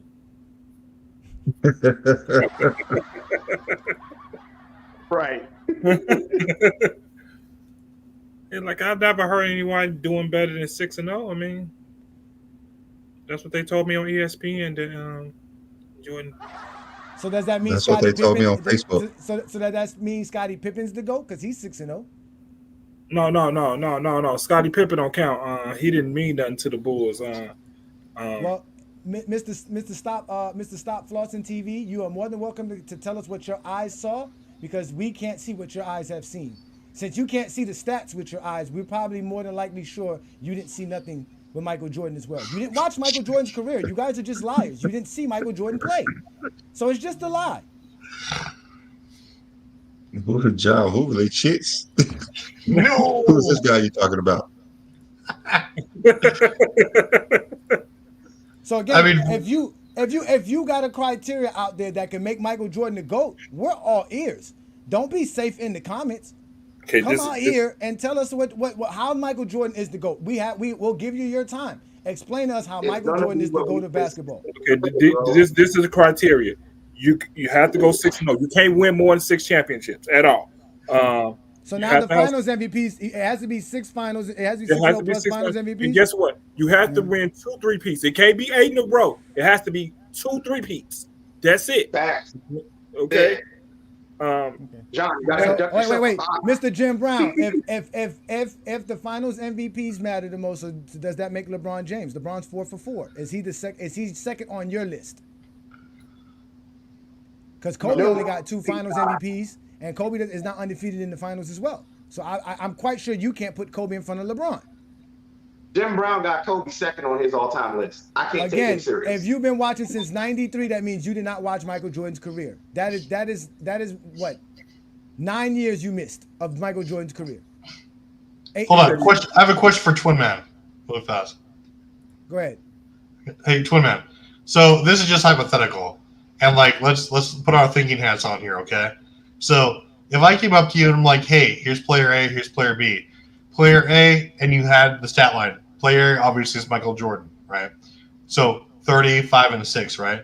He had, and you knew what, like they said, what the standard was for all defensive first team selections, 9. Finals MVPs, who had the most, things like this, right? All these major awards, and then you have the advanced metrics. Michael Jordan's now second in most of them, right? I think LeBron leads in VORP. So if you had all these selections, right, you didn't have their totals, you just had their averages, you had their media selected awards here, right? Their major ones, which are MVPs, Finals MVPs, DPOY count, their actual yearly titles or whatever it was, like steal titles, scoring titles, assist titles, all this rebounding titles, whatever they have here. For total all NBA selections, sure. First team selections, sure. Defensively, things like that. Who would you take? Would you still be taking LeBron over Michael Jordan? You have to omit a lot of stuff, though. Do you see what I'm saying there, though, Travis? What am I omitting besides totals? If I'm going by the specific thing you just said, it's Jordan. It has to be Jordan. But if you're taking totals into account, Not doing that. Again, the totals are bullshit. If you're not doing that, it's going. Actually, no, it wouldn't be Jordan. Be Will Chamberlain. Yeah, I was gonna say it'd be Will Chamberlain. No, fuck Will Chamberlain. No. So this is the thing that Jordan fans do. They try to make a criteria specific to Jordan, but when you look 2 to 10 down the list, it doesn't make any sense. It doesn't even make Jordan the GOAT. When they try to it doesn't make any sense.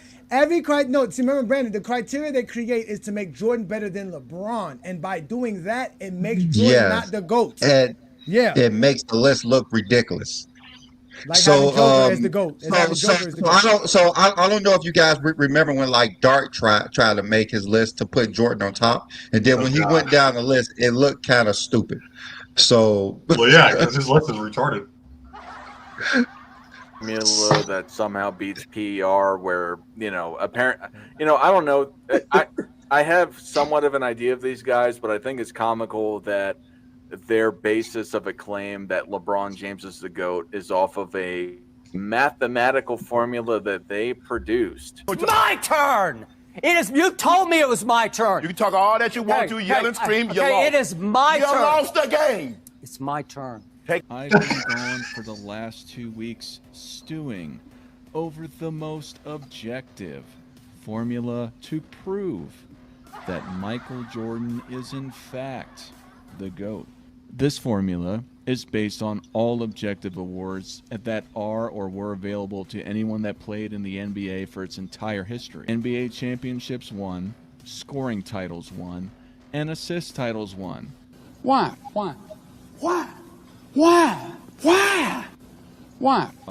These titles accurately represent a player's dominance in their space and time. 1.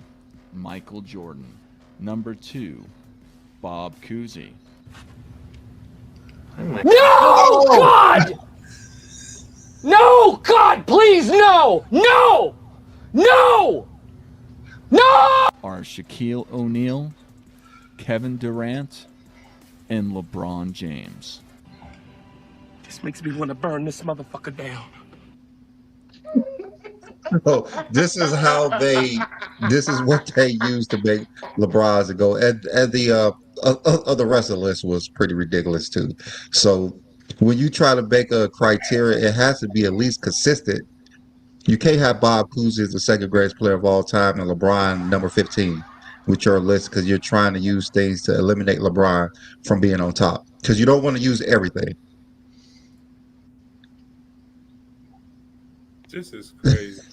And this is why. And this is why. And this is why. That video. No. And this is why he. I don't know if you saw the interview he had. Shout out to Casual and Vanity Sports. They had an interview with the Michael Jordan fans are the worst page. And this is why he says that for him, Zesty Fitness and Rants is just a determined and passionate basketball fan saying stuff like this. Something else that LeBron James fans could use in their argument against Michael Jordan. No, LeBron's never been in the GOAT conversation. He's not in it. It gets funnier. It's hilarious. It's completely hilarious, man. I don't know what to say about these dudes, man. They're funny as ever, man. They're funny, man. They even said George Mikan is better than LeBron James. Is a greater basketball player than LeBron James. George Mikan. Bro, do you know the lengths you got to go to make George Mikan better than LeBron James? He went through a lot. It's on YouTube. You can see it now. I mean, at first you couldn't see it. Now you can really see it. I literally debated that. Literally. Yeah. He said George Mikan was more popular in his time than LeBron James. You mean the time where like black players weren't allowed to play basketball and he was like playing against people who like baked your bread on the corner? Yes, and like he shot 40% from the field and he was right. There is something to be said when players or certain people aren't allowed to play the game, and like when that got abolished, the swing was like the ratio was like 80-20. Like there's something to be said for that. I don't care about eras usually, but when you're talking about like segregation, like George Mikan, great, but like you can't place him logically among the all-time great players when there was nothing equal about those days. Like there's nothing. I mean, 90% of people didn't even know who he was, I'm pretty sure, in the 50s when he was playing basketball. Yes. But he said he was more popular than LeBron James in his time. Fuck no. Popularity is what they count. So we got a new person on the panel. Shout out to you. Thank you for joining the GOAT James Kingdom platform. Y'all make sure to hit that like button, hit that subscribe button. Shout out to everybody who's also watching us on our Facebook group, because as you guys know, we have reached 100,000 members in our Facebook group. But we have a new member here, a new panelist here. Shout out to you, Rel. Thank you for joining us. What you got for today's topic, sir? Coming here with no picture. I want to know who I want to see who I'm speaking. Bro, Lamar. Hey, I just got one question. Why nobody ever talk about LeBron James recruiting Team USA to play with him? Those are the greatest. Those are the best players in the league at the time. He goes and grabs Team USA players, and y'all talk about Jordan recruited Dennis Rodman. This is Team USA. What team? What players are that? Chris Bosh, Dwayne Wade, Kyrie Irving, Kevin Love, Anthony Davis. Keep going. When did Kyrie Irving those guys? He didn't recruit them from Team USA. They didn't come from Team USA and then join him after they played together on Team USA. That didn't happen. What year did Kyrie Ever play on Team USA? Didn't Paul Gasol? He didn't. Kyrie didn't play on Team USA. Didn't Paul Gasol win international championships and was begging for people like Kobe was begging for him to come on his team? No, I'm saying. But you're saying Michael Jordan recruited Dennis Rodman. No. Didn't Ray Allen and Paul Pierce be a part of the USA team and Kevin Garnett recruited him? No, we talking about Michael Jordan. We talking about Michael Jordan and LeBron James. You keep bringing up every other person to make your case for why LeBron is this great. Jordan recruited Dennis Rodman. You keep saying he recruited Dennis Rodman. Yes. LeBron recruited every player that was considered for Team USA. No, he did not. Every player. He did not. Okay. All right. So Rel, who do you think is the GOAT? It's Jordan. Is it close? Is LeBron a close? I mean, second? I would never say LeBron is not up there. You know what I'm saying? LeBron is LeBron. But to try to take away from somebody else just to make this dude the GOAT is crazy to me.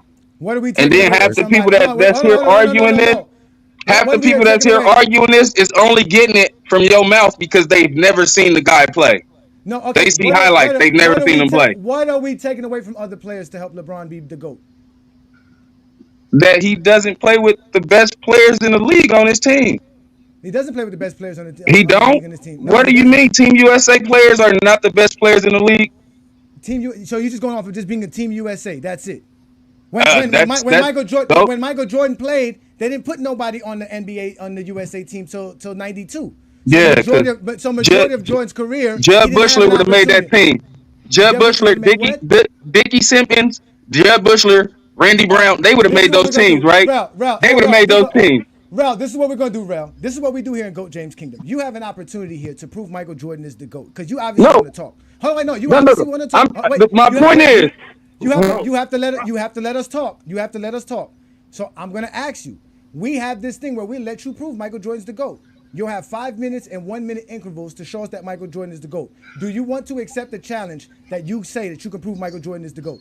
Yes or no? But I came with questions and you didn't have an answer for. I did have an answer for you. Your answer does not prove anything. What you're basically saying is LeBron James can't be the GOAT because he had teams that played on the USA team. Is that correct? Is that what you said? What I'm saying is stop taking away from somebody else's greatness to make your guy the GOAT. That's crazy. I asked you, what did we take away? You didn't mention that. What did we take away from other players? Like, come on, bro. You can't be a GOAT when you flop when nobody's standing next to you. Okay, you're not answering my question. Are you going to accept the challenge? You're not answering the question nor accepting the challenge. Is that correct? I guess I'm not, because y'all ain't answering my questions. We did answer your questions. What'd you answer? What'd you answer? We just told you LeBron James did not recruit everybody on the USA team. That's what we just said. He recruited players from the USA team, right? He had players that were teammates that were on the USA team. No, he team. recruited. They didn't play with him until after they played on that team together, right? How can he recruit them? Wait. You play a whole summer with somebody. You can't recruit them? Okay, answer my question. What player name the first player he recruited that was on the USA team? Dwayne Wade, Chris Bosh. Dwayne Wade and Chris Bosh went to the Miami Heat. Why didn't they go to Cleveland if he was recruiting them? Because Dwayne Wade was more established in what's the name, and they had a better organization. Huh? So LeBron James didn't recruit them. The Miami Heat signed those 3 stars, correct? Recruited them to go play with them. Like so again, so I asked you. I'm gonna ask you a very simple question. Why couldn't he recruit them to the Cleveland Cavaliers if he's the one doing the recruiting, if he's making the decisions?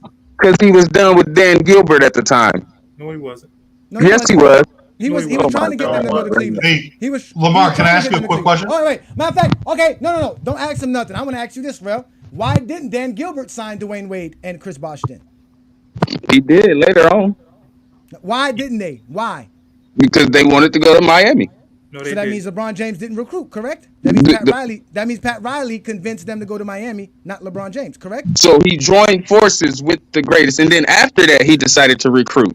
So what's the difference? What's the point? You just delaying the inevitable. No. You said he recruited USA team players. I just point out the first 2 players you named, he did not recruit. Now, after Chris Bosh and Dwayne Wade, which he did not recruit, what are the other USA team players that he recruited? Brown was on.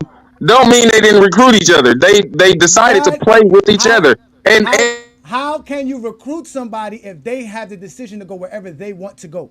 Hey, let's go play with this team together. Let's go over here. We could become the greatest thing ever. Win 3, 4, 5 championships, which y'all didn't do. But go ahead. Again, I asked you. Go ahead. I'm asking you again. That he didn't recruit Dwayne Wade. He didn't recruit, obviously, Chris Bosh because he had nothing to do with the Miami Heat. So, what other players? What other USA teams? That's crazy that you saying because they went to Miami that they didn't conjure up a thing. They didn't conjure up something to play with the greatest players. No, he didn't because Dwayne Wade said that the night of the decision, he still didn't know where LeBron James was going to go. And it was Pat Riley who convinced LeBron James to come to Miami. So it had nothing to do with Dwayne Wade or Chris Bosh. I know you can't believe everything that man say. Why should I believe what you say? Why should I believe what you say? I know you can't believe everything that man says. I can't believe nothing you say because you're making things up. You sound That's crazy. crazy. No, He, you sound crazy. he had a whole decision and didn't know where he was going. Get the fuck He out of didn't. here, You my didn't. guy. Hold wait. You didn't see that Dwayne Wade had a decision party and he was sitting there saying, "I'm nervous because I don't know what's gonna happen" while he was doing the party. You didn't see Sure, it. that's what happened. Answer That's my what question. happened. Did you or Yeah. did you not see that I mean, footage? it was Did you good for see that? media. Hey, Rel, can I ask you a quick question? Go ahead, Travis. So, Rel, really I don't quick. know why you're doing that. So, Rel, this is just off the top. First of all, I love your avatar. I assume that's like a high quality nugs right there. But also, can you tell me the 3 players in NBA history who have actually played alongside a teammate who's been voted top 5 in MVP voting at least 5 times?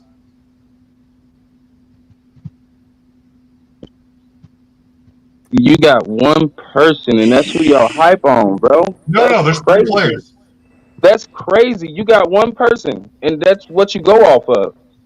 Like the dude played with one All-Star his whole career, and then that's what we go off of. Can you name those players? Can you not name All-Stars that LeBron played with? Jordan played with one All-Star his career. That was an All-Star while he played. An All-Star while he played, and we gonna argue this. This is bonkers, bro. Are you going to accept the challenge, or are you just going to get off? Which one is it? Like, just you saying 5 years? Like he didn't even play with people for 5 years. What are we?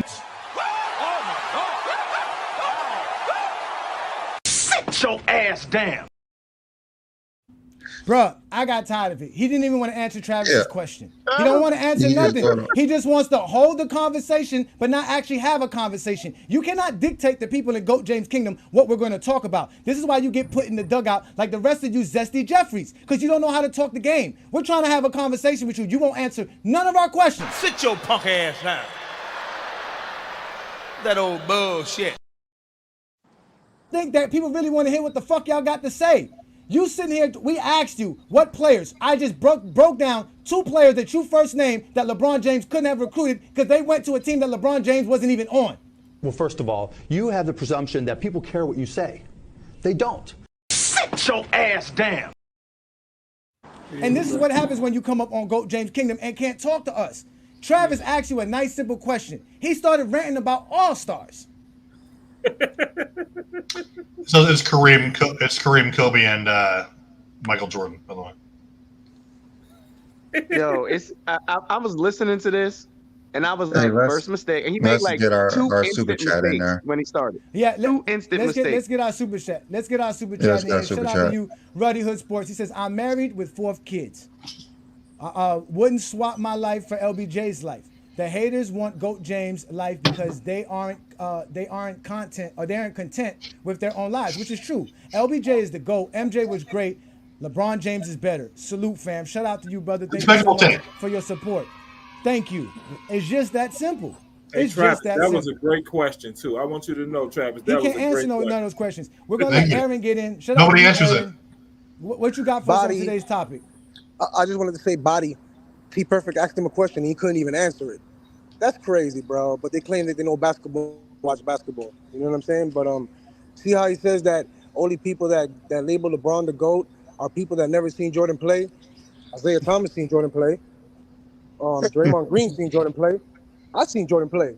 If Rel wants to, he can ask me any question about the 90s, about any roster or anything, and I guarantee you I'll name him 40 players from the 90s off the top of the head real quick without no hesitation. Draymond Green All right? ain't My no memory Jordan is great. player. He My younger than memory me. is great. And then he want to talk about emotional. Meanwhile, this dude's getting super emotional. And Wait, this is you, dude. This is you. I'm your father, bro. I won't even talk. Man, dude, yo, check this out. Tell your two dads. I'm your dad. Stop sneaking in your room at night, bro. Stop sneaking in your room. I'm at your night. dad. You're too old to play tea time, bro. You're too old to play tea time. All that slurping has fucked up your knee pads, bro. Fuck out of here. What you talking about, bro? What you talking about, bro? Rel, Over here. you are we- listen, you Rel. ain't You even are talking allowed about to come basketball. up. Yo, my and nigga. If you want to talk shit, my nigga, I'll send you my fucking address like I did, and you can pull up real easy. Nah, we can ain't finish gotta do that, conversation. Aaron. All right, Aaron. It's cool, Aaron. It's cool, but it's cool, fam. Listen, Rel, we are giving you the opportunity to prove Michael Jordan's the GOAT. No one will cut you off. We'll actually let you sit up. We'll move everybody to the background. Do you want to accept that challenge or not? Because you're not going to come up here being disrespectful and making up lies on GOAT James Kingdom. If you want to talk about all-star selections, why don't you mention why LeBron James has more all-stars than Jordan that makes him better than Michael Jordan? Since his teammates all-star selection makes him better than LeBron James' teammates. You Oh don't want to do that. God. So do you want to accept the challenge or not? Are you going to sit here and Oh prove us God. wrong that Jordan's the GOAT over LeBron or Let's anybody get it. else? Let's get it. You want to do Because it? the one question, the one nigga asked, the All right. 5-year question, who has LeBron been on a team with for 5 years? Name them. So you didn't even hear the question, because if that's just your response, you didn't hear the question. Name the Of course I super What was didn't the hear the team. question? question. Name the super team No, Jordan no, faced. it's done. He's going It's to do. Listen, done. y'all. He's We are about to do. gonna do the supposed GOAT James Kingdom. Yes, ladies and He's gentlemen, we're he's about to about do to expose Exposing GJK. Welcome to the GOAT James Kingdom platform, as we will have Rel Lamont. We're going to put all you gentlemen in the background right quick so that he can speak for himself, and he's going to explain to us why Michael Jordan is the GOAT of basketball. So, Rel, you got a minute for your first round. Go ahead and explain why Michael Jordan's the GOAT. When you start, your minute begins. Jason Terry, JJ Barea. I'm done. He said he's done. 6 losses. Nobody remembers the number 2 team, bro. So y'all just going off stats and all that shit. You can't lose 6 times and be the greatest. That's just, it's absurd, dog. Jordan was never the number 1 scorer of no time to be the greatest. LeBron had the past stats. This nigga's in the league with triple-double averages on his watch. People with more rings on his watch while he was the king. But yeah, he's the king. The fainting goat. You got it. I'm done. All right. So we asked you to explain why Michael Jordan is a GOAT and not why you don't like LeBron. So that first round I is never said I based don't on like L. LeBron. Never That's in my life definitely have I wrong. said I You didn't did not like explain LeBron. one reason why Michael Jordan is the GOAT. So I that don't not first like LeBron round, though. that first round We was let you garbage. talk. You can't So we overtalk let us. you talk. So we're going to go to the second round because you didn't say one thing why Michael Jordan was the GOAT. So you get a damn F for that first round. All right, second round about to start. Go ahead. Your round starts when you start speaking. I never said I wasn't a LeBron fan. I just said he ain't the GOAT. You can't have a losing record and be the GOAT. That's why he's not the GOAT. Because he has a losing record in stat pads. Go ahead. You got it. And he creates super teams to lose to super teams. So go ahead. That too.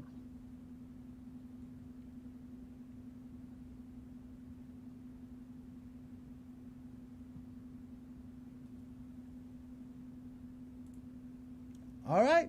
Right. That's round number 2. Second round, you did not explain why Michael Jordan was the greatest player of all time. So that's 2 rounds that you can't even make one argument for Michael Jordan being the GOAT. It's kind of sad. So we're going to go to round 3. Hopefully you know something about Michael Jordan to make him a GOAT. Let's go.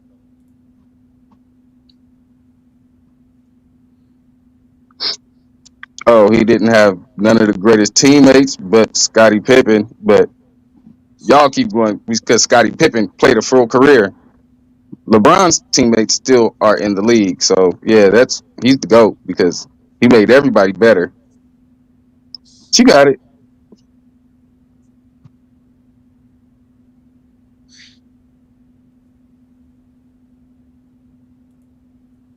Wow. Wow. So that's 3 rounds. And you said Michael Jordan is a GOAT because Scottie Pippen was his teammate. I'm completely lost. I'm fucking lost. Michael, 3 minutes straight. The only thing you said is his teammate was Scottie Pippen, and that's why Michael Jordan's a GOAT. All right, Mm-hmm. we're gonna go to round 4. All right, we could go right now.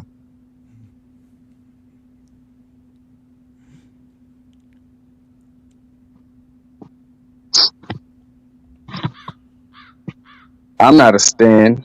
You niggas are, and that's just what it is. This is GOAT James Nation. I don't have a GOAT nothing nation.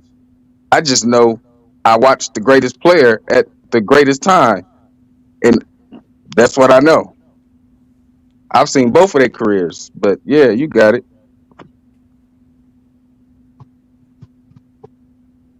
I stat pad.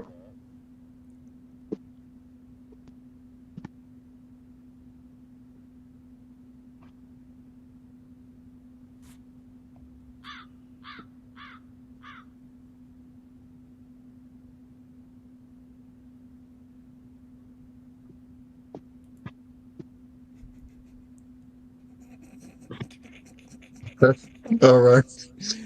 This is one of the few times someone has actually went 5 rounds, but this is the least words That was ever 4. That for wasn't five even 5. rounds. That was That's 4. I know we got one more, so this is gonna We be got his one fifth more. Nah, round. nigga, So because I let's came go for a now. conversation. Now, I came for We a are having a okay. conversation. Let's start right We are now. having a Nah, y'all conversation. asking me to explain why this man is the GOAT. Like, because he's the GOAT, nigga.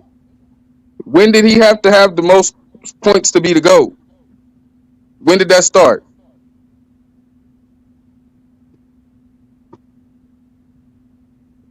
When did shooting guards lead their teams to championships? Who left, played baseball for 2 years, came back, lost to Orlando, then took over the league again? Who did that? You can talk about Scottie Pippen, but when Scottie Pippen was the man, they lost to Orlando and New York. But yeah, we got it. Y'all got that too.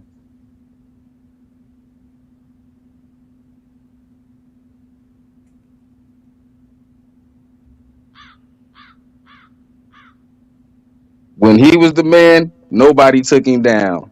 LeBron, the man, he's 4-6, and he loses to super teams with super teams.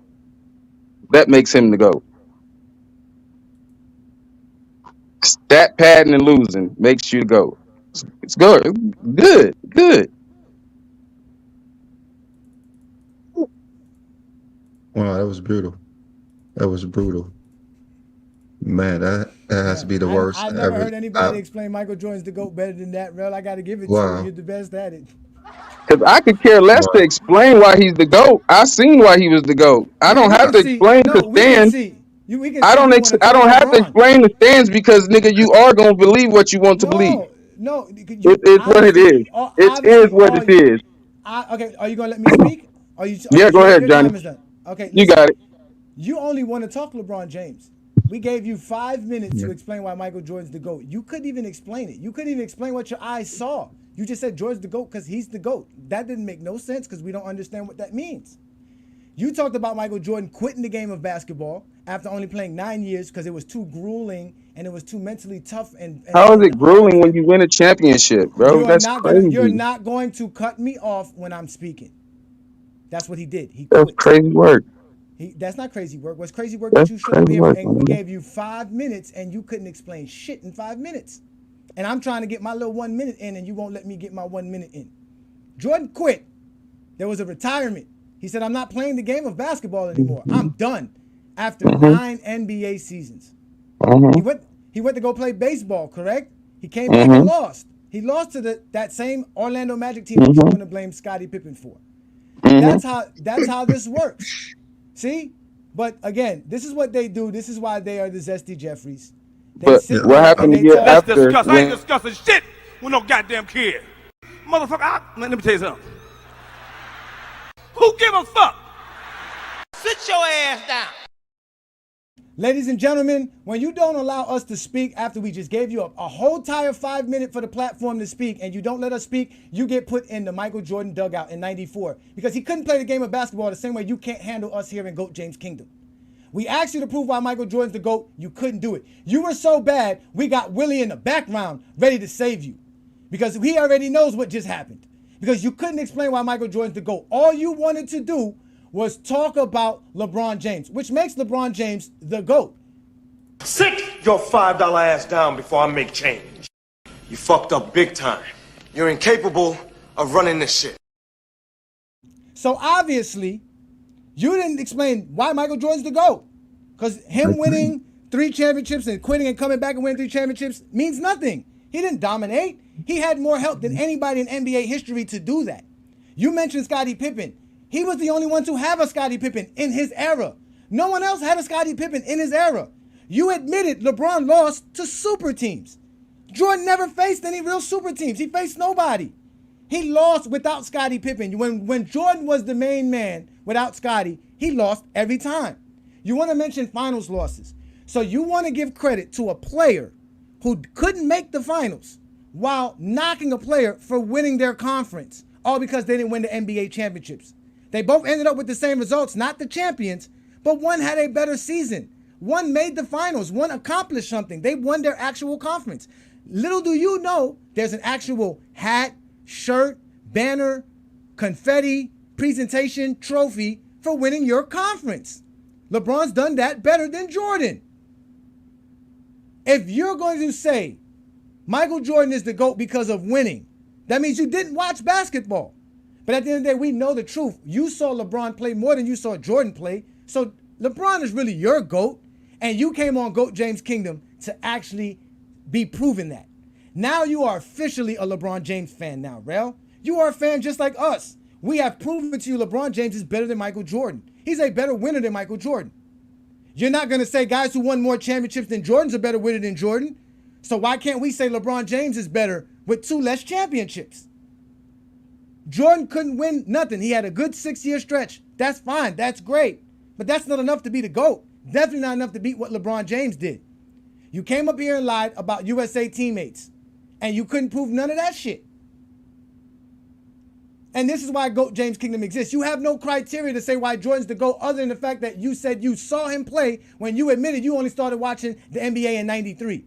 And we're going to say that you saying that because you probably was, 10 or 12 years old then? If that. You wasn't watching the games. You didn't watch Michael Jordan play. And you came up here on GOAT James Kingdom, and you have now officially been exposed by the exposer because you can't explain why Michael Jordan's the GOAT, but all you can do is explain why you don't like LeBron James. So we'll bring back up our normal panelists, and we'll have a conversation here. So I got put in the backstage. I got put in the backstage for that bullshit. Yeah, you kind of did. But I got put in the backstage for that bullshit. You kind of Well, we also got Willie. Good old Willie in the back. We got Willie. Shout out to Willie. Thank you, Willie. Willie. All day. Every day. That soul patch is rocking, bro. I love it. Willie, can you save Mr. Rel here, please? Because he needs to be saved. I don't know. Well, first of all, I mean, Jordan is older than LeBron, so you asking us to explain why Jordan is the GOAT. I mean, you should be explaining why LeBron is the GOAT. I mean, because you come from an angle. You come from okay. All right. This is why Jordan is the GOAT. Because hold on. Wait. I'm gonna tell you right now. Are you wanting to go to your 5 minutes again, just like last time? No. Let me talk. This is why Jordan is the GOAT. Jordan losing is what made him the GOAT. Jordan losing early to Bird. Jordan losing early to Detroit, and then winning 6 championships made him the goddamn GOAT. Now what? Ain't no way. Now what? LeBron losing. Now what? What a joke, bro. You say Jordan's losing makes him. Can I go first? Can I go first, please? I don't know how to do this. Please? Oh yeah. I got a twin man here. Now I'm a body. Can I go first? Go. Only thing we hear is one Jordan fan after another come up here and talk about how losing is so bad. Now all of a sudden, losing early in his career made him the GOAT. Yeah, cause losing. Yeah. Yo. Losing in your ninth season in your prime, boy. You look like trash in 2011. Trash. I thought losing was bad, Willie. Trash. I thought losing was bad. That was great. Now it makes you great. Losing makes you great. Your GOAT cost the team a championship. Talk about that. Oh my God! No, my GOAT owned the conference for a decade. That's what my GOAT did. And my GOAT owned titles and championships for a decade. You sharing that with Curry. Not in the 80s. Boy never played. What did he do in 88? What did he do in 89? What did he do What in you doing, 90? yo? What you doing it for? What did he We do in both can do that 86? dumb argument. What did he do? What It's did he a do in dumbass 87? What did he argument. do in 86? What did he do in 85? Nothing. He made the playoffs with a losing record. What he do? What he do? He stayed with his don't even team. know what it feels like to lose a He playoff game stayed to with his Michael Jordan, team. but that made Okay, him hold so. on. That makes Hold him on, the hold on, GOAT. wait. Let's let some new names. That was Let's the let- way. John, let's let hold some, back. hold on, wait. Let's wait. Let's let some people speak. And hold on. Let's let Ishmael in first. Ishmael, thank you for joining us. Thank you. Go ahead, Ishmael. What's it? You're not doing nothing. You ain't cooking nothing. Sit back and smoke a joint. Go ahead, Ishmael. You Go try ahead, me. Ishmael. Don't It's start. a lot right now. Don't It's a lot start. to You take try in me. right That now. losing makes you the Guys GOAT. who didn't watch Jordan play. We got these guys who didn't, All right, who didn't listen, watch we got, Jordan hey, play. we got to gather let my people thoughts speak. We from got all to this, let to be people honest speak. with Let's you. let Ishmael speak. Go ahead, Ishmael. Your turn. It's a brother. lot Go ahead. right now. I'm trying to gather all my thoughts right now from what I just witnessed. So For real? Yeah, that was trash. That was somebody attempted to expose us and can't even prove. We already proved why LeBron's the GOAT. I lost my train of thought from all this. Shut up, Israel. All right, so let's Can I get the one on with somebody? Can I get the one on? It's like 9 of y'all. Like Joe. You can do that on a Friday night. You don't work Friday night. There's no construction happening on a Friday night. Why you don't show up on a Friday night for a one-on-one with me? $100,000 a year, $100,000 a year. So keep talking. Again, why can't you show up on a Friday night for this one-on-one? You know we got a full panel. We just gave you your little 2-minute soliloquy. You asked me why Jordan was the GOAT. I said, you asked me why Jordan was the GOAT, and I gave you the answer. I gave you the answer. Losing became winning. Nigga, like a Superman movie, nigga.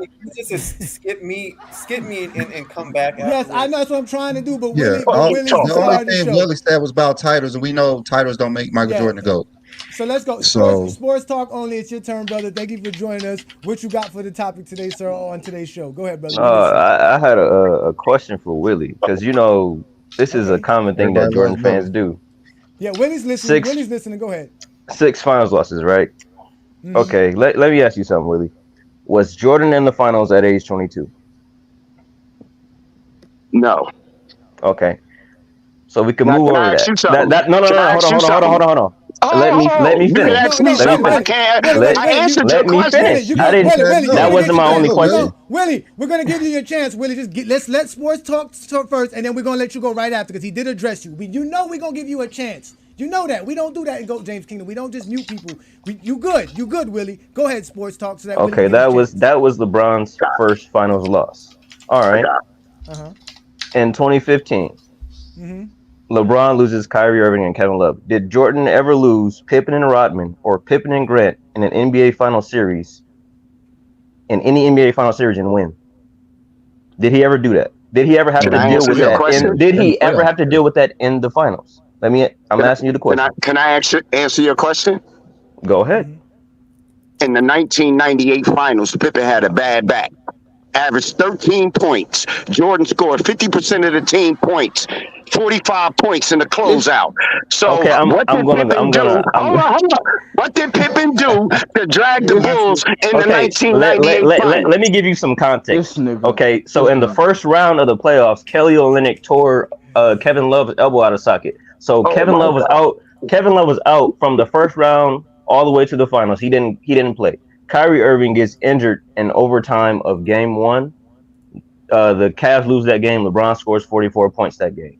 So for the rest of the series, LeBron didn't have Kyrie Irving or Kevin Love. He won 2 games. I asked you, did Jordan lose Pippen and Rodman or Pippen and Grant in an NBA final series for the series and win the series? Did he ever do that? Did he ever have to deal with that? You said Pippen injured his back. Pippen played the series. Pippen wasn't out for the series. Rodman was out for the series. And was the third I'm gonna answer your question. I'm gonna answer your question. Did Jordan ever play a full, complete series without Pippen? No. But you asking me questions like LeBron won. LeBron shot 39%.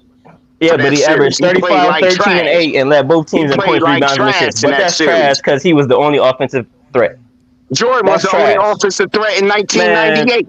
Okay, Jordan was Pippen and Rodman was injured though. Wait, They was injured. How do you think he would have shut if Pippen and Rodman was injured? Wait. Hey, Sports Talk, land it here so Willie could address you at the end because we do got other people that want to come up and speak. All right. You guys not gonna sit and go back and forth with one another. Yeah, but he's ducking and dodging the question. Land it.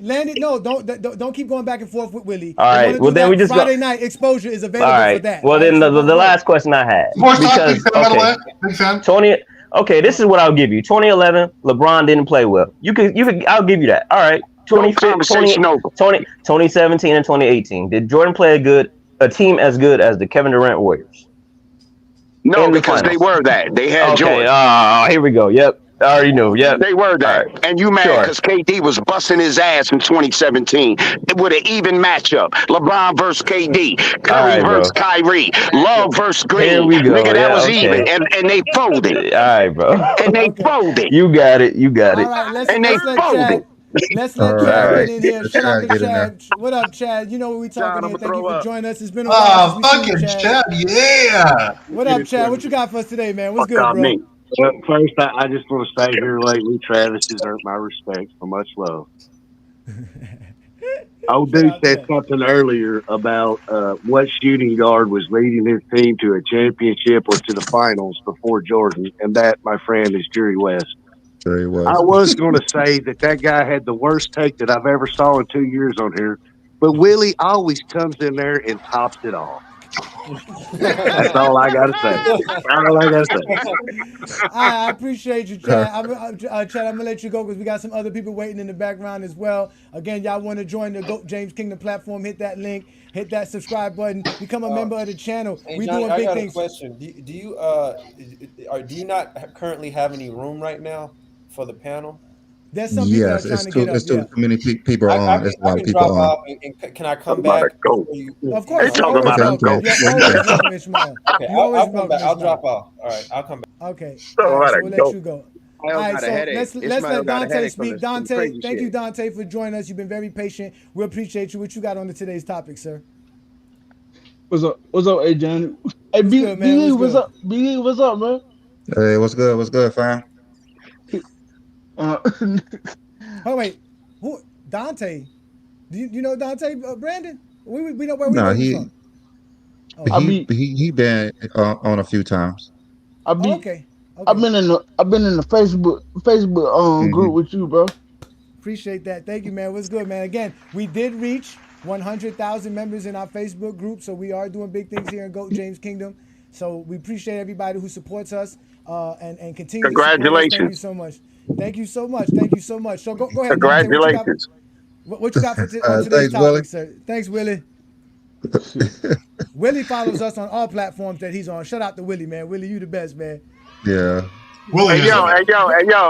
Can I ask Scottie Pippen fans something? Because they always say 1 and 9. I want to ask them, can they please explain how did Scottie Pippen get Jordan out of the first round? And we can leave it at that. Just explain that. In 1988, when Jordan got out of the first round, because I see a lot of 1 and 9 without Pippen. But can you tell the people, tell the public, or tell the world how Pippen got Jordan out of the first round? Tell him, Johnny. Oh my God. Well, first off, we had a show talking about this. All right. Now we all know in 1988, Michael Jordan was the man. He won all the awards that you could win during that span. But what we also do know is that they were up 2-0 versus the Cleveland Cavaliers, and they lost 2 straight games in a row. And they were struggling while Michael Jordan was out here putting up supreme numbers during that time. Michael Jordan was looking phenomenal in that series, and the Bulls were still split 2-2. Right?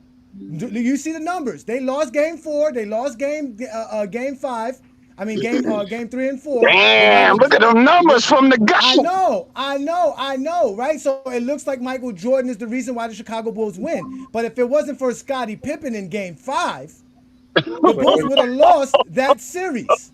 Because Scottie Pippen ended up being the player. So wait, Johnny, you're saying Jordan led his team in points, assists, rebound, or points, assists, blocks, and steals, and field goal percentage, and they won because of that?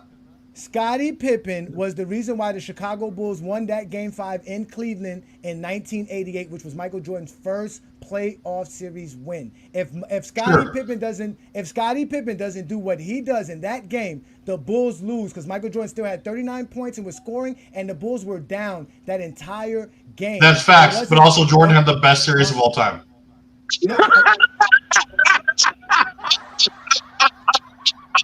How can he have a better series? How can he have a better series? How can he have player of the game? When he would no. How can he have the whatever when LeBron James had a triple double in a losing series in the finals? So that's better than LeBron's triple double. Is that what you're saying? Yes. You are Pippen averaged 9 points in that series, bro. You saying one game? You actually thought we didn't know this question. You thought you was gonna get us on this one, didn't you? You thought you was gonna get us on this. If he was playing with LeBron with 9 points in a series. 9 points? What do you think the other team was doing? Yeah, it was 8 points. The other team was doing. Oh my God! That's what you like. He was dropping 41 like Kyrie in 2016. You know what I'm saying? They act like he was getting carried by Shaq. What the fuck are you talking about? It's crazy because like he was, you know what I'm saying? Or he was dropping 25 like D Wade in 2011. You know what I'm saying? No. He just said y'all talked about one game for him to turn around and do the same thing. For a series. Exactly. You just talked about really did the same thing, bro. I know. 91 Jordan had that greatest series of all time. Sorry. Talking about. But then he gonna say Scottie saved it, right? Scottie saved that 88 series. But when Scottie went out with the migraine, what happened? Did he save that? That's why Jordan couldn't win because they didn't have Scottie. Did he save that? Jordan didn't win. So that's why Jordan didn't win. Why couldn't he win a game 7? Why couldn't he win that game 7? So explain to your audience how Jordan won in 1998. We just asked you a question. Scottie Pippen. You're gonna answer a question. Scottie played in 98. Explain what Pippen did to get them over the hump. Willie. They can't do that. Wait. After because we have to let Dante speak because Willie, you hogging the speech. This is what your boy was doing his first playoff series in that game 5. 9 rebounds for Charles Oakley, and Jordan overthrows Pippen, who winds up 4 rows into the press sector.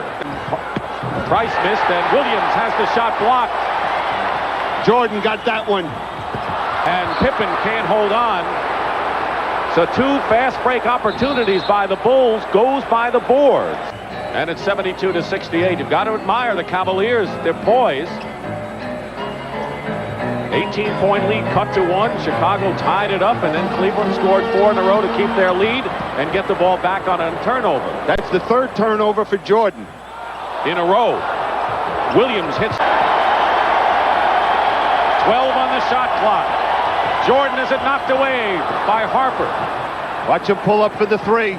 Price with Paxson in his face hits the 3-point shot, and it's 104-101. 33 seconds to go. Price hit it with Paxson in his face. Yeah. Wait. Willie, I'm not done, Willie, because while they were talking about Jordan doing that, almost coughing up the game, Scottie Pippen was saying that. CBS Sports welcomes you again to the exciting 1988 NBA playoffs. After 3 periods of play, in which the winner will move on and the loser goes home. The deciding game of this first round, the Chicago Bulls outscored the Cavaliers 10-1 to take their first lead, and they did it with Michael Jordan on the bench. They have rallied from 18.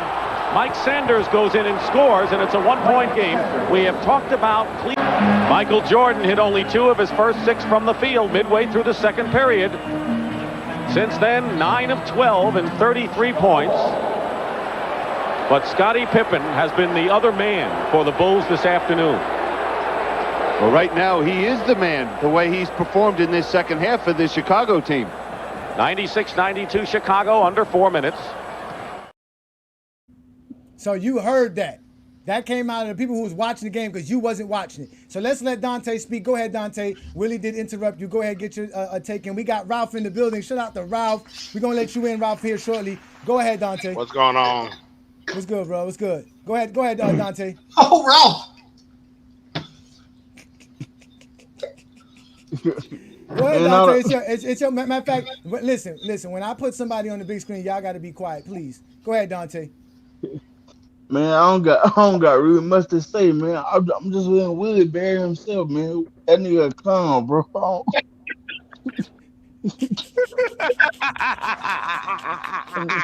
Shout out to you, Dante. Appreciate you, brother. So, Ralph, what's good, brother? We got you in the building. What you got for us, man? Long time no see, man. Good to see you, brother. Yeah, what's good, man. I've been on the road for the past 6 weeks. That's why if you see me, I'm back home now. That's good. That's good, man. It's good to have you. Welcome to GOAT James Kingdom. It's been a while. We were actually talking about our GOAT criteria and how everything is over right now because basically, the Michael Jordan fans got nothing to stand on. And I know you've been trying to save them for years now, but you really can't because you don't take one for the team. But it's been horrible for them. It's been horrible for them. It's been horrible.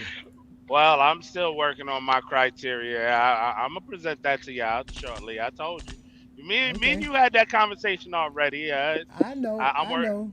Yeah. Unmute yourself, Brandon. I'll just say it, Ralph. You've been working on your criteria for over a year now. Nah, I've been working on it for about 8 months. But the thing is, for 6 weeks, I've been on the road, like going to different cities working, so I haven't really got back to it. Like I said, I got 58 categories. I want to get to probably about 100, and we'll see. I'm gonna present it to y'all. Yeah, I'm gonna present it to y'all. Don't worry. Willie, Ralph, you out there hooking, or? Nah, I'm driving. I'm driving, man. Yeah, man. So what you got, man? As you can see, we put another person up for exposing GJK. They failed horribly. And Willie? They only want to talk. No, we're not. No, Rel. It was Rel. Rel was a casual for sure. It was pretty bad. Where my man go? That was knocking me. Where'd he go? I was cracking up. Dante's still there. He's still there. Listen, Willie, who you got on fentanyl next to you in the car? Who's passed out like that sitting next to you, bro? What's going on over there? What you got going on? Oh, it's Sports Fitness and Rant. Y'all out there doing Zesty Jeffrey activities. You know what I'm saying? It's Sunday. We work. We work. We smoking. I hear you. Go ahead. Let's let Ralph talk because Willie's still in the show. Willie's the star. Go ahead, Ralph. What's good, Ralph? Nothing. So the conversation today was y'all criteria that y'all showed in the past. Mm-hmm. And how nobody's been able to really come up with one. And as of right now, it's been so bad for the Zesty Jeffries and the LeBron haters that they're out here talking about LeBron James like this. The thing about LeBron James, I've told you guys many times on this channel, LeBron James does not carry himself like a grown man. So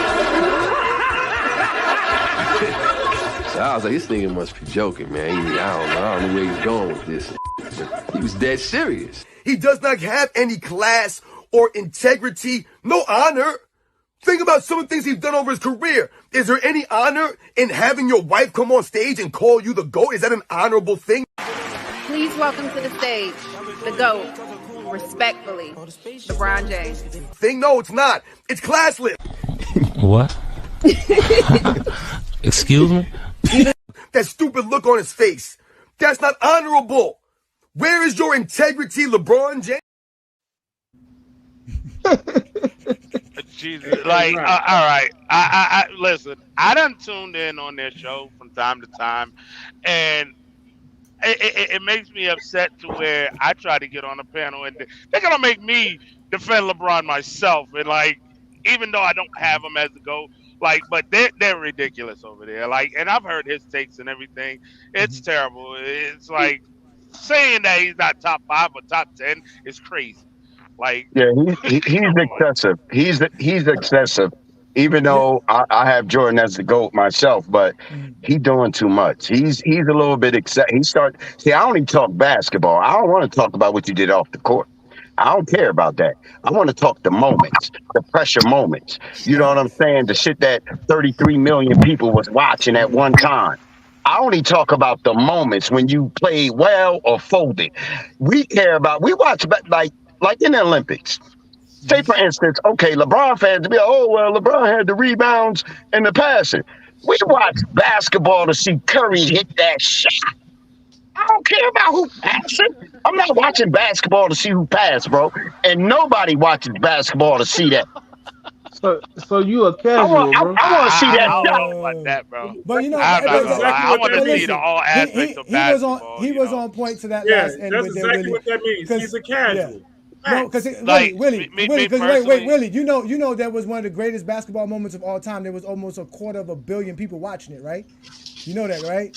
When LeBron James broke Kareem's record, there was almost 250 million people watching that. You talking about 33 million, right? Hitting shots. But hold on, this is another thing. Let me give a shout out because again, my beautiful wife has said, "Hey Johnny, let me take you on a date away from these zesty Jeffries and go See, listen here, wifey. I always tell Johnny he has a smart wife because she's a New York Knicks fan.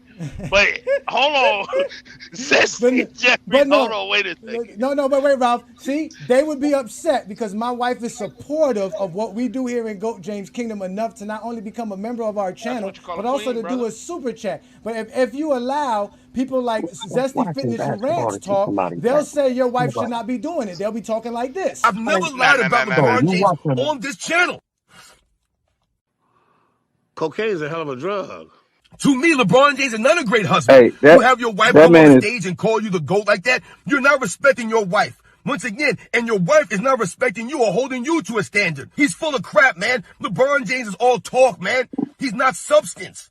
And to me, he's not a great father or a great husband. Would you want your kids to emulate the things that LeBron James does on the court?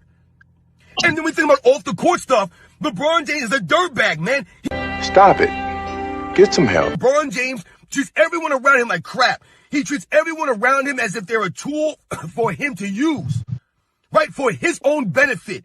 He don't care about his sons, his family like that, or his wife like that. The people around him, his friends, he don't care about these people. That's where the LeBron James fans go. They're so delusional. They're so weird. They're dirtbags individuals. Remember that. They're dirtbag individuals.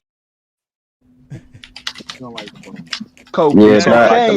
a Jordan fan, I would never go that far as to try to bash that man's family and shit. That's crazy. Yeah, I've always said keep the basketball and like he's going way too far. They don't do drug tests. That's too much. That's too much. That's too much. Ralph, you know here we respect fathers, right? Because you a father yourself. We respect husbands. We respect men that have wives and come home and provide, right? Just like Willie. Willie works hard, goes home and provides for his family, those that support him. They can't relate to that. They can't relate to that because see, when Michael Jordan's son is out here doing the booger sugar, they have no issues with that. They can relate to that. You're able to do drugs during the day and still function, still do your job. Well, how the fuck else would you do this job?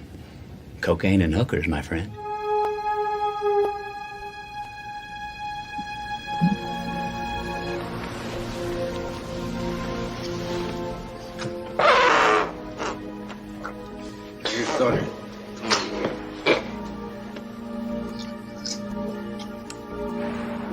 But he's in our house. Shut up. What, was I supposed to be an accomplice? You don't think people know you're a drug dealer? Everyone knows you're a drug dealer. It's no secret. How do you think that reflects on me? Every time I go out, I'm humiliated. So you go to jail. It's for your own good. You need to straighten your life out.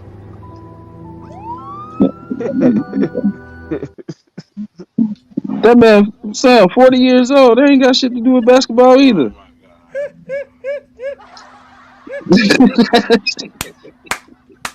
Jesus Christ. Listen, that man 50 years old snorting cocaine. Yeah, listen. When you can't talk the game of basketball, these are the things you have to resort to. These are the things you have to resort to when it comes to where you can't say stats. We can't talk the accolades. We can't talk. That's why I respect Willie. Willie said about the moments. Willie said it's about the moments. That's not the moment. But it's funny how you brought up Pippen playing one good game in 1988, but you didn't bring up that one good game Boobie Gibson had in 2007 when LeBron shot 27%. Wait a minute. You asked us. You ain't bring up that moment. You asked us to bring up the moment that Boobie Gibson carried saved Jordan. I gave it to you. I got other ones too. There's other ones as well. Bring them, and I could bring you 1,000 of them. You want to talk about the finals? You want to talk about the finals game? What are you talking about? The finals game versus what are you talking about? Don't even bring nothing up, bro. Oh my God, you are LeBron. This guy is the best. Bobby Gibson carried them boys. LeBron shot 27%. Game 6 to go to the finals. Hold on. Can I get a? God. Got it. So what he's doing is he getting real loud. He acting like Sports Rant isn't. He's acting like him right now. Hold on. Good time, bro. He's hilarious. He's like him right now. He's literally acting like him right now. Hold on. See, the thing is this. Don't see you acting like I'm talking basketball. I'm talking basketball, and you talking about me. We see you. You really I'm talking basketball. I'm talking basketball. I'm just making sure. I'm just making Hold sure. on, basketball. I didn't say LeBron's son got caught smoking weed on the internet at 16. I'm talking basketball. You won't allow nobody else to speak, and you just laugh and laugh while others speaking. You have to stop at some point. See, now it's counseling. Talk about the game. You ain't my psychiatrist. Now it's counseling. Talk about what I said, bro. I talk basketball. Will you talk narratives, dog? That's a your feelings.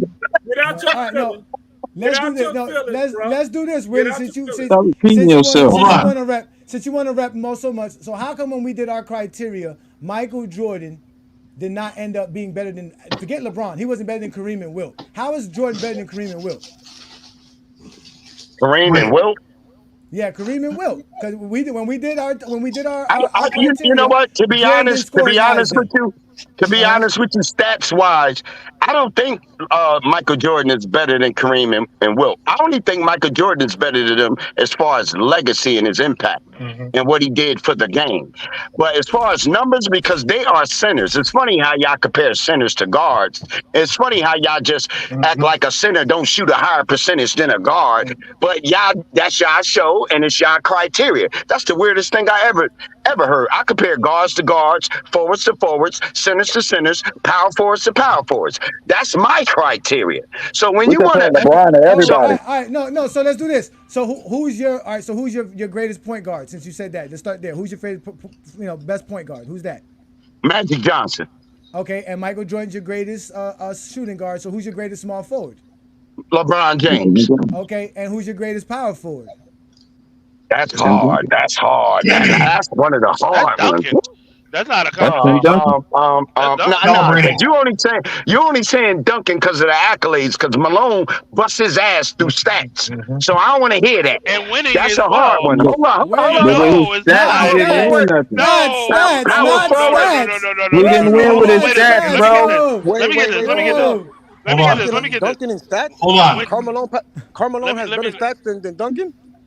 So wait, Malone did knock out more under his chin. Malone was number 2 scoring all time at some point. Go ahead, Ralph.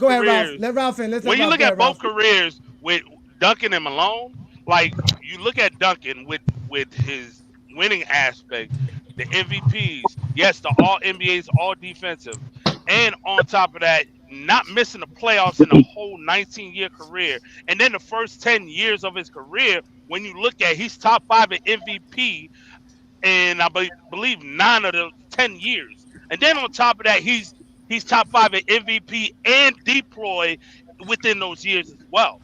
You can't, Carmelo, you can say he was top 5 and MVP a lot of those years, but not MVP and deploy in the certain years. And then when you look at, he has, I believe he's second in all defensive win shares all time, I believe. And like the defensive metrics, it's not even a close comparison. Ralph, also you're forgetting the fact that Malone was like number 1 in knocking up like 13-year-old girls like during that period. So that's scandalous.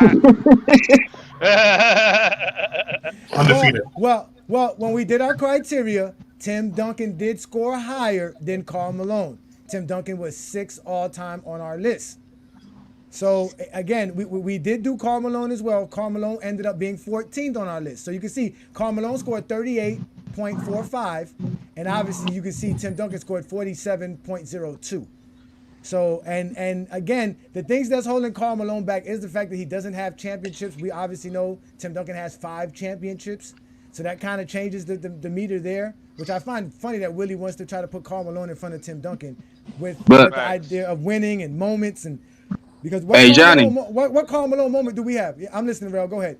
Hey, but with the numbers, Karl Malone and John Stockton would be the best point guard and power forward. Hey, so those numbers don't count. Bro, you don't get to say shit. You got. Hey, I can say whatever I feel like saying, sir. You can't tell me nothing. I'm a 45-year-old man, son. Hey, I'm a 45-year-old man, son. Bro, you were embarrassed. I'm sorry. You can do whatever you want to do. Talk to yourself. I don't need to talk to you. Go talk to your wife. Go talk to your dog. Stop talking to me. And I can talk when I feel like it. I can talk when I feel like talking. As long as he allows me on the panel. Yeah, but you are not going to disrespect our panelists. Travis is a part of our panelists. Thank you. He gets a chance to eat you alive because he's trying to rep for Michael Jordan every week. Right? And here it is. You showed up and we gave you an opportunity and you had Travis as red as my shirt because you couldn't explain why Michael Jordan was the GOAT. It's not his fault. So you're not going to disrespect Travis. Travis is a part of the program, brother. You got to respect. Really? You couldn't even explain why Michael Jordan. We respect your take. It's just a horrible take, brother. It's just a horrible take. It was a non-existent take. You said Michael Jordan. I didn't say Malone. I said it was a hard decision because Malone was a 2-time MVP. You know what I'm saying? Malone led the league in scoring. Like, Malone was a monster. I know he did his thing off the court, but like Kobe did his thing off the court. But I'm only talking basketball. Malone was a monster, bro. I mean, he was a monster as far as scoring. But I'll probably take Duncan because Jordan plays better with guys that play defense, not a bunch of offense. So I would probably is a better scorer than Tim Duncan. You can say that, Ralph. Yeah, he's a better scorer. I'll say he's a better scorer, but the defense is a much bigger gap than the offense. Yeah, he's a better. Yeah, no, Tim Duncan is one of the greatest defenders of all time. Malone's defense is great as well, so he wasn't no slouch on defense. His numbers prove it. I'm not saying he wasn't a bad defender, but when we compare Tim Duncan and Karl Malone, it's a bigger gap than the offense because we're not going to act like that Tim Duncan couldn't score the ball as well. Duncan controlled the game way better than Malone, top 5 in scoring, and he was like top 5 in defense in several of those years. That's the reason why he got back-to-back MVPs in 02 and 03. So here's a trash take from Canelo. High guard Malone was a trash take. No, that's not true. Hey, Ralph, you said Tim Duncan was Ralph, you said Tim Duncan was DPOY. What year? No, I say he was top 5 in DPOY. Oh, okay. All right. Yeah, he didn't win. They've been hating on those dudes. I don't know why they never let those players win Defensive Player of the Year. And it seems like you're going to win Defensive Player of the Year if you only do defense. If you're a two-way player, they really don't like to give it to you. So his on and off numbers I just can't get over.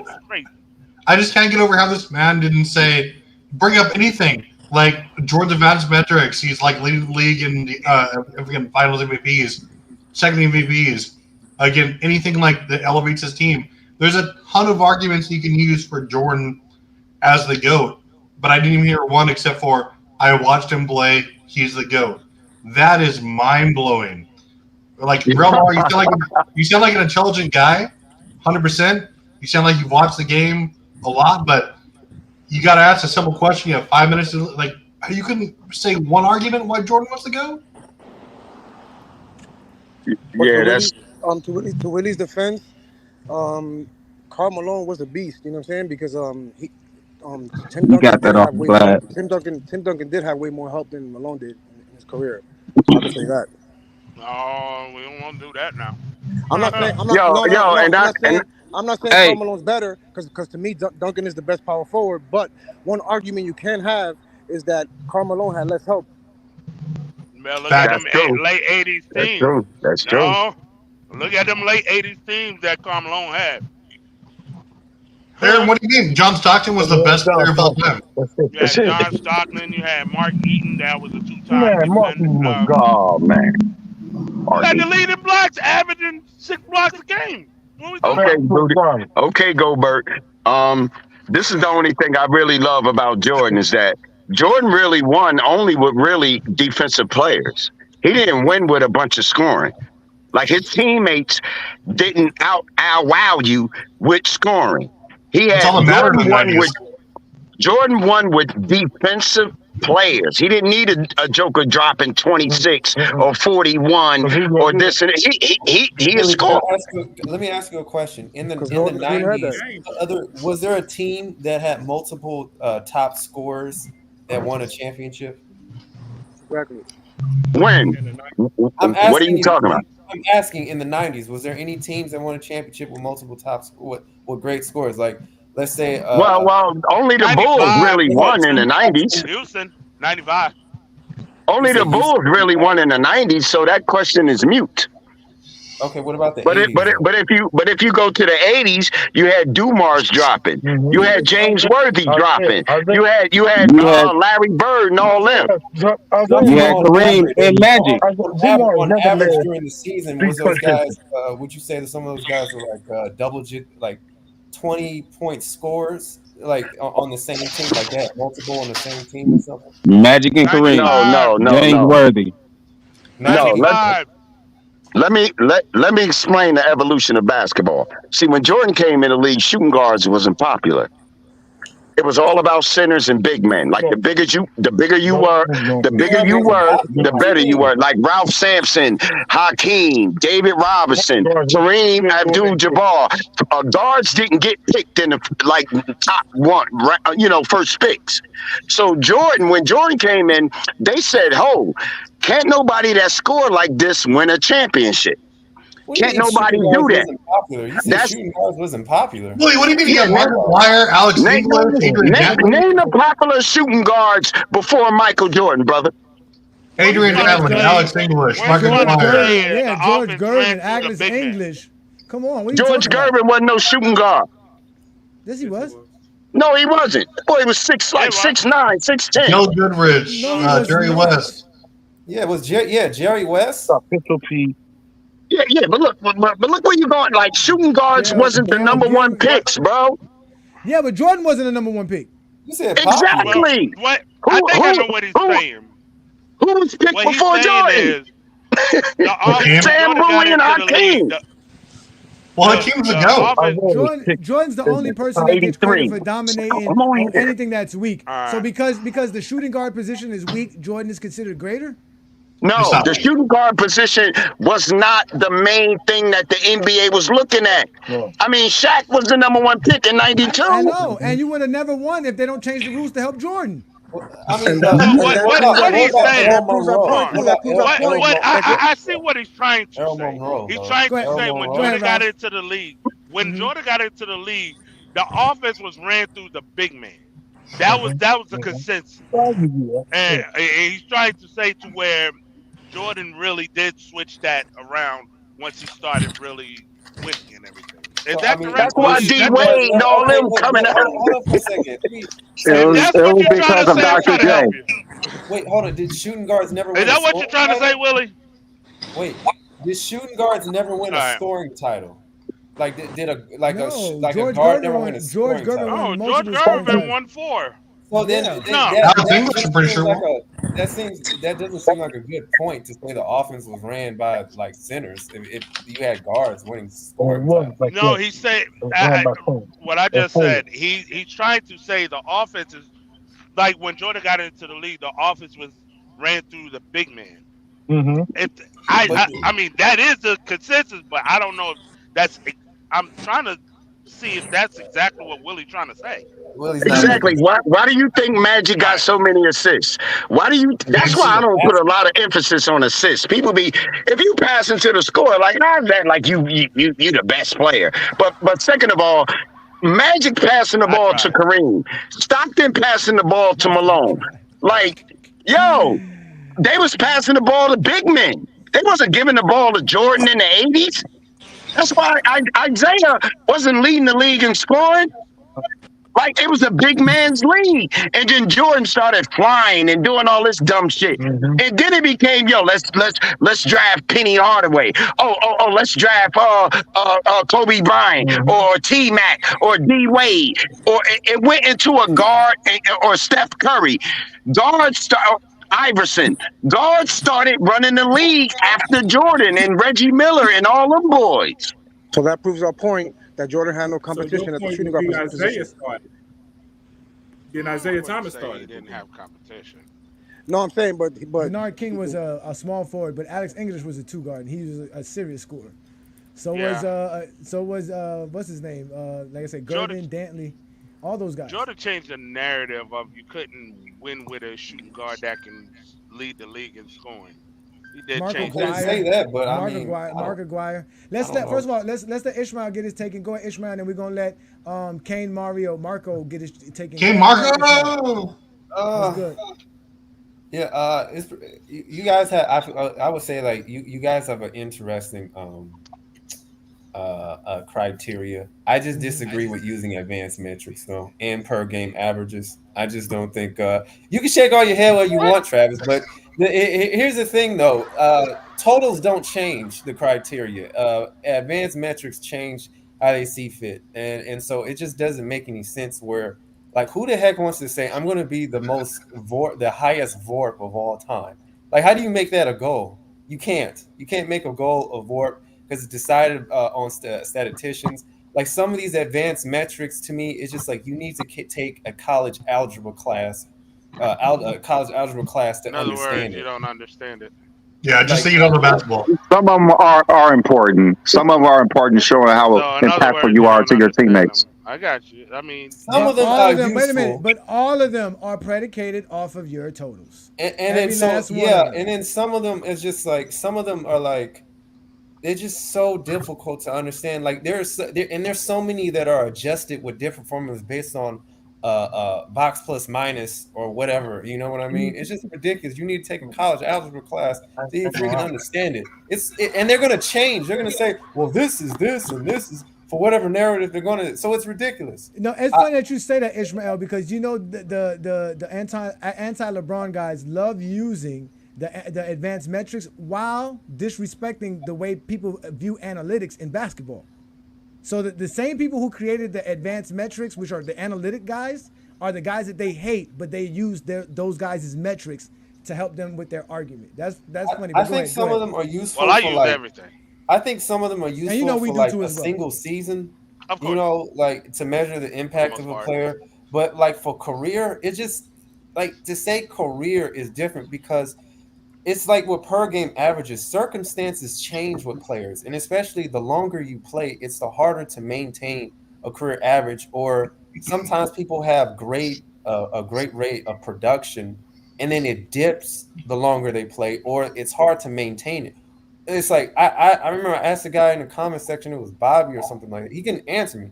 I said because I use player A. Player A played 1,300 games, scored 27 points per game, right? I mean 25 points per game. And then player B played 900 games and scored 25 points per game. Who's better? You can't like who do you say who's better? Well, you see you see the gap. I mean, the gap in the games is much wider than the per game the example that you gave. So I wouldn't.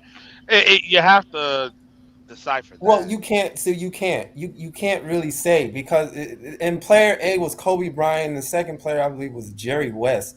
So it's like, and then the fact that Jerry West is ranked higher all time in per game averages. But per game averages is an estimate value based on the games that you play and from the production. And so that's why you have to decide on a time played. You can't just be like, that's subjective. No, thank you. Like you can't do that. Like Travis, in next 5 years, what is the average NBA career is 10 years? Are we going to say like, oh, now we got to do 15? It would double in the next 5 years. Look, man, no, man. That's why I'm sticking with totals because the purpose of totals is to go based off production. Despite the games you play, it doesn't matter because it goes based off a ranking. If you continue to score, your ranking goes up. If you continue to rebound, your ranking goes up. With per game averages, you continue to play, your averages can go down. So that makes it very difficult. You can't go like averages are good to me in single season, but you That's can't why you go don't use either. That's why you use gotta count. You gotta count everything. You just can't count one specific thing. How do you count If that? you You just can't even count, tell me who's you better. You count can't tell me who's everything. better. You can't tell me who's better between that's what Kobe you got to do and between Jerry both. West. That's what you got to do You between can't. both because Jerry West don't Who's have better? 33,000 points. Kobe Bryant does. That's why That's we the got to do total. both. Exactly. Yeah, we Kobe's got to do better. both. Though. We got to do both. Let's let Kane Marco get his take, and he's been very patient. What you got for us for today's topic, sir? What's good, fellas, man? Appreciate y'all having me on. To kind of explain what y'all was just talking about with the stats and all that. To me, when we get down to the top 10, 15 players of all time, all of those players average some variation of between 20 to 30 points, 5 to 10 rebounds, 5 to 10 assists, 1 to 2 steals, 1 to 2 blocks. So let's throw that out. We don't give a damn. At the end of the day, like Hermit would say, you play to win the game. Now, when we look at Jordan, what I called in for is to tell y'all why Jordan is the GOAT. So when you look at Jordan, when he played, he was indisputably the best offensive player in the league. Am I right? Yes. If you go scoring, okay. He was the best scorer. Yeah, go ahead. And he was also the best defensive player at his position. Now, when we go back to the different eras, and not to mention he also was the most dominant winner and the most clutch player. Now, when we go back to the other eras, and I'm not that old, so I don't go that far back.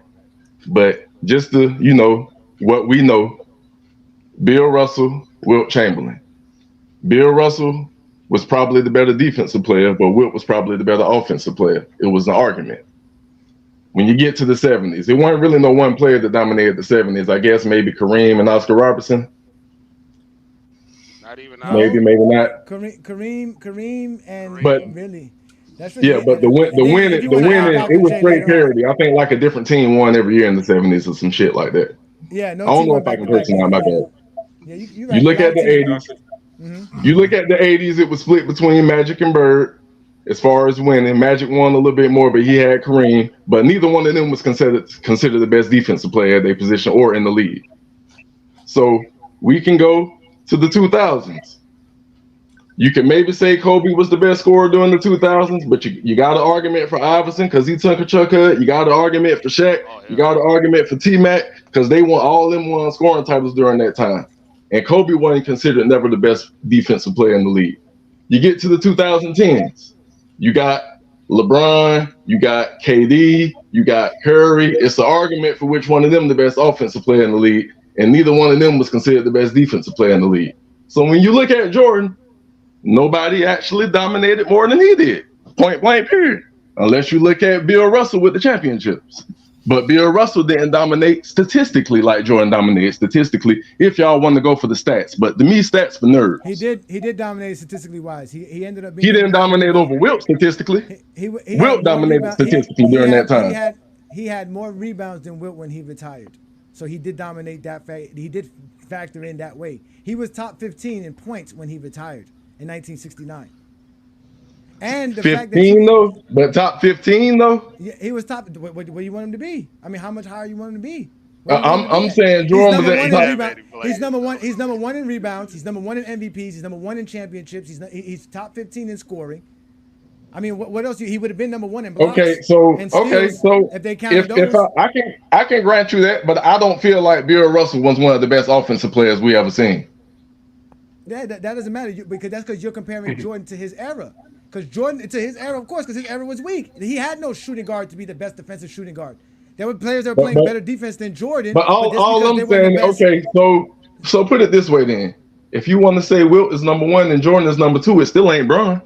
No, see, look, there you go again. It's still Bron because Bron dominated across the board. It still is Bron. You're trying to find a way to make it not LeBron while you're sitting here and taking Jordan out of the GOAT debate. You're basically taking Jordan out. You just proved our point that no matter what y'all do, all y'all do is prove why Michael Jordan is not the GOAT. Because you just said, give me a chance to prove Michael Jordan's the GOAT. Now, when I show everything that you're bringing up doesn't make Michael Jordan the GOAT, you're like, well, at least it makes him better than LeBron. So are you guys only concerned with how LeBron is ranked in any ranking list? Ain't this a LeBron channel? Wait, Kane Marco, are you the juggernaut? Hold on, wait, no, wait. I am absolutely the juggernaut. No, listen. I here in GOAT James Kingdom, and Brandon and I, we've came up with a criteria proving LeBron the GOAT. He was just as dominant. You talking about him not being dominant because what? He wasn't better than Kawhi Leonard as a defender? Kawhi Leonard wasn't the best defender in the 2010s. Hey, Johnny, I do want to say Wilt does have more rebounds in the 60s than Bill Russell. Don't play with it. No. You say in the 60s. And I ain't using Google and none of that, and I ain't see it. Wait. When Bill Russell retired, he was number 1 in rebounds. Wilt Chamberlain not have 22,000 rebounds in 1969, Ralph. But Bill Russell came in the league before Wilt Chamberlain. Yeah, he came in at 50s though. But that's what I said. I said when he retired, he was number 1 in rebounds. It took Wilt Chamberlain 5 more years. It took him 5 more years in 1973 when he retired for him to get past 22,000 rebounds. He's got more in the playoffs. He's got the most in the playoffs. And he does have more in the playoffs on top of it. And he has 5 more championships than Michael Jordan. He has 9 more championships than Wilt Chamberlain. Y'all, that's what I'm saying. So I didn't hear everything. But again, Bill Russell was not a top 10 offensive player during his era. He was not a top 10 offensive player during his era. That doesn't matter. What does that have to do with anything? But that's what I said. I said Jordan was the best offensive player and the best defensive player at his position. You said that how was Jordan a better offensive player? We can say there was players better than Jordan offensively. Scoring doesn't make you the best offensive player. So who was the best offensive player then during the 90s? There's a lot of players we can throw out there for go ahead. I'll wait. I'll wait. I can start off with John Stockton. Go ahead. I'll wait. And let's see if anybody on the panel agree with you. Let's see if anybody on the panel agree with you. Let's see if anybody in the sports history agrees with you. Clearly was a better scorer to start off his career along. You are not going to ask me a question and then try to overtalk me. Yeah. I want to. John Stockton averaged well over 10 assists per game throughout the 90s. He was a great offensive player. His shooting efficiency was great. His 3-point shooting was great. His free throw shooting was great. He was a great offensive player. You only want to go off of scoring. You're going to say he's not a great offensive player. Why? Because he only averaged 13 points per game or 14 points per game? But he was averaging 10, 12 assists.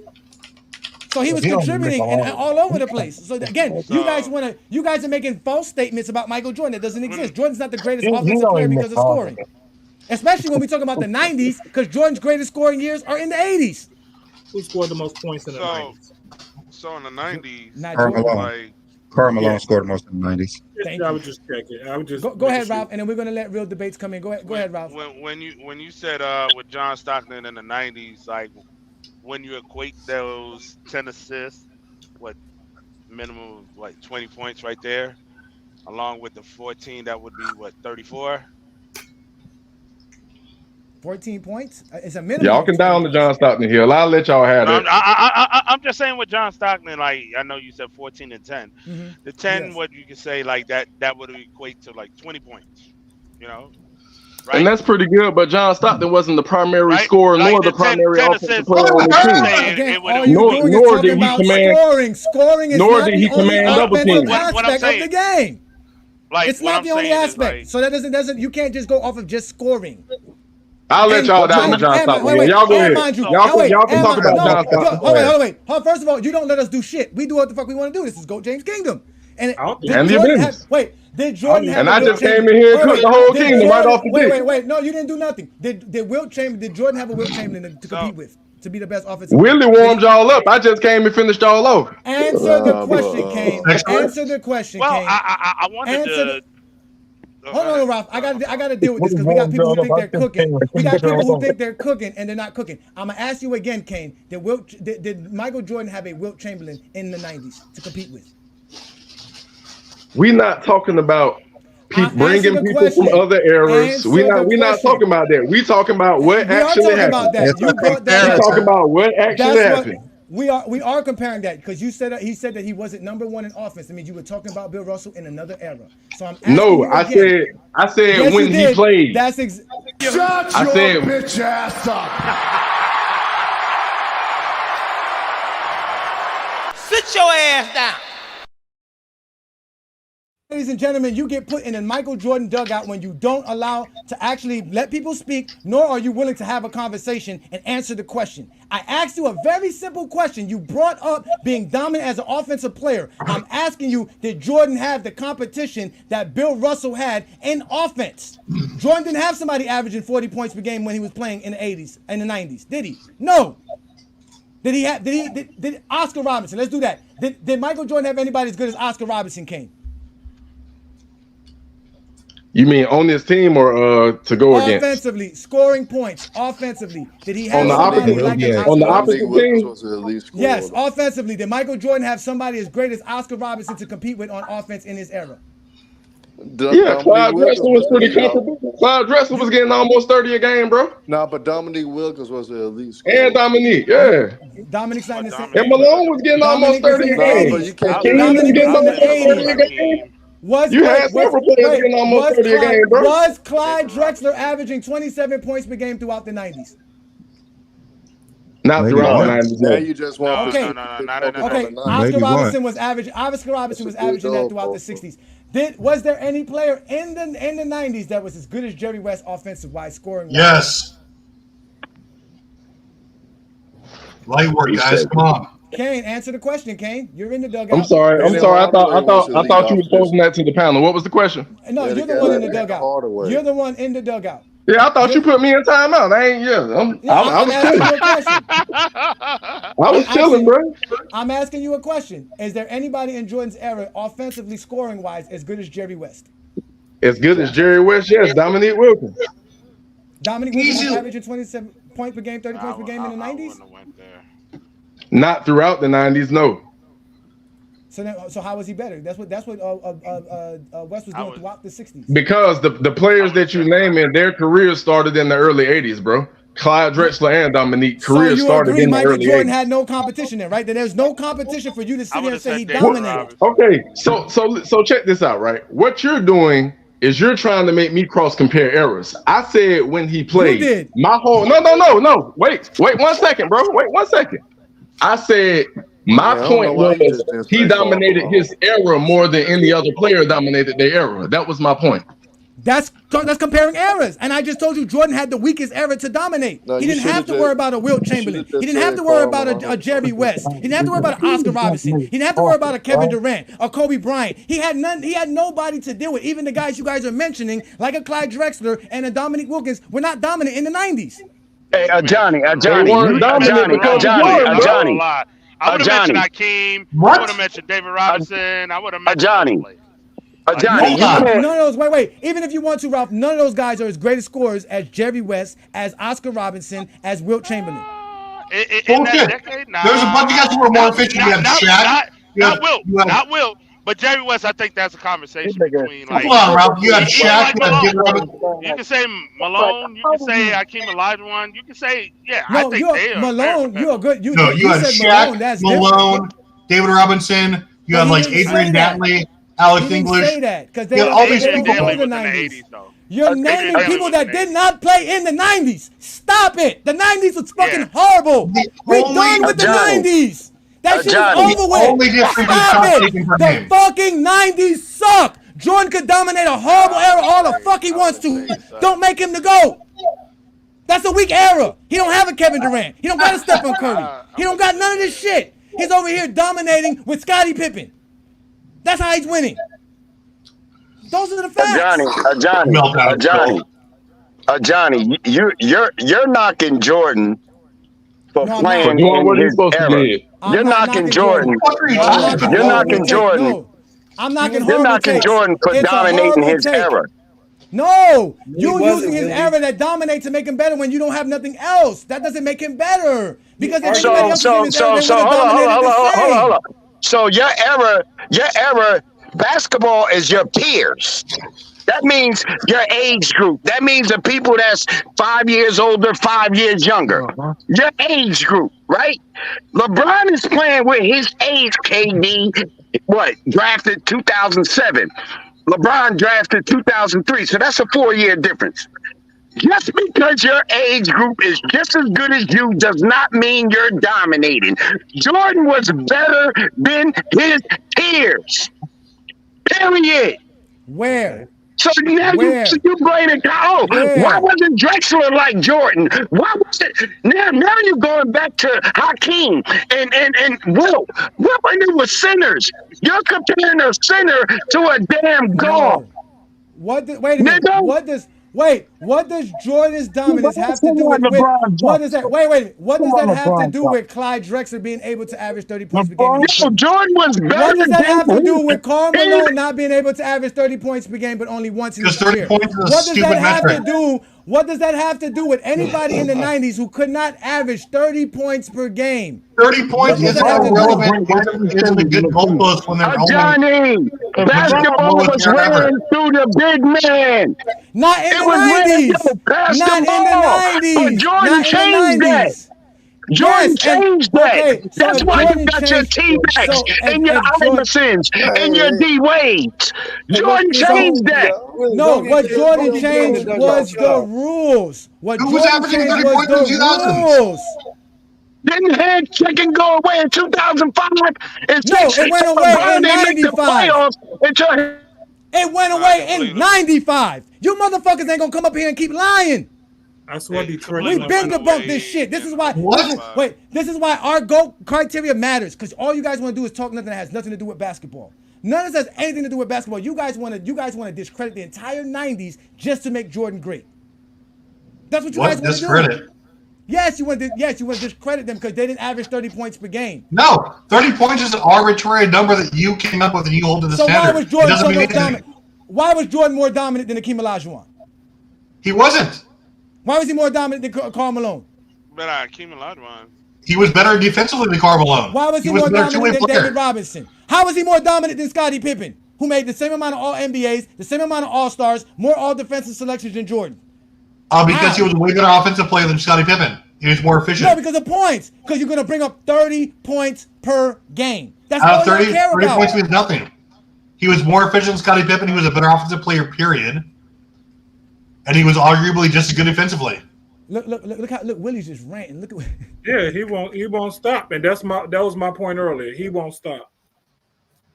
Let's get real debates. Points per game measurement is only have to do with eras. This is why I like to have one person up at a time, because we do have to let other people speak. So we're gonna do this because I have to address. Look at Hollywood Herb. Let's get to it right here. Real debates. Step up to the mic. Appreciate you. Thank you. And Herman, come up next. Go ahead. Real debates. We're waiting for your take, please. Are you there, Real Debates? He power drinking his 211, man. Okay. All right, so go ahead, Herm. Go ahead, Herm. When he get it. Go ahead, Herm. Shout out to Herm. Salute, hey Johnny. We're not suspended no more, Herm. We're not suspended no more. Hey, that's good. Hey, but see, I'm not gonna cook you on Africa like that anymore, man. So we won't be suspended again. I cooked it so bad, he had to go to. He tried to ditch the dream team by showing the tapes against Croatia.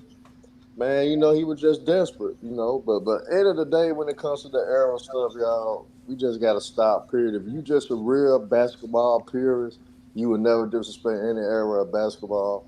You would look at it just as a fan of the game. You're not gonna try to diss it or discredit just to uplift other guys. The '90s did. To answer your question that you asked, though, hey Johnny, you said scores. David Robinson basically did average 30. You do the 29.9. Shaq averaged 29.2 as a 21-year-old. You had Karl Malone that was consistent, 27 or more points per game for the most part, especially in his peak when Utah was competing for the titles. But it was great scores in the 90s. It was great scores in every era. It's not that many eras going to have consistently guys that scoring 30 points a game. You consistently not going to have. You have it now more in this era just due to how the game has changed and it's more offensive based. And of course you got talented guys now. You got a lot of guys that are bucket getters, and how the game is played, it's bucket getters. This is a good era for any bucket getter. You don't even have to be the best defensive. As long as you a bucket getter, this is the area that you need to be in. But just this era, Jordan had years in the 90s that he was only averaging 28, 29 points. He wasn't averaging 30 every year in the 90s. And at the end of the day, he still was winning scoring titles. His averaging 28. So, end of the day, we don't have to diss any era, man. That's why I really want us not to do hey Johnny. We don't have to do that. We can still talk about how great LeBron is without dissing any eras. We could talk about how great Jordan, Wilt, Kareem, all those guys without dissing eras. That's where the basketball talks go left. That's why we all at times will sound like casuals because we dissing arrows. We just got to talk the game and actually talk as fans of the game. We all love basketball. Let's act like it. But That's that's we what I need was to do. trying to explain because they love to do this thing about Jordan dominating his era. And they forget that there's plenty of players who dominated their era. Magic dominated his era. There's a lot of people who dominated their era. Shoot, if we want to, we brought up Kareem. Because there was no Dr. J, he dominated the NBA for 5-6 years. But he was winning MVPs. But he won 4 MVPs between 1971 and 1976. Right? So it's like, there's plenty of players who were dominant. None of that makes Michael Jordan the GOAT. That's what they fail to realize. Like Jordan didn't have no competition. I sat here and did a whole criteria. You saw it yesterday for the greatest teams of all times and the teams that won the most games. There wasn't even teams in the 90s that could win 65 games. While in every other era, there was multiple teams who can do it. The 90s was a Had very a lot of special 64 era. win teams, though. You know, Bro, you capping too, man. Yeah. You capping, bro. Orlando Magic won. Jordan faced more 60 win teams than everybody, bro. Yeah, the I 90s said there had wasn't no 28. teams that couldn't They win had 28, 65 60+ games. You guys have to listen. Yeah, If yeah, 60 he wins right means about so the much, 65. if you got 65 wins, what does it matter if you're playing a 60-win team? Who faced more teams with a better record and beat them with a better record? Michael Jordan or LeBron, Kane? Kobe Bryant. You tell me. That is true about Kobe. LeBron. Kobe LeBron beat the faced- best competition. LeBron beat in all teams of with a them. higher record and a higher seed than him than Jordan did, by far. But LeBron got upset way more times than anybody else too. Upset meaning by what? Upset meaning what's he the was upset?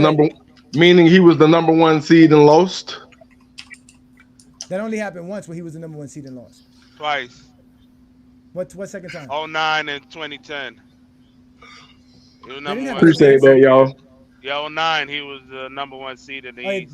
They did have the number 1 seed in 2010 as well. You're right. They just won less games. So those are 2 times that he won that. So we're going to hold LeBron accountable for not being able to win the championship because he won 60-something games? But you're going to praise the team that Jordan played that didn't win the championship for winning 60 games? So the bottom line is this. When Jordan had the championship caliber team, he didn't lose. When LeBron had championship caliber teams, he still got his ass whooped. What teams were that? All his teams that were either the number 1 seed or made the finals. So all you got to do is be a number 1 Teams seed was and be a that? Which teams was that? No, which teams was that? Which teams was that? 09 and 10. Those are only 2 teams. Yeah, I was gonna say that. I said all his teams that he played on that were either the number 1 seed or made the finals. So that's about 12 different. That's about 12 different teams, right? So making the finals make you the favorite? And so No, that makes you a championship caliber team. If you have a so you're championship saying caliber team, Jordan you should only- make the finals. So that only happened 6 times with Jordan. Exactly. So So Jordan you was said that only only happened 6 times with Jordan. So LeBron had more championship teams than Jordan. He had more. He was on more championship teams. caliber teams than Jordan. Yes. Because he got to the finals. And more than he still won less and lost more. What does that have to do with anything, though? That means nothing. Winning more doesn't mean nothing. Jordan didn't win more. He didn't win the most. How he didn't win the most? He won more, but not the most. 6 is not the most championship wins, my friend. We talking about Jordan and LeBron, right? Ain't this a LeBron channel? We're It talking seems about like the there's a lot of greatest players goalposts of all moving on time. this channel. No, I thought the goalpost was gone. Kane, the greatest players of all time. We count everybody. You don't. It's not Michael Jordan versus LeBron. You can't make Michael Jordan better than anybody else. How is he even better than LeBron? My bad. I thought it said Goat James Kingdom on your page or something. That means he's better than everybody, not just Jordan. He's better than everybody, not just Jordan. This is not But you ain't proved one point about him being better than Jordan. Yes, we did. We proved the point that he's better than Jordan. We just told you that. We proved it. Bro, you brought out John Stockton and started dissing errors and cross comparing and everything, bro. You did all kind of running and goalpost moving, bro. No, we didn't. Bro, you're not listening. You don't listen. We going player for player. No, it's not player for player. It's the greatest players of all time. You have to go against all players. This is not Mortal Kombat. John. Give me a hug. Let's let Ruddy Hood Sports get his take in. Ruddy Hood Sports, thank you for joining us again on the platform. What you got for us, before you brother? start that, Johnny, I got to roll. Yo, I appreciate you. appreciate you, Salute Ralph. y'all. All right, All right, Ralph. thanks for coming on, Ralph. Stop by. Thanks, Ralph, man. Appreciate you. It's good to see you, brother. Appreciate you, man. Always, always. All right. See you next week if you can. So go ahead, Ruddy Sports. What you got for us? Yo, what's good, everybody, man? I hope everyone is chilling on this good God-given Sunday. Doing the Lord's work. Yes, sir. Yes, sir. So here's my thing, right? When it comes, for me, there's about 3 or 4 players in the GOAT debate. Wilt, Kareem, LeBron, Jordan. And I know the main 2 that are argued, obviously, is LeBron and Michael Jordan. And what a lot of people like to do, the main argument that I've heard for Jordan over all these years, I'm only 37, you know what I mean? Over all these years, the main argument I've heard is 6-0. 6-0, 6-0, 6-0. And for me, championships are team accomplishments. This is why on an earlier show, I had said that the difference between LeBron's 17 points per game in 2011, the difference between that being a finals MVP worthy performance or being a flop, or a choke is whether his team won or not, because Iggy and Kawhi won a finals MVP with those same numbers. So we have to take into account that championships are team accomplishments. So what I like to do is compare the 2 individuals. Who's the better rebounder? Who's the better passer? Who's the better playmaker? Who's the better scorer? Who's the better shooter? Who has the higher field goal percentage and 3-point percentage? And who can play 1 through 5? Who can guard 1 through 5? Whose impact is greater? LeBron went to 3 separate teams and won a finals MVP with 3 different teams. Only player to do that in history. That should tell you that it wasn't the team around him. It was LeBron. LeBron was the determining factor. And here's the other thing, right? They want to talk about LeBron didn't dominate his era. I also said this before.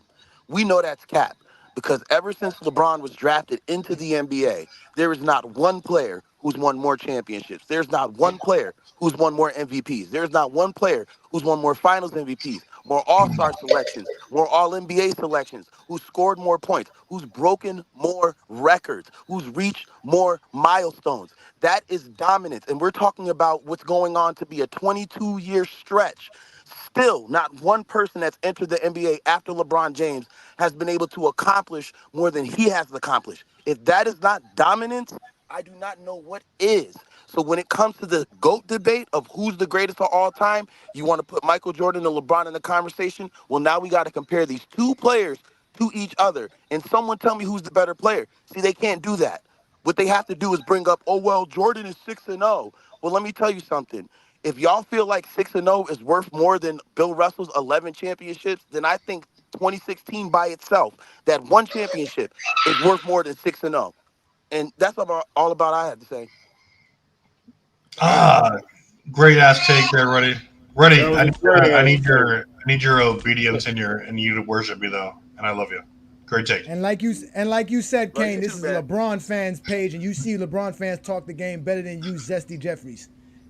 Nah, that he did. That was a cool little take, man. It was cool. I like that take. I really did. I'm not impressed with the take, man. You know, Yeah, that was cute. But the whole championships being the team accomplishment thing, all these players that we talking about that's in the GOAT discussion done had about the same amount of chances to win the championship. And LeBron probably done had more than everybody, but he still lost more than everybody. So miss me with that, man. He was by himself, bro. That's why I said team accomplishment. It's 5 people. But all these players that had the same amount of chances to win, bro. I'm gonna tell you. And he happened to come up more than everybody else. All right. Because you I can see if all the other players had way more chances than him to win the championship, that would be different. I mean, you trying to act like Michael Jordan is the standard for titles when he's not. So I don't understand this argument. The argument because you didn't listen to what I said the first time. I said not only the championships, I said he was the best offensive player and the best defensive player at his position, along with the championships, along with being clutch. What does his position has to do with anything? We're talking about the greatest players. Who cares about his position? We talking about the greatest players of all time, not the greatest shooting guards of all time.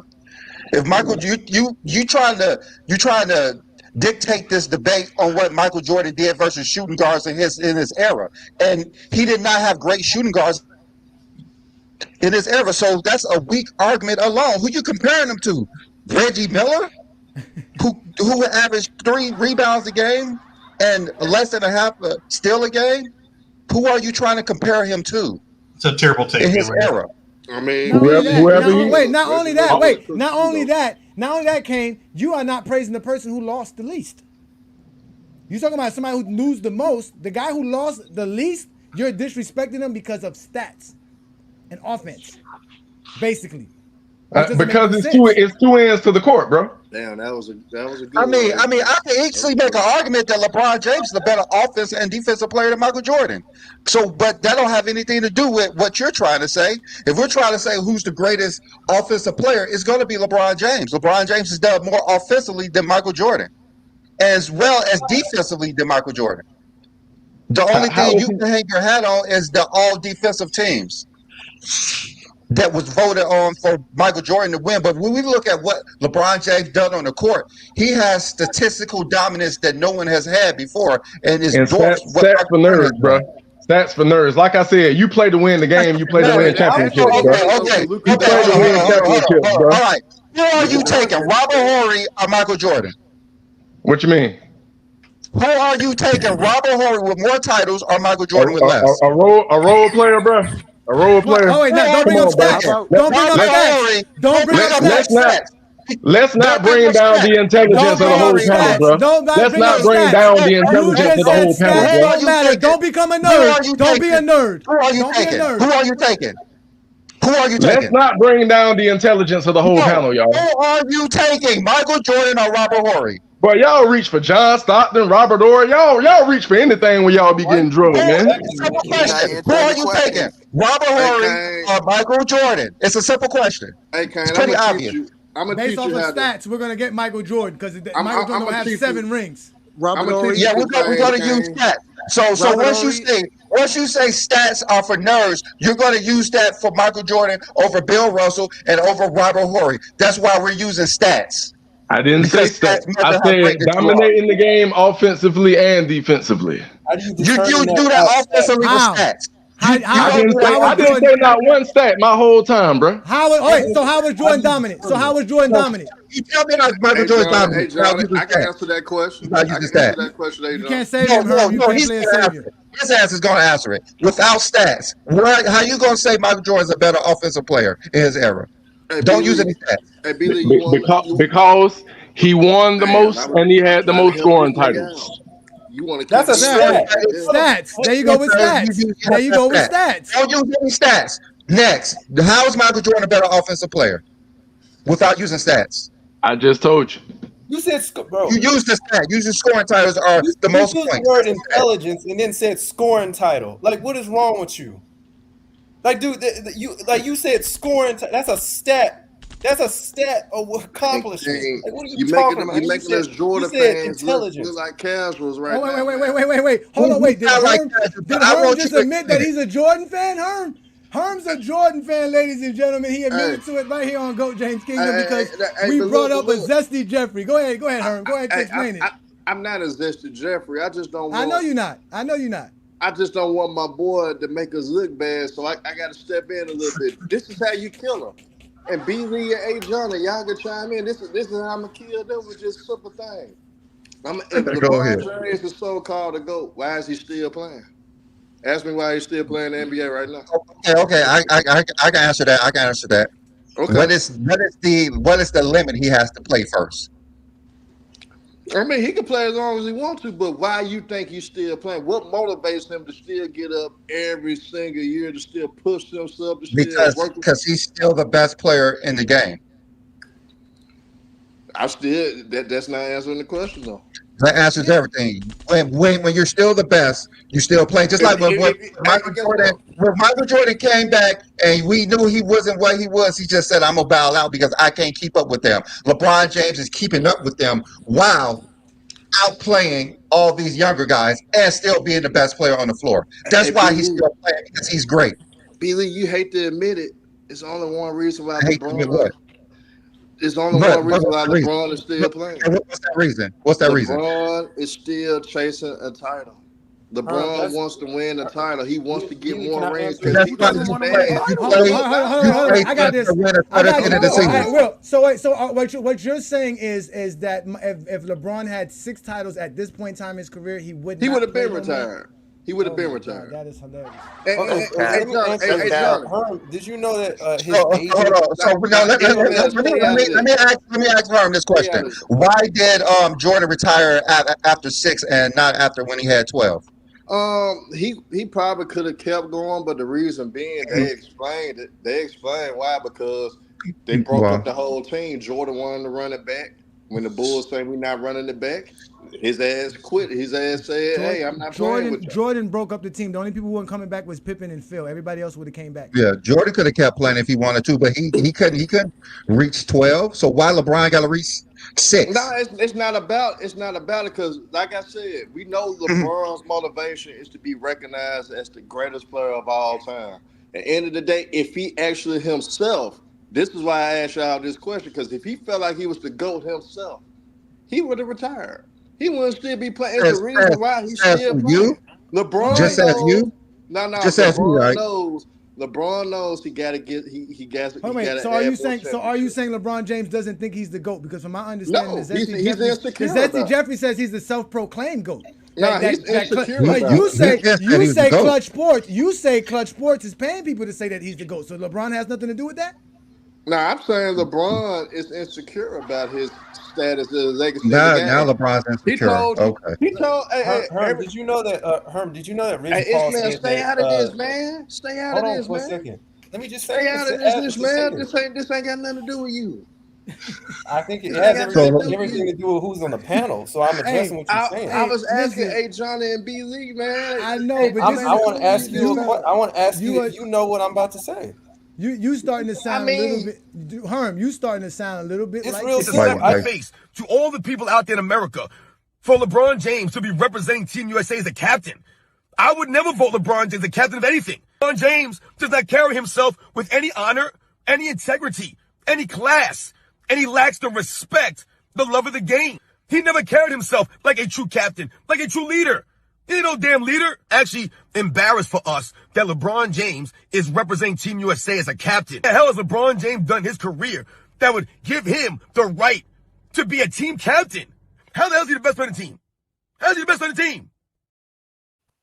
All right. I wouldn't go that far though. You know, I'm gonna ask you this. You call him insecure and everything for some reason. Herm, I ask you this: if LeBron James wins a championship in 2025, coming up this NBA season, would that make him the GOAT, or does he still have to keep playing to win 6? I think LeBron would feel comfortable enough to feel like, okay, I got this 5th ring. I did it I won my 5th championship at 40 years old. I did this at 40. So I think LeBron himself would feel like, I'm good now. I did it now. Nobody can question. What about you? Would you make him the GOAT if he won a championship with his I'm not gonna lie. If he win, I'm gonna tell you right now. And this is on record. This would be on record. If LeBron James win his 5th title this year with this team that he got right now, they don't make any adjustments, anything, like don't even get a superstar count. He wins with this roster right here. I'll say he's the GOAT. Shots fired. All right, let's let Mingo Justin in, because Mingo Justin just showed up. You got something to say, Brandon? I wanted to ask him a question. No, hold on, because it's going to go too far. Let's let Mingo Justin come in first, and then you can ask Herm a question. Herm got all day. He's suspended on FYF. Go ahead, Mingo Justin. What's good, brother? What's going on, man? I don't understand what I don't even understand what the combo done went. I mean, like everybody be everywhere. Like we'll be talking about one specific thing, then y'all start bringing up Robert Horry and all. Man, who the heck? Bro, Horry got 7 championships. Yeah, but bro ain't got nothing else outside of those 7 championships. What else he got outside of those 7 championships? Name some stuff.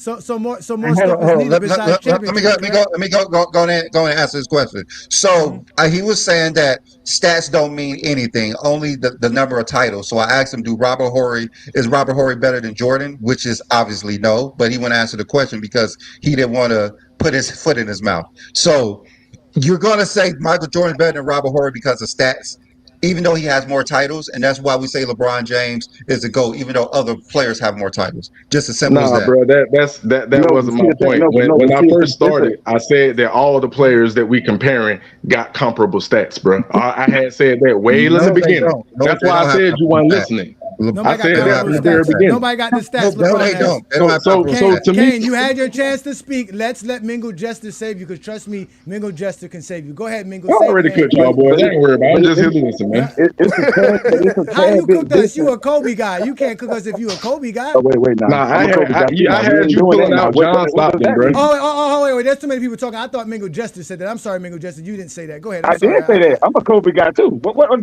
that No. mean? You said you cooked us. When did you cook us? I never said that.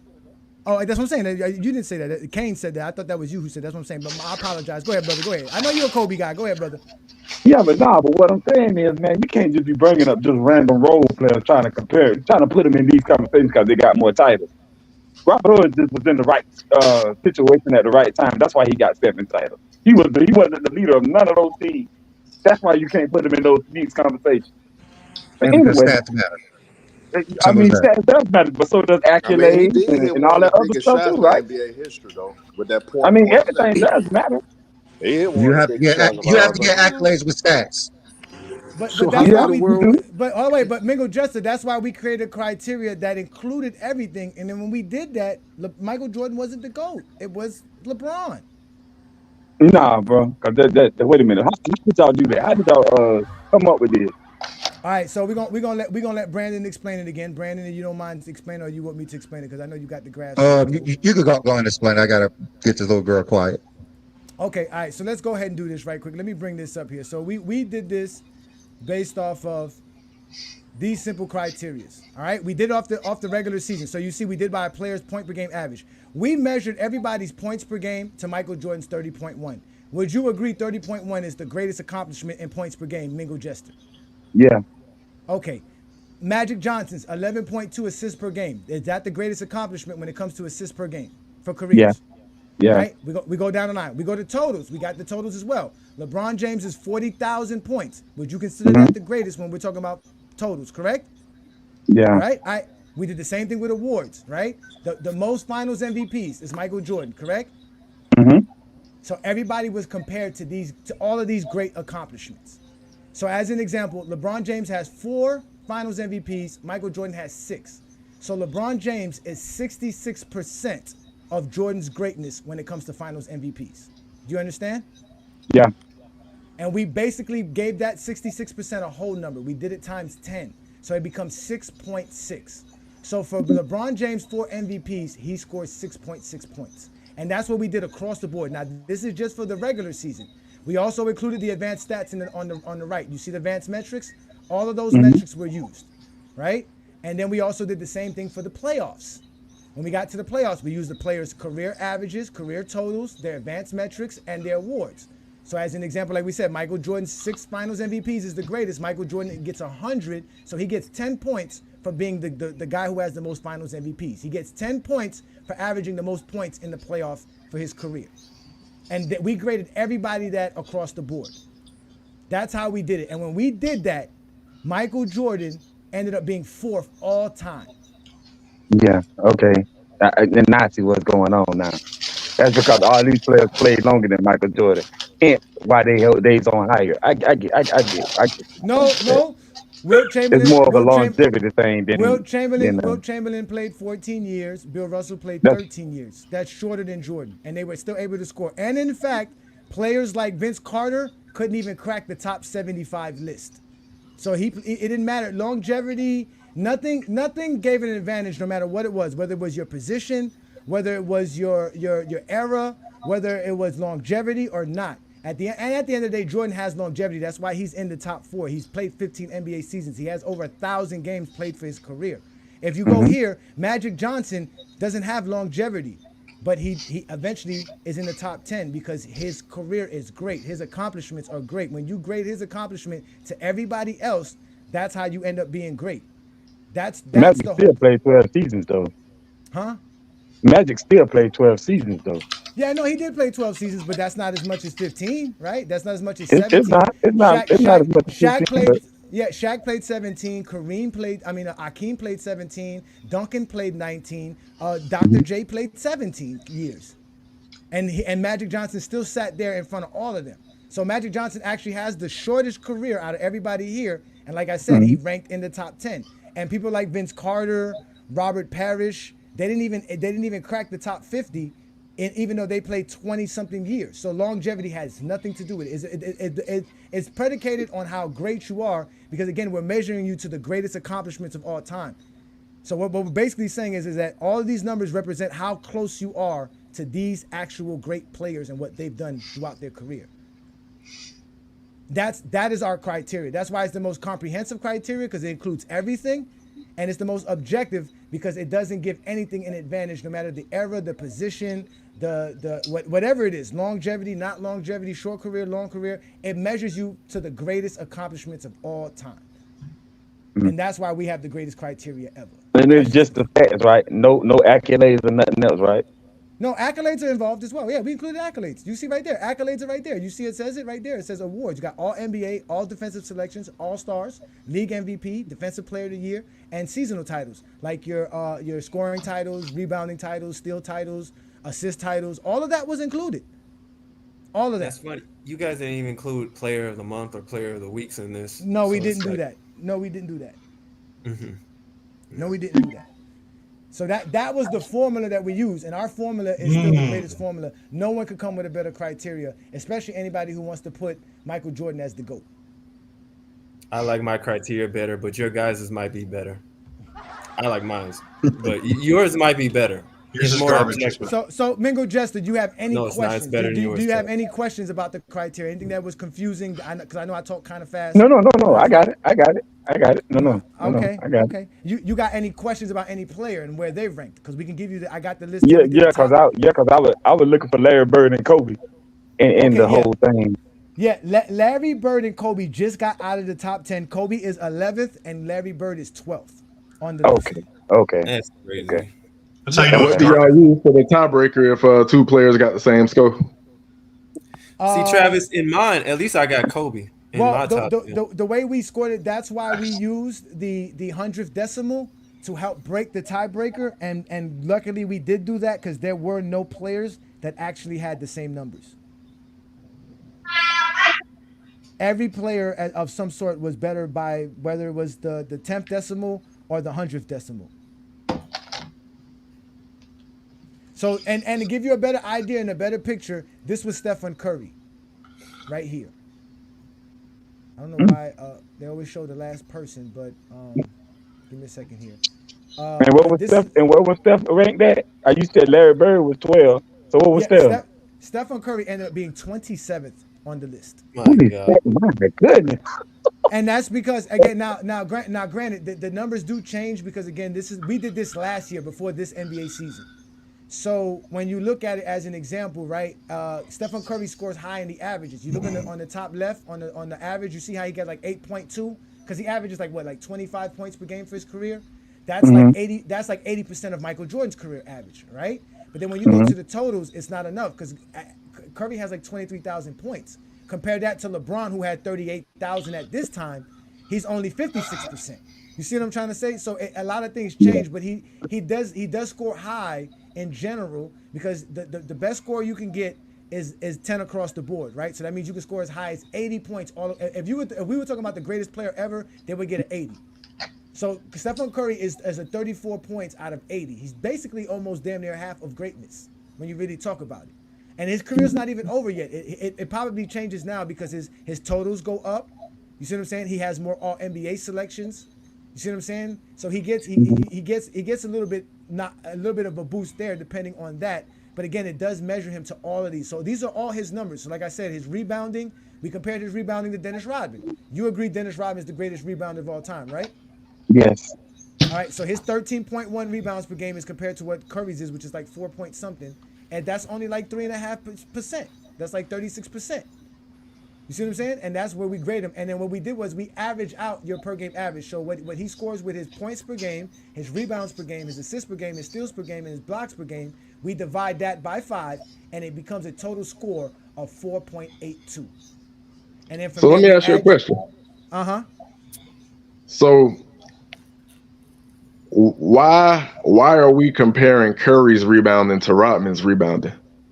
That's a great question, because at the end of the day, right, points per game is a neutral thing. It doesn't matter position. You agree with that, correct? Right? It doesn't matter what position you are, you could be a great scorer, correct? So that's a neutral position. Rebounding and blocks more than likely goes to the big man. So the little men do get a disadvantage at that point.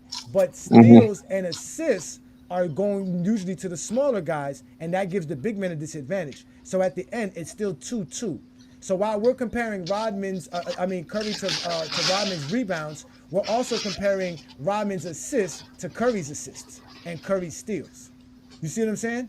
So he may have the advantage on rebounds, but because, like you said, of his position, he's not going to have the advantage on assists or steals, because Curry's going to have that as a guard.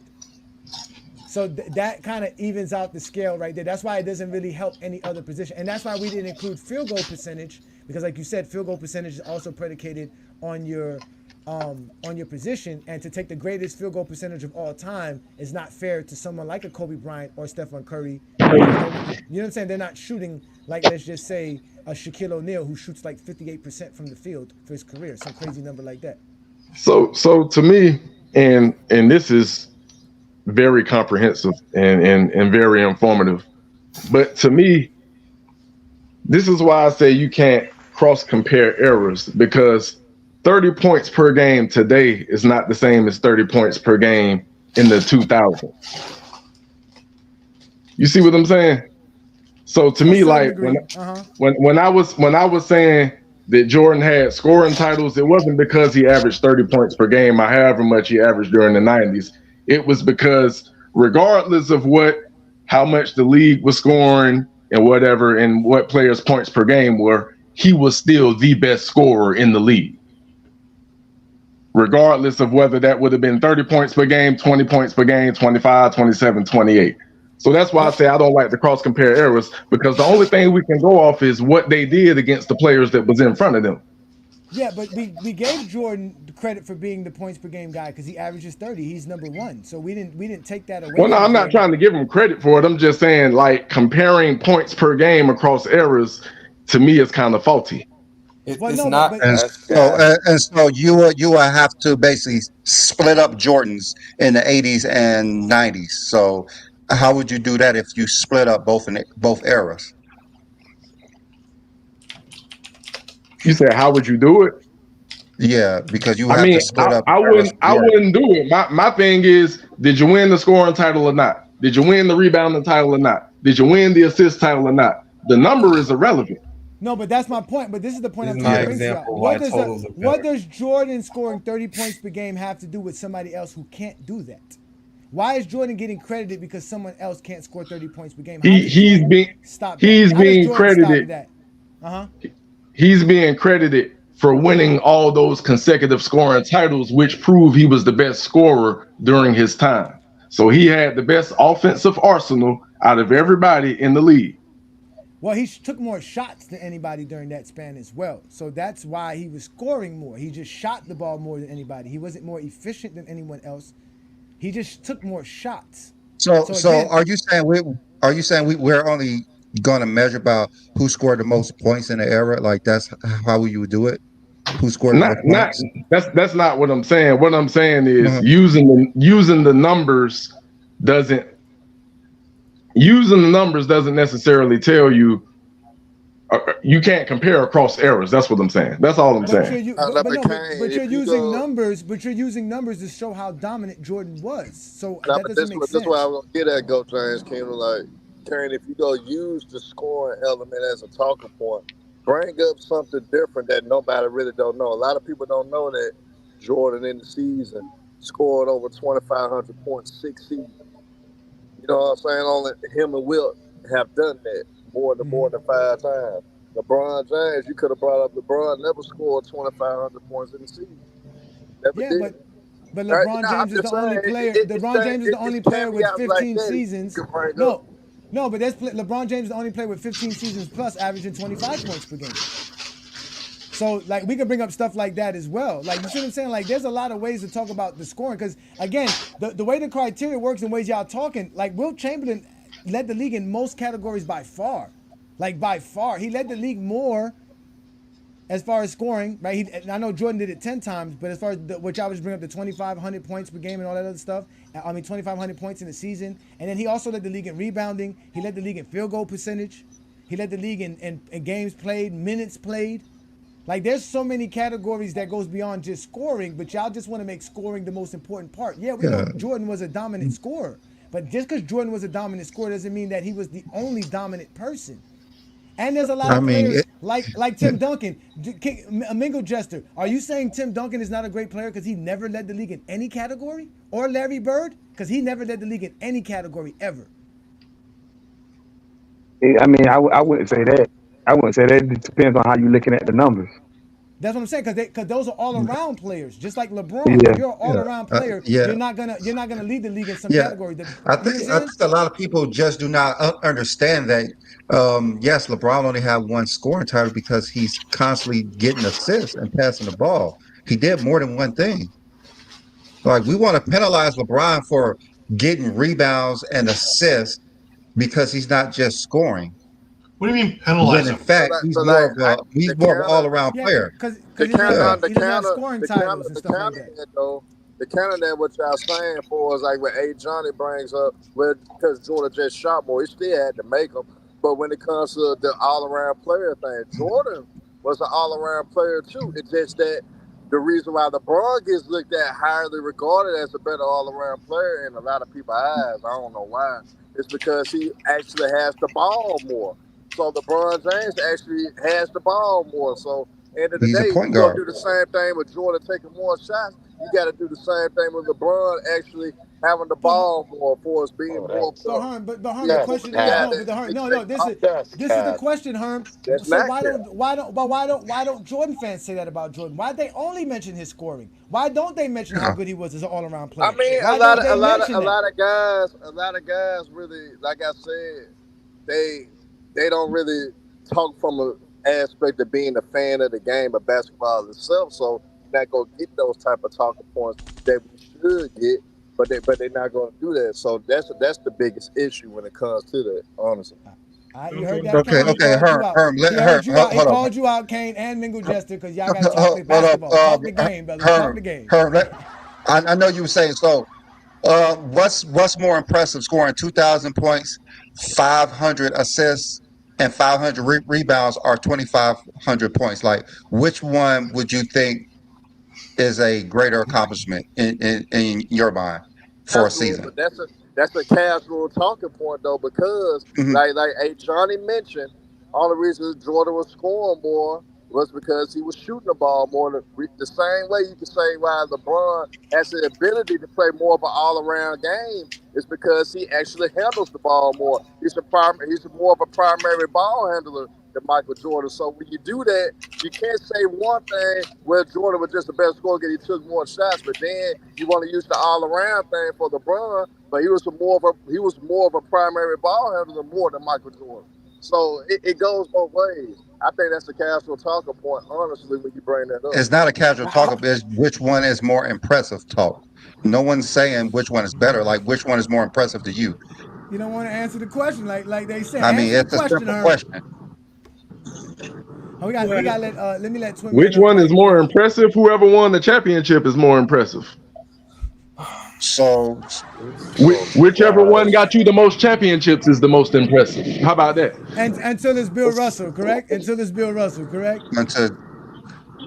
I wanted to say the stats that y'all act like y'all was alive for Bill Russell, bro. Y'all going straight off Google, bro. You don't want to talk about titles. You don't want to talk about titles. Well, I wanted to say the stats that are actually comparable across errors without anything are totals, because it's not it's not based on per game averages for that set season. It's based on the ranking of everybody that's played in NBA history, and they go based off that record. Yes, because it's like I understand like when people say that you can't compare errors for averages like that because the different level of pace of play and different rules affect that. But I do know totals you can't compare it like that because it's not based on the rate of production.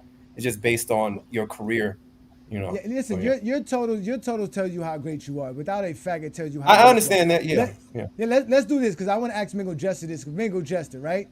We in our criteria, Jason Kidd ended up being better than these 4 point guards. Would you agree? And it goes down the line. So it's basically Jason Kidd, Westbrook, then Gary Payton, then Tony Parker, then Stephon Marbury. Would you agree with that down the line as in this 5 order ranking with these 5 Yes, guys?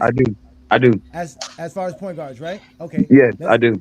All right, so let's go here. We know Jordan and Kobe were the 2 best shooting guards, right? So after that, we had Dwayne Wade ended up being the next best one, but then it was AI, Gervin, Allen, and then Reggie Miller. Would you agree with this order as far as shooting guards go? I do. Ranking them? I do. Okay. Mm-hmm. All right, how about this one? This one might throw you off a little bit. Scottie Pippen was ranked higher than these 4 small forwards in our rank list. Would you agree with this ranking? I got a hard time with Scottie Pippen and Kawhi Leonard.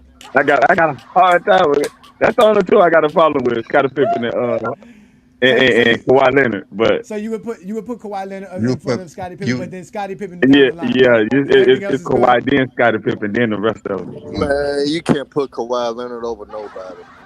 He barely be on the court. I get that, but Kawhi Leonard a hell of a player, though. That's what John said. Shout out to John. I know he had to get up out of here. We've been here for a while. We're about to get up out of here real shortly. We've been having fun. Shout out to everybody again. We are debuting on FYF today for the first time. So shout out to everybody who's showing love to us on FYF. Yeah, I know we are also on Facebook, Instagram. Well, we just got off of Instagram because we went too long, but we're having some fun. Let's keep going, Mingo Justin. Let's keep going. Where Bird at?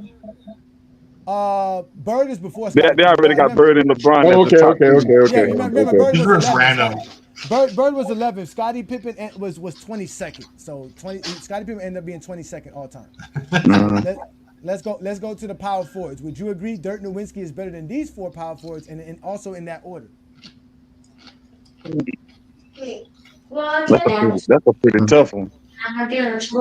Wow, who you want to put higher? I would actually go Anthony Davis, then Dennis Rodman, and then you know.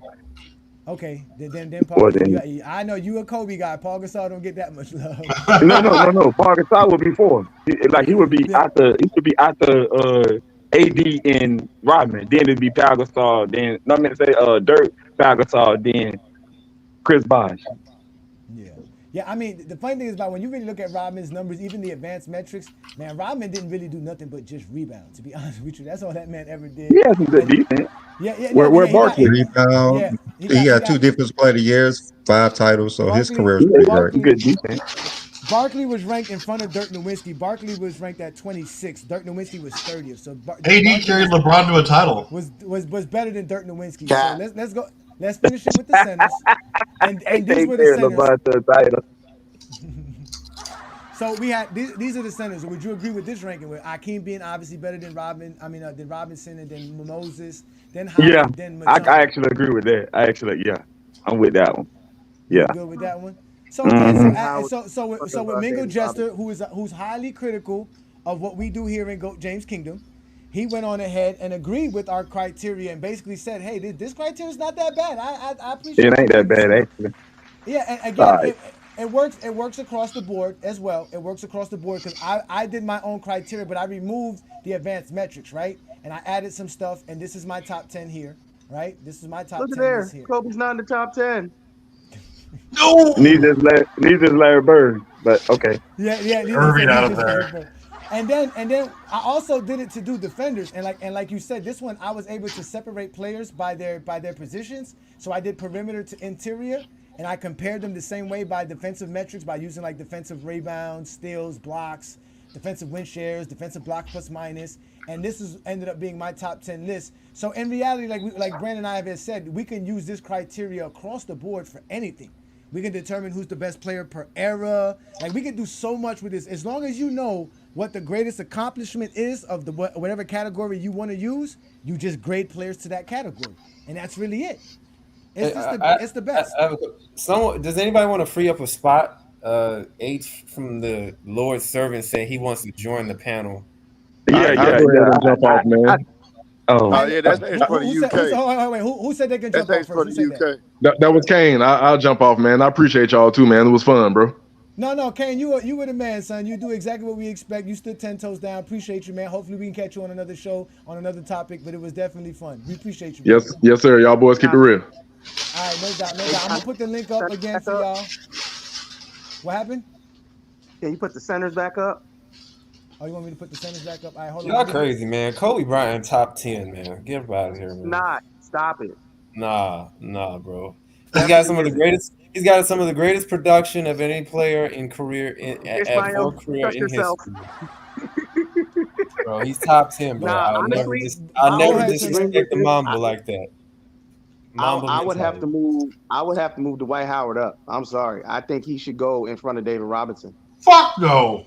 That's incredible. You tapping right insane. That's insane, right there. Twin man, just had to get y'all going. I'm sorry. Just to let you know, Dwight Howard was ranked 37th all time, and David Robinson is 15th. There's no way. Listen, in hell I you're was gonna just have trolling him the jump mess up with that y'all, many bro. I just knew somebody was gonna get upset. That's why I did it. But Let me honestly, if I was gonna switch anybody, it would be Moses and Dwight. Yeah, I don't know where he's at. Hey, so I don't know if I was paying attention to that. So, hey, Johnny, do you rank the awards differently by the numbers? Or it's like, well, my original criteria before Brandon showed me his, because what happened was Brandon and I challenged each other to come up with a criteria. That was the criteria Brandon brought up. My original criteria was this, and what I did was I basically I'm talking about right now, like right now. Right now I go everything how Brandon does it. I go off of the actual accolades as who's the greatest in each category. That's how I do it. I mean, Kobe got some of the most accolades out there. He got like, I think, I don't know, if it's second or third most All NBA selections. Second. Second. All right, so put it like this: all defensive selections. Dr. J scored 40. Dr. J scored 42.32. Kobe scored 40.48. Bird. Man, Dr. J didn't even play in the NBA that long, man. Why he even here, bro? Man, you need to come back. Kobe took Bryant to the prom. Let's let H get his. Let's let H get his take in, because we're gonna get up out of here. Again, y'all, thank you for joining us. This is the GOAT James Kingdom Show with B. Lee and A. Johnny. We go live every Sunday noon to talk the GOAT conversation and basketball like none other. We let people have different takes. There is no other platform where you will see LeBron fans, Jordan fans, and Kobe fans have a civil, decent conversation about basketball other right here than GOAT James Kingdom. Go ahead, H. What you got for us here? We're ready for your take, brother. Yeah, man, this is not really a take, man. Just salute everyone, man. Salute Johnny, salute everyone there on the panel. I probably, how can I say, I'm joining late, so just give me a quick rundown of your top 10. I'm guessing you scored this according to accolades, data analytics, and majority of it's being quantitative data, if I'm not mistaken. Is that correct? Yes, we use per game averages. We use a player's totals. We use their advanced metrics. We use the awards for both playoff and regular season. And we gave you a total number based off of how good you are to those particular stats and accolades that exist in NBA history. And when we did that, Michael Jordan, Bill Russell, Wilt Chamberlain, Kareem Abdul-Jabbar, and LeBron ended up being in the top 10. LeBron's number 1, Kareem's 2, Wilt's 3, Jordan's 4th, Bill Russell is 5th. Then to round off the top 10, it was Tim Duncan, Akeem Olajuwon, Magic Johnson, Shaquille O'Neal, and Dr. J. And those are the scores that they put up respectively for grading them the way we graded them. Okay. Now, interestingly enough, just going off my top 10 in general, minus Akeem, that's pretty close, because I think, shout out to you also, having Dr. J in the top 10, kudos to you, because Dr. J is very underrated. Very, very underrated. and the We fact that you want to be your top included his 10. ABA records. We included his ABA You've records. That's got how he was able to you've do that. got to include his ABA record. You No, have we to did though. because We at the did. end of the day, no, I'm But saying how do you you have to. I include? agree with that. Now let How H do go ahead. you? Go ahead, H. Go ahead, H. Let him Yeah, finish. Let sorry. him finish. Go ahead, No, H. one thing I'd say though with these criterias is a lot of what you've used is quantitative data, but there's always the other side of the narrative. How come you don't use qualitative data? So with everything to get context of everything, you can't just use quantitative data. You have to use qualitative data as well, and that's how you get full context. Because a lot of Okay. these conversations. So go on, bro. Mm-hmm. Go on, bro. No, I was going to Go on, ask sir. you Go. what. No, I'm sorry. What qualitative data would we be able to use? That's what I was wondering. Okay. I Narratives, give right? you a list. No, qualitative data is not narratives.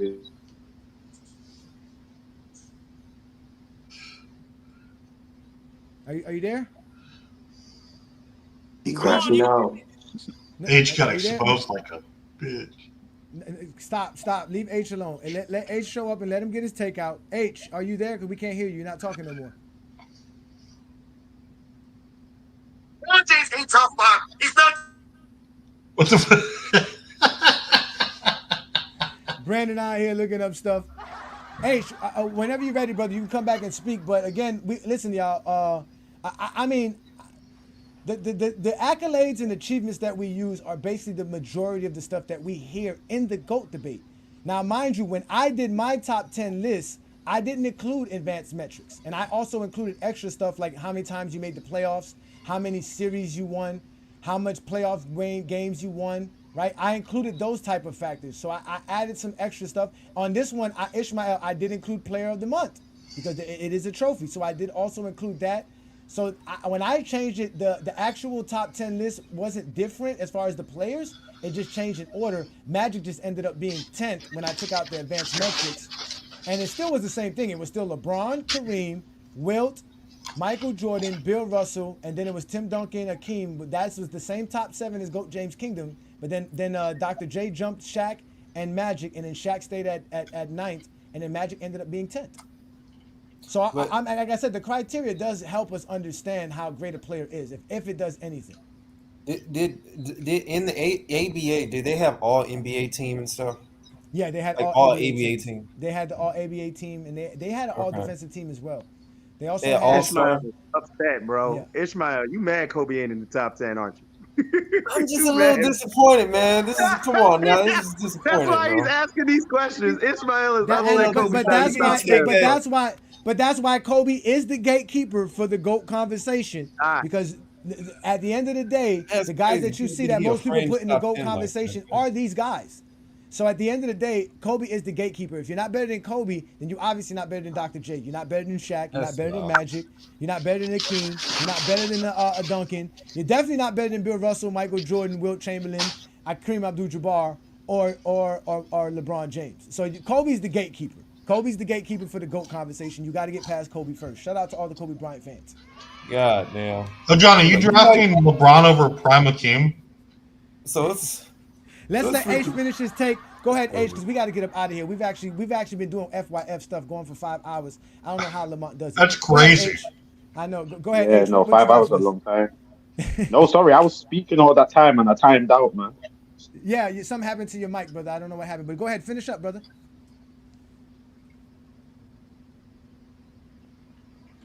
Did it time out again? Can you hear me? We can hear you now. Yeah, that's what I'm saying. I keep on timing out, man. I'm trying to get to my notes on the phone, but then I end up timing out. So how can I just go off the top of my head? You have things like cultural impact, on-court and off-court behavior. You have other things, how can I say, leadership. Just like It I goes said, into narratives. Not narrative. narrative. When you Hold on, talk about qualitative but that's things, not. we're talking about theories and we're talking about narratives. Intangibles. It's intangibles. No, He's talking about intangibles. Those things are hard to that's measure. qualitative. Qualitative is just personal experience. Narratives. That's what qualitative is. Yeah, but that's why we ask, right? Because let's just say leadership, right? Yeah. H, right? We know Michael Jordan is the greatest points per game, right? For the regular season and playoffs. We know that. But who's considered the greatest leader, and how do we measure them to that leader? That's what I'm saying. That's interesting.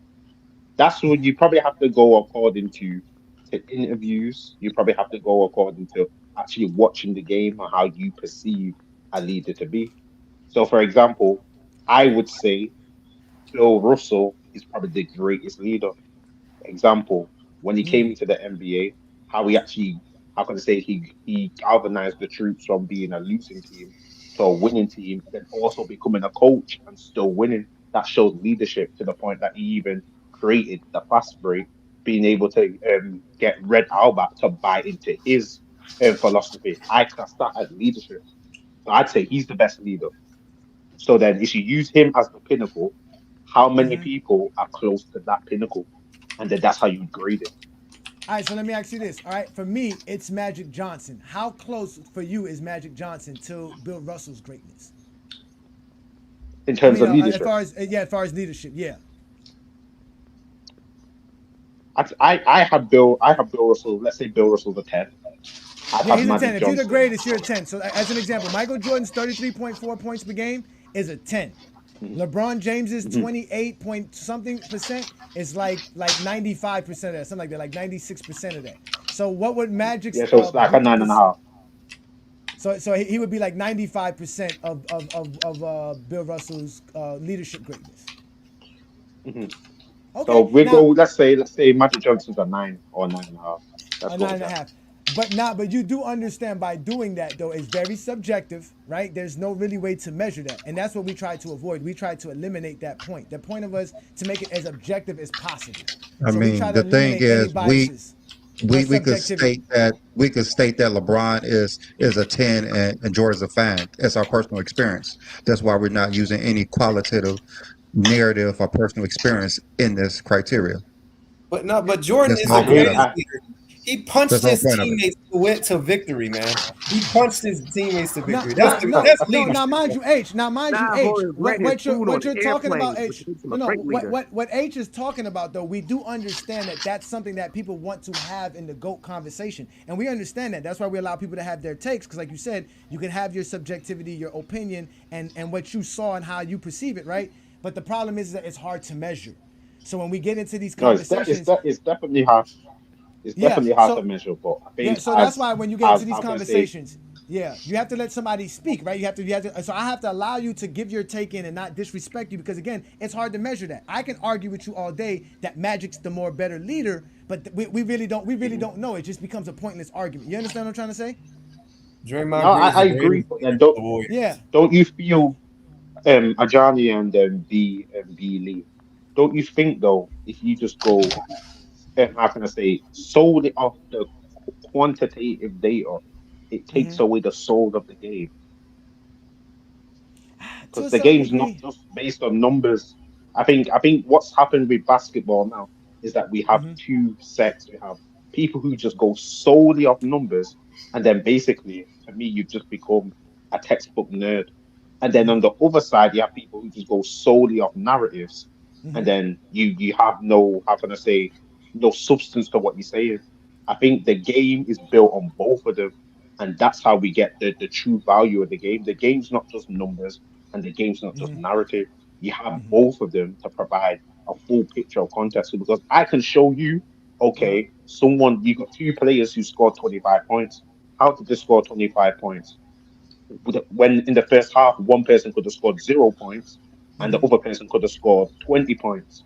How did that other person who scored 0 points in the first half end up to have 25 points? All of these things come into play. The coach could have, how could I say, riled him up.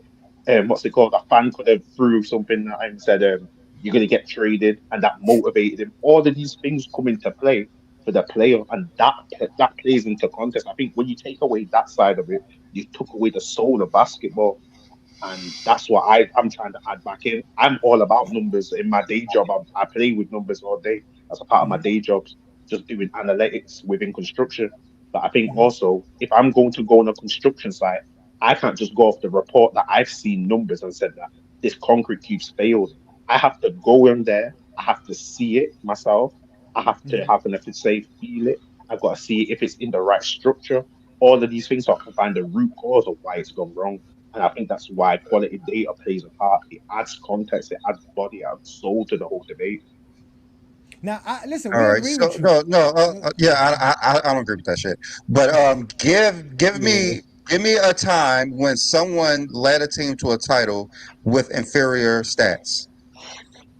Magic Johnson. Meaning stats did not matter because Magic was All right. always leading in assists and rebounds. He never had inferior stats. Give me a Definitely give me player his rookie year. that had inferior stats.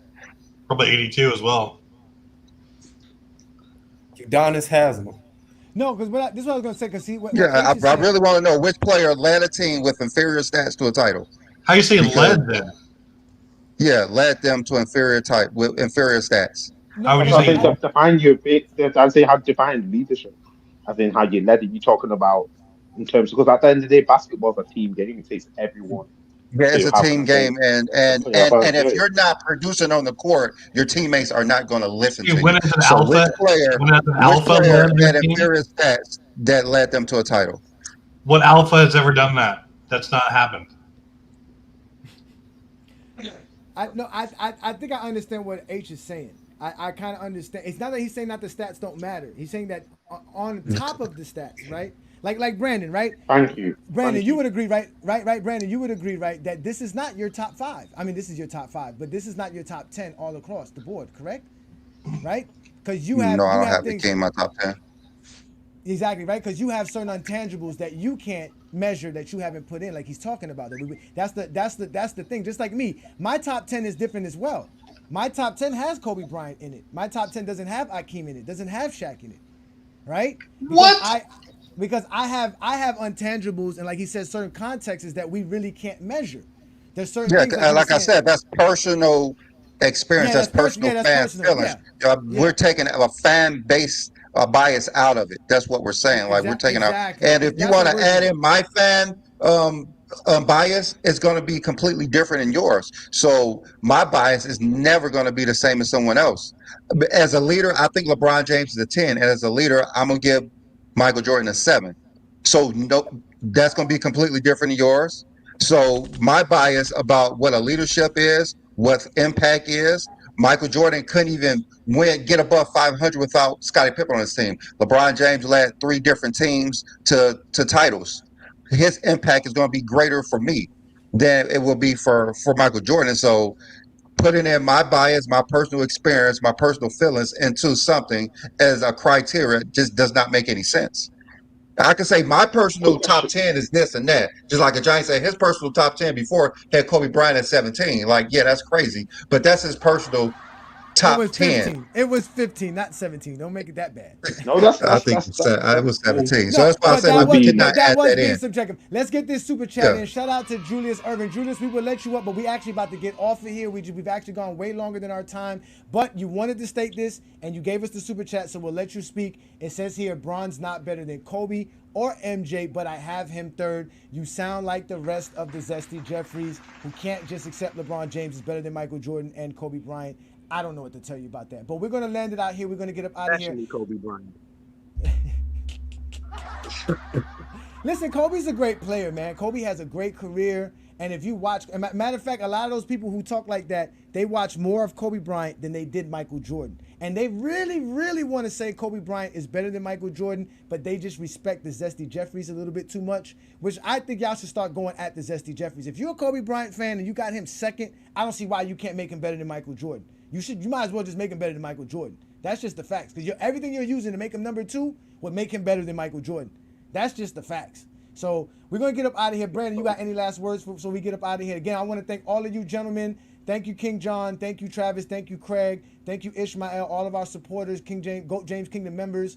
Thank you, Aaron. Thank you, Twin Man. Thank you, all you guys. Thank you, Ruddy Hood Sports, for supporting us and giving us the super chat. Thank you, H, for showing up. I appreciate you. I know it's tough coming up on GOAT James Kingdom, but you've seen us on FYF and you show some support. Thank you, sir.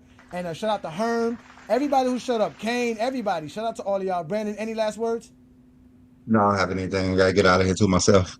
Yeah, all right. So listen, y'all, we are the GOAT James Kingdom platform. Like I told y'all, we go live every Sunday noon to talk the game of basketball and to open up the panel for people who want to talk the game of basketball. You can catch us right here on the GOAT James Kingdom channel. We go live every Sunday noon. You guys can catch us on FYF as well, because now we're going to be multi-streaming on FYF. So shout out to everybody who's supporting us there and watching us on that channel. Shout out to Lamont and everybody who has a show on there as well. H, you have a show on FYF, correct? Yeah. Shout out. It's the crossover. And we also do In the Zone as well every Wednesday, and I believe it's every Monday as well. So yeah, plug in, man.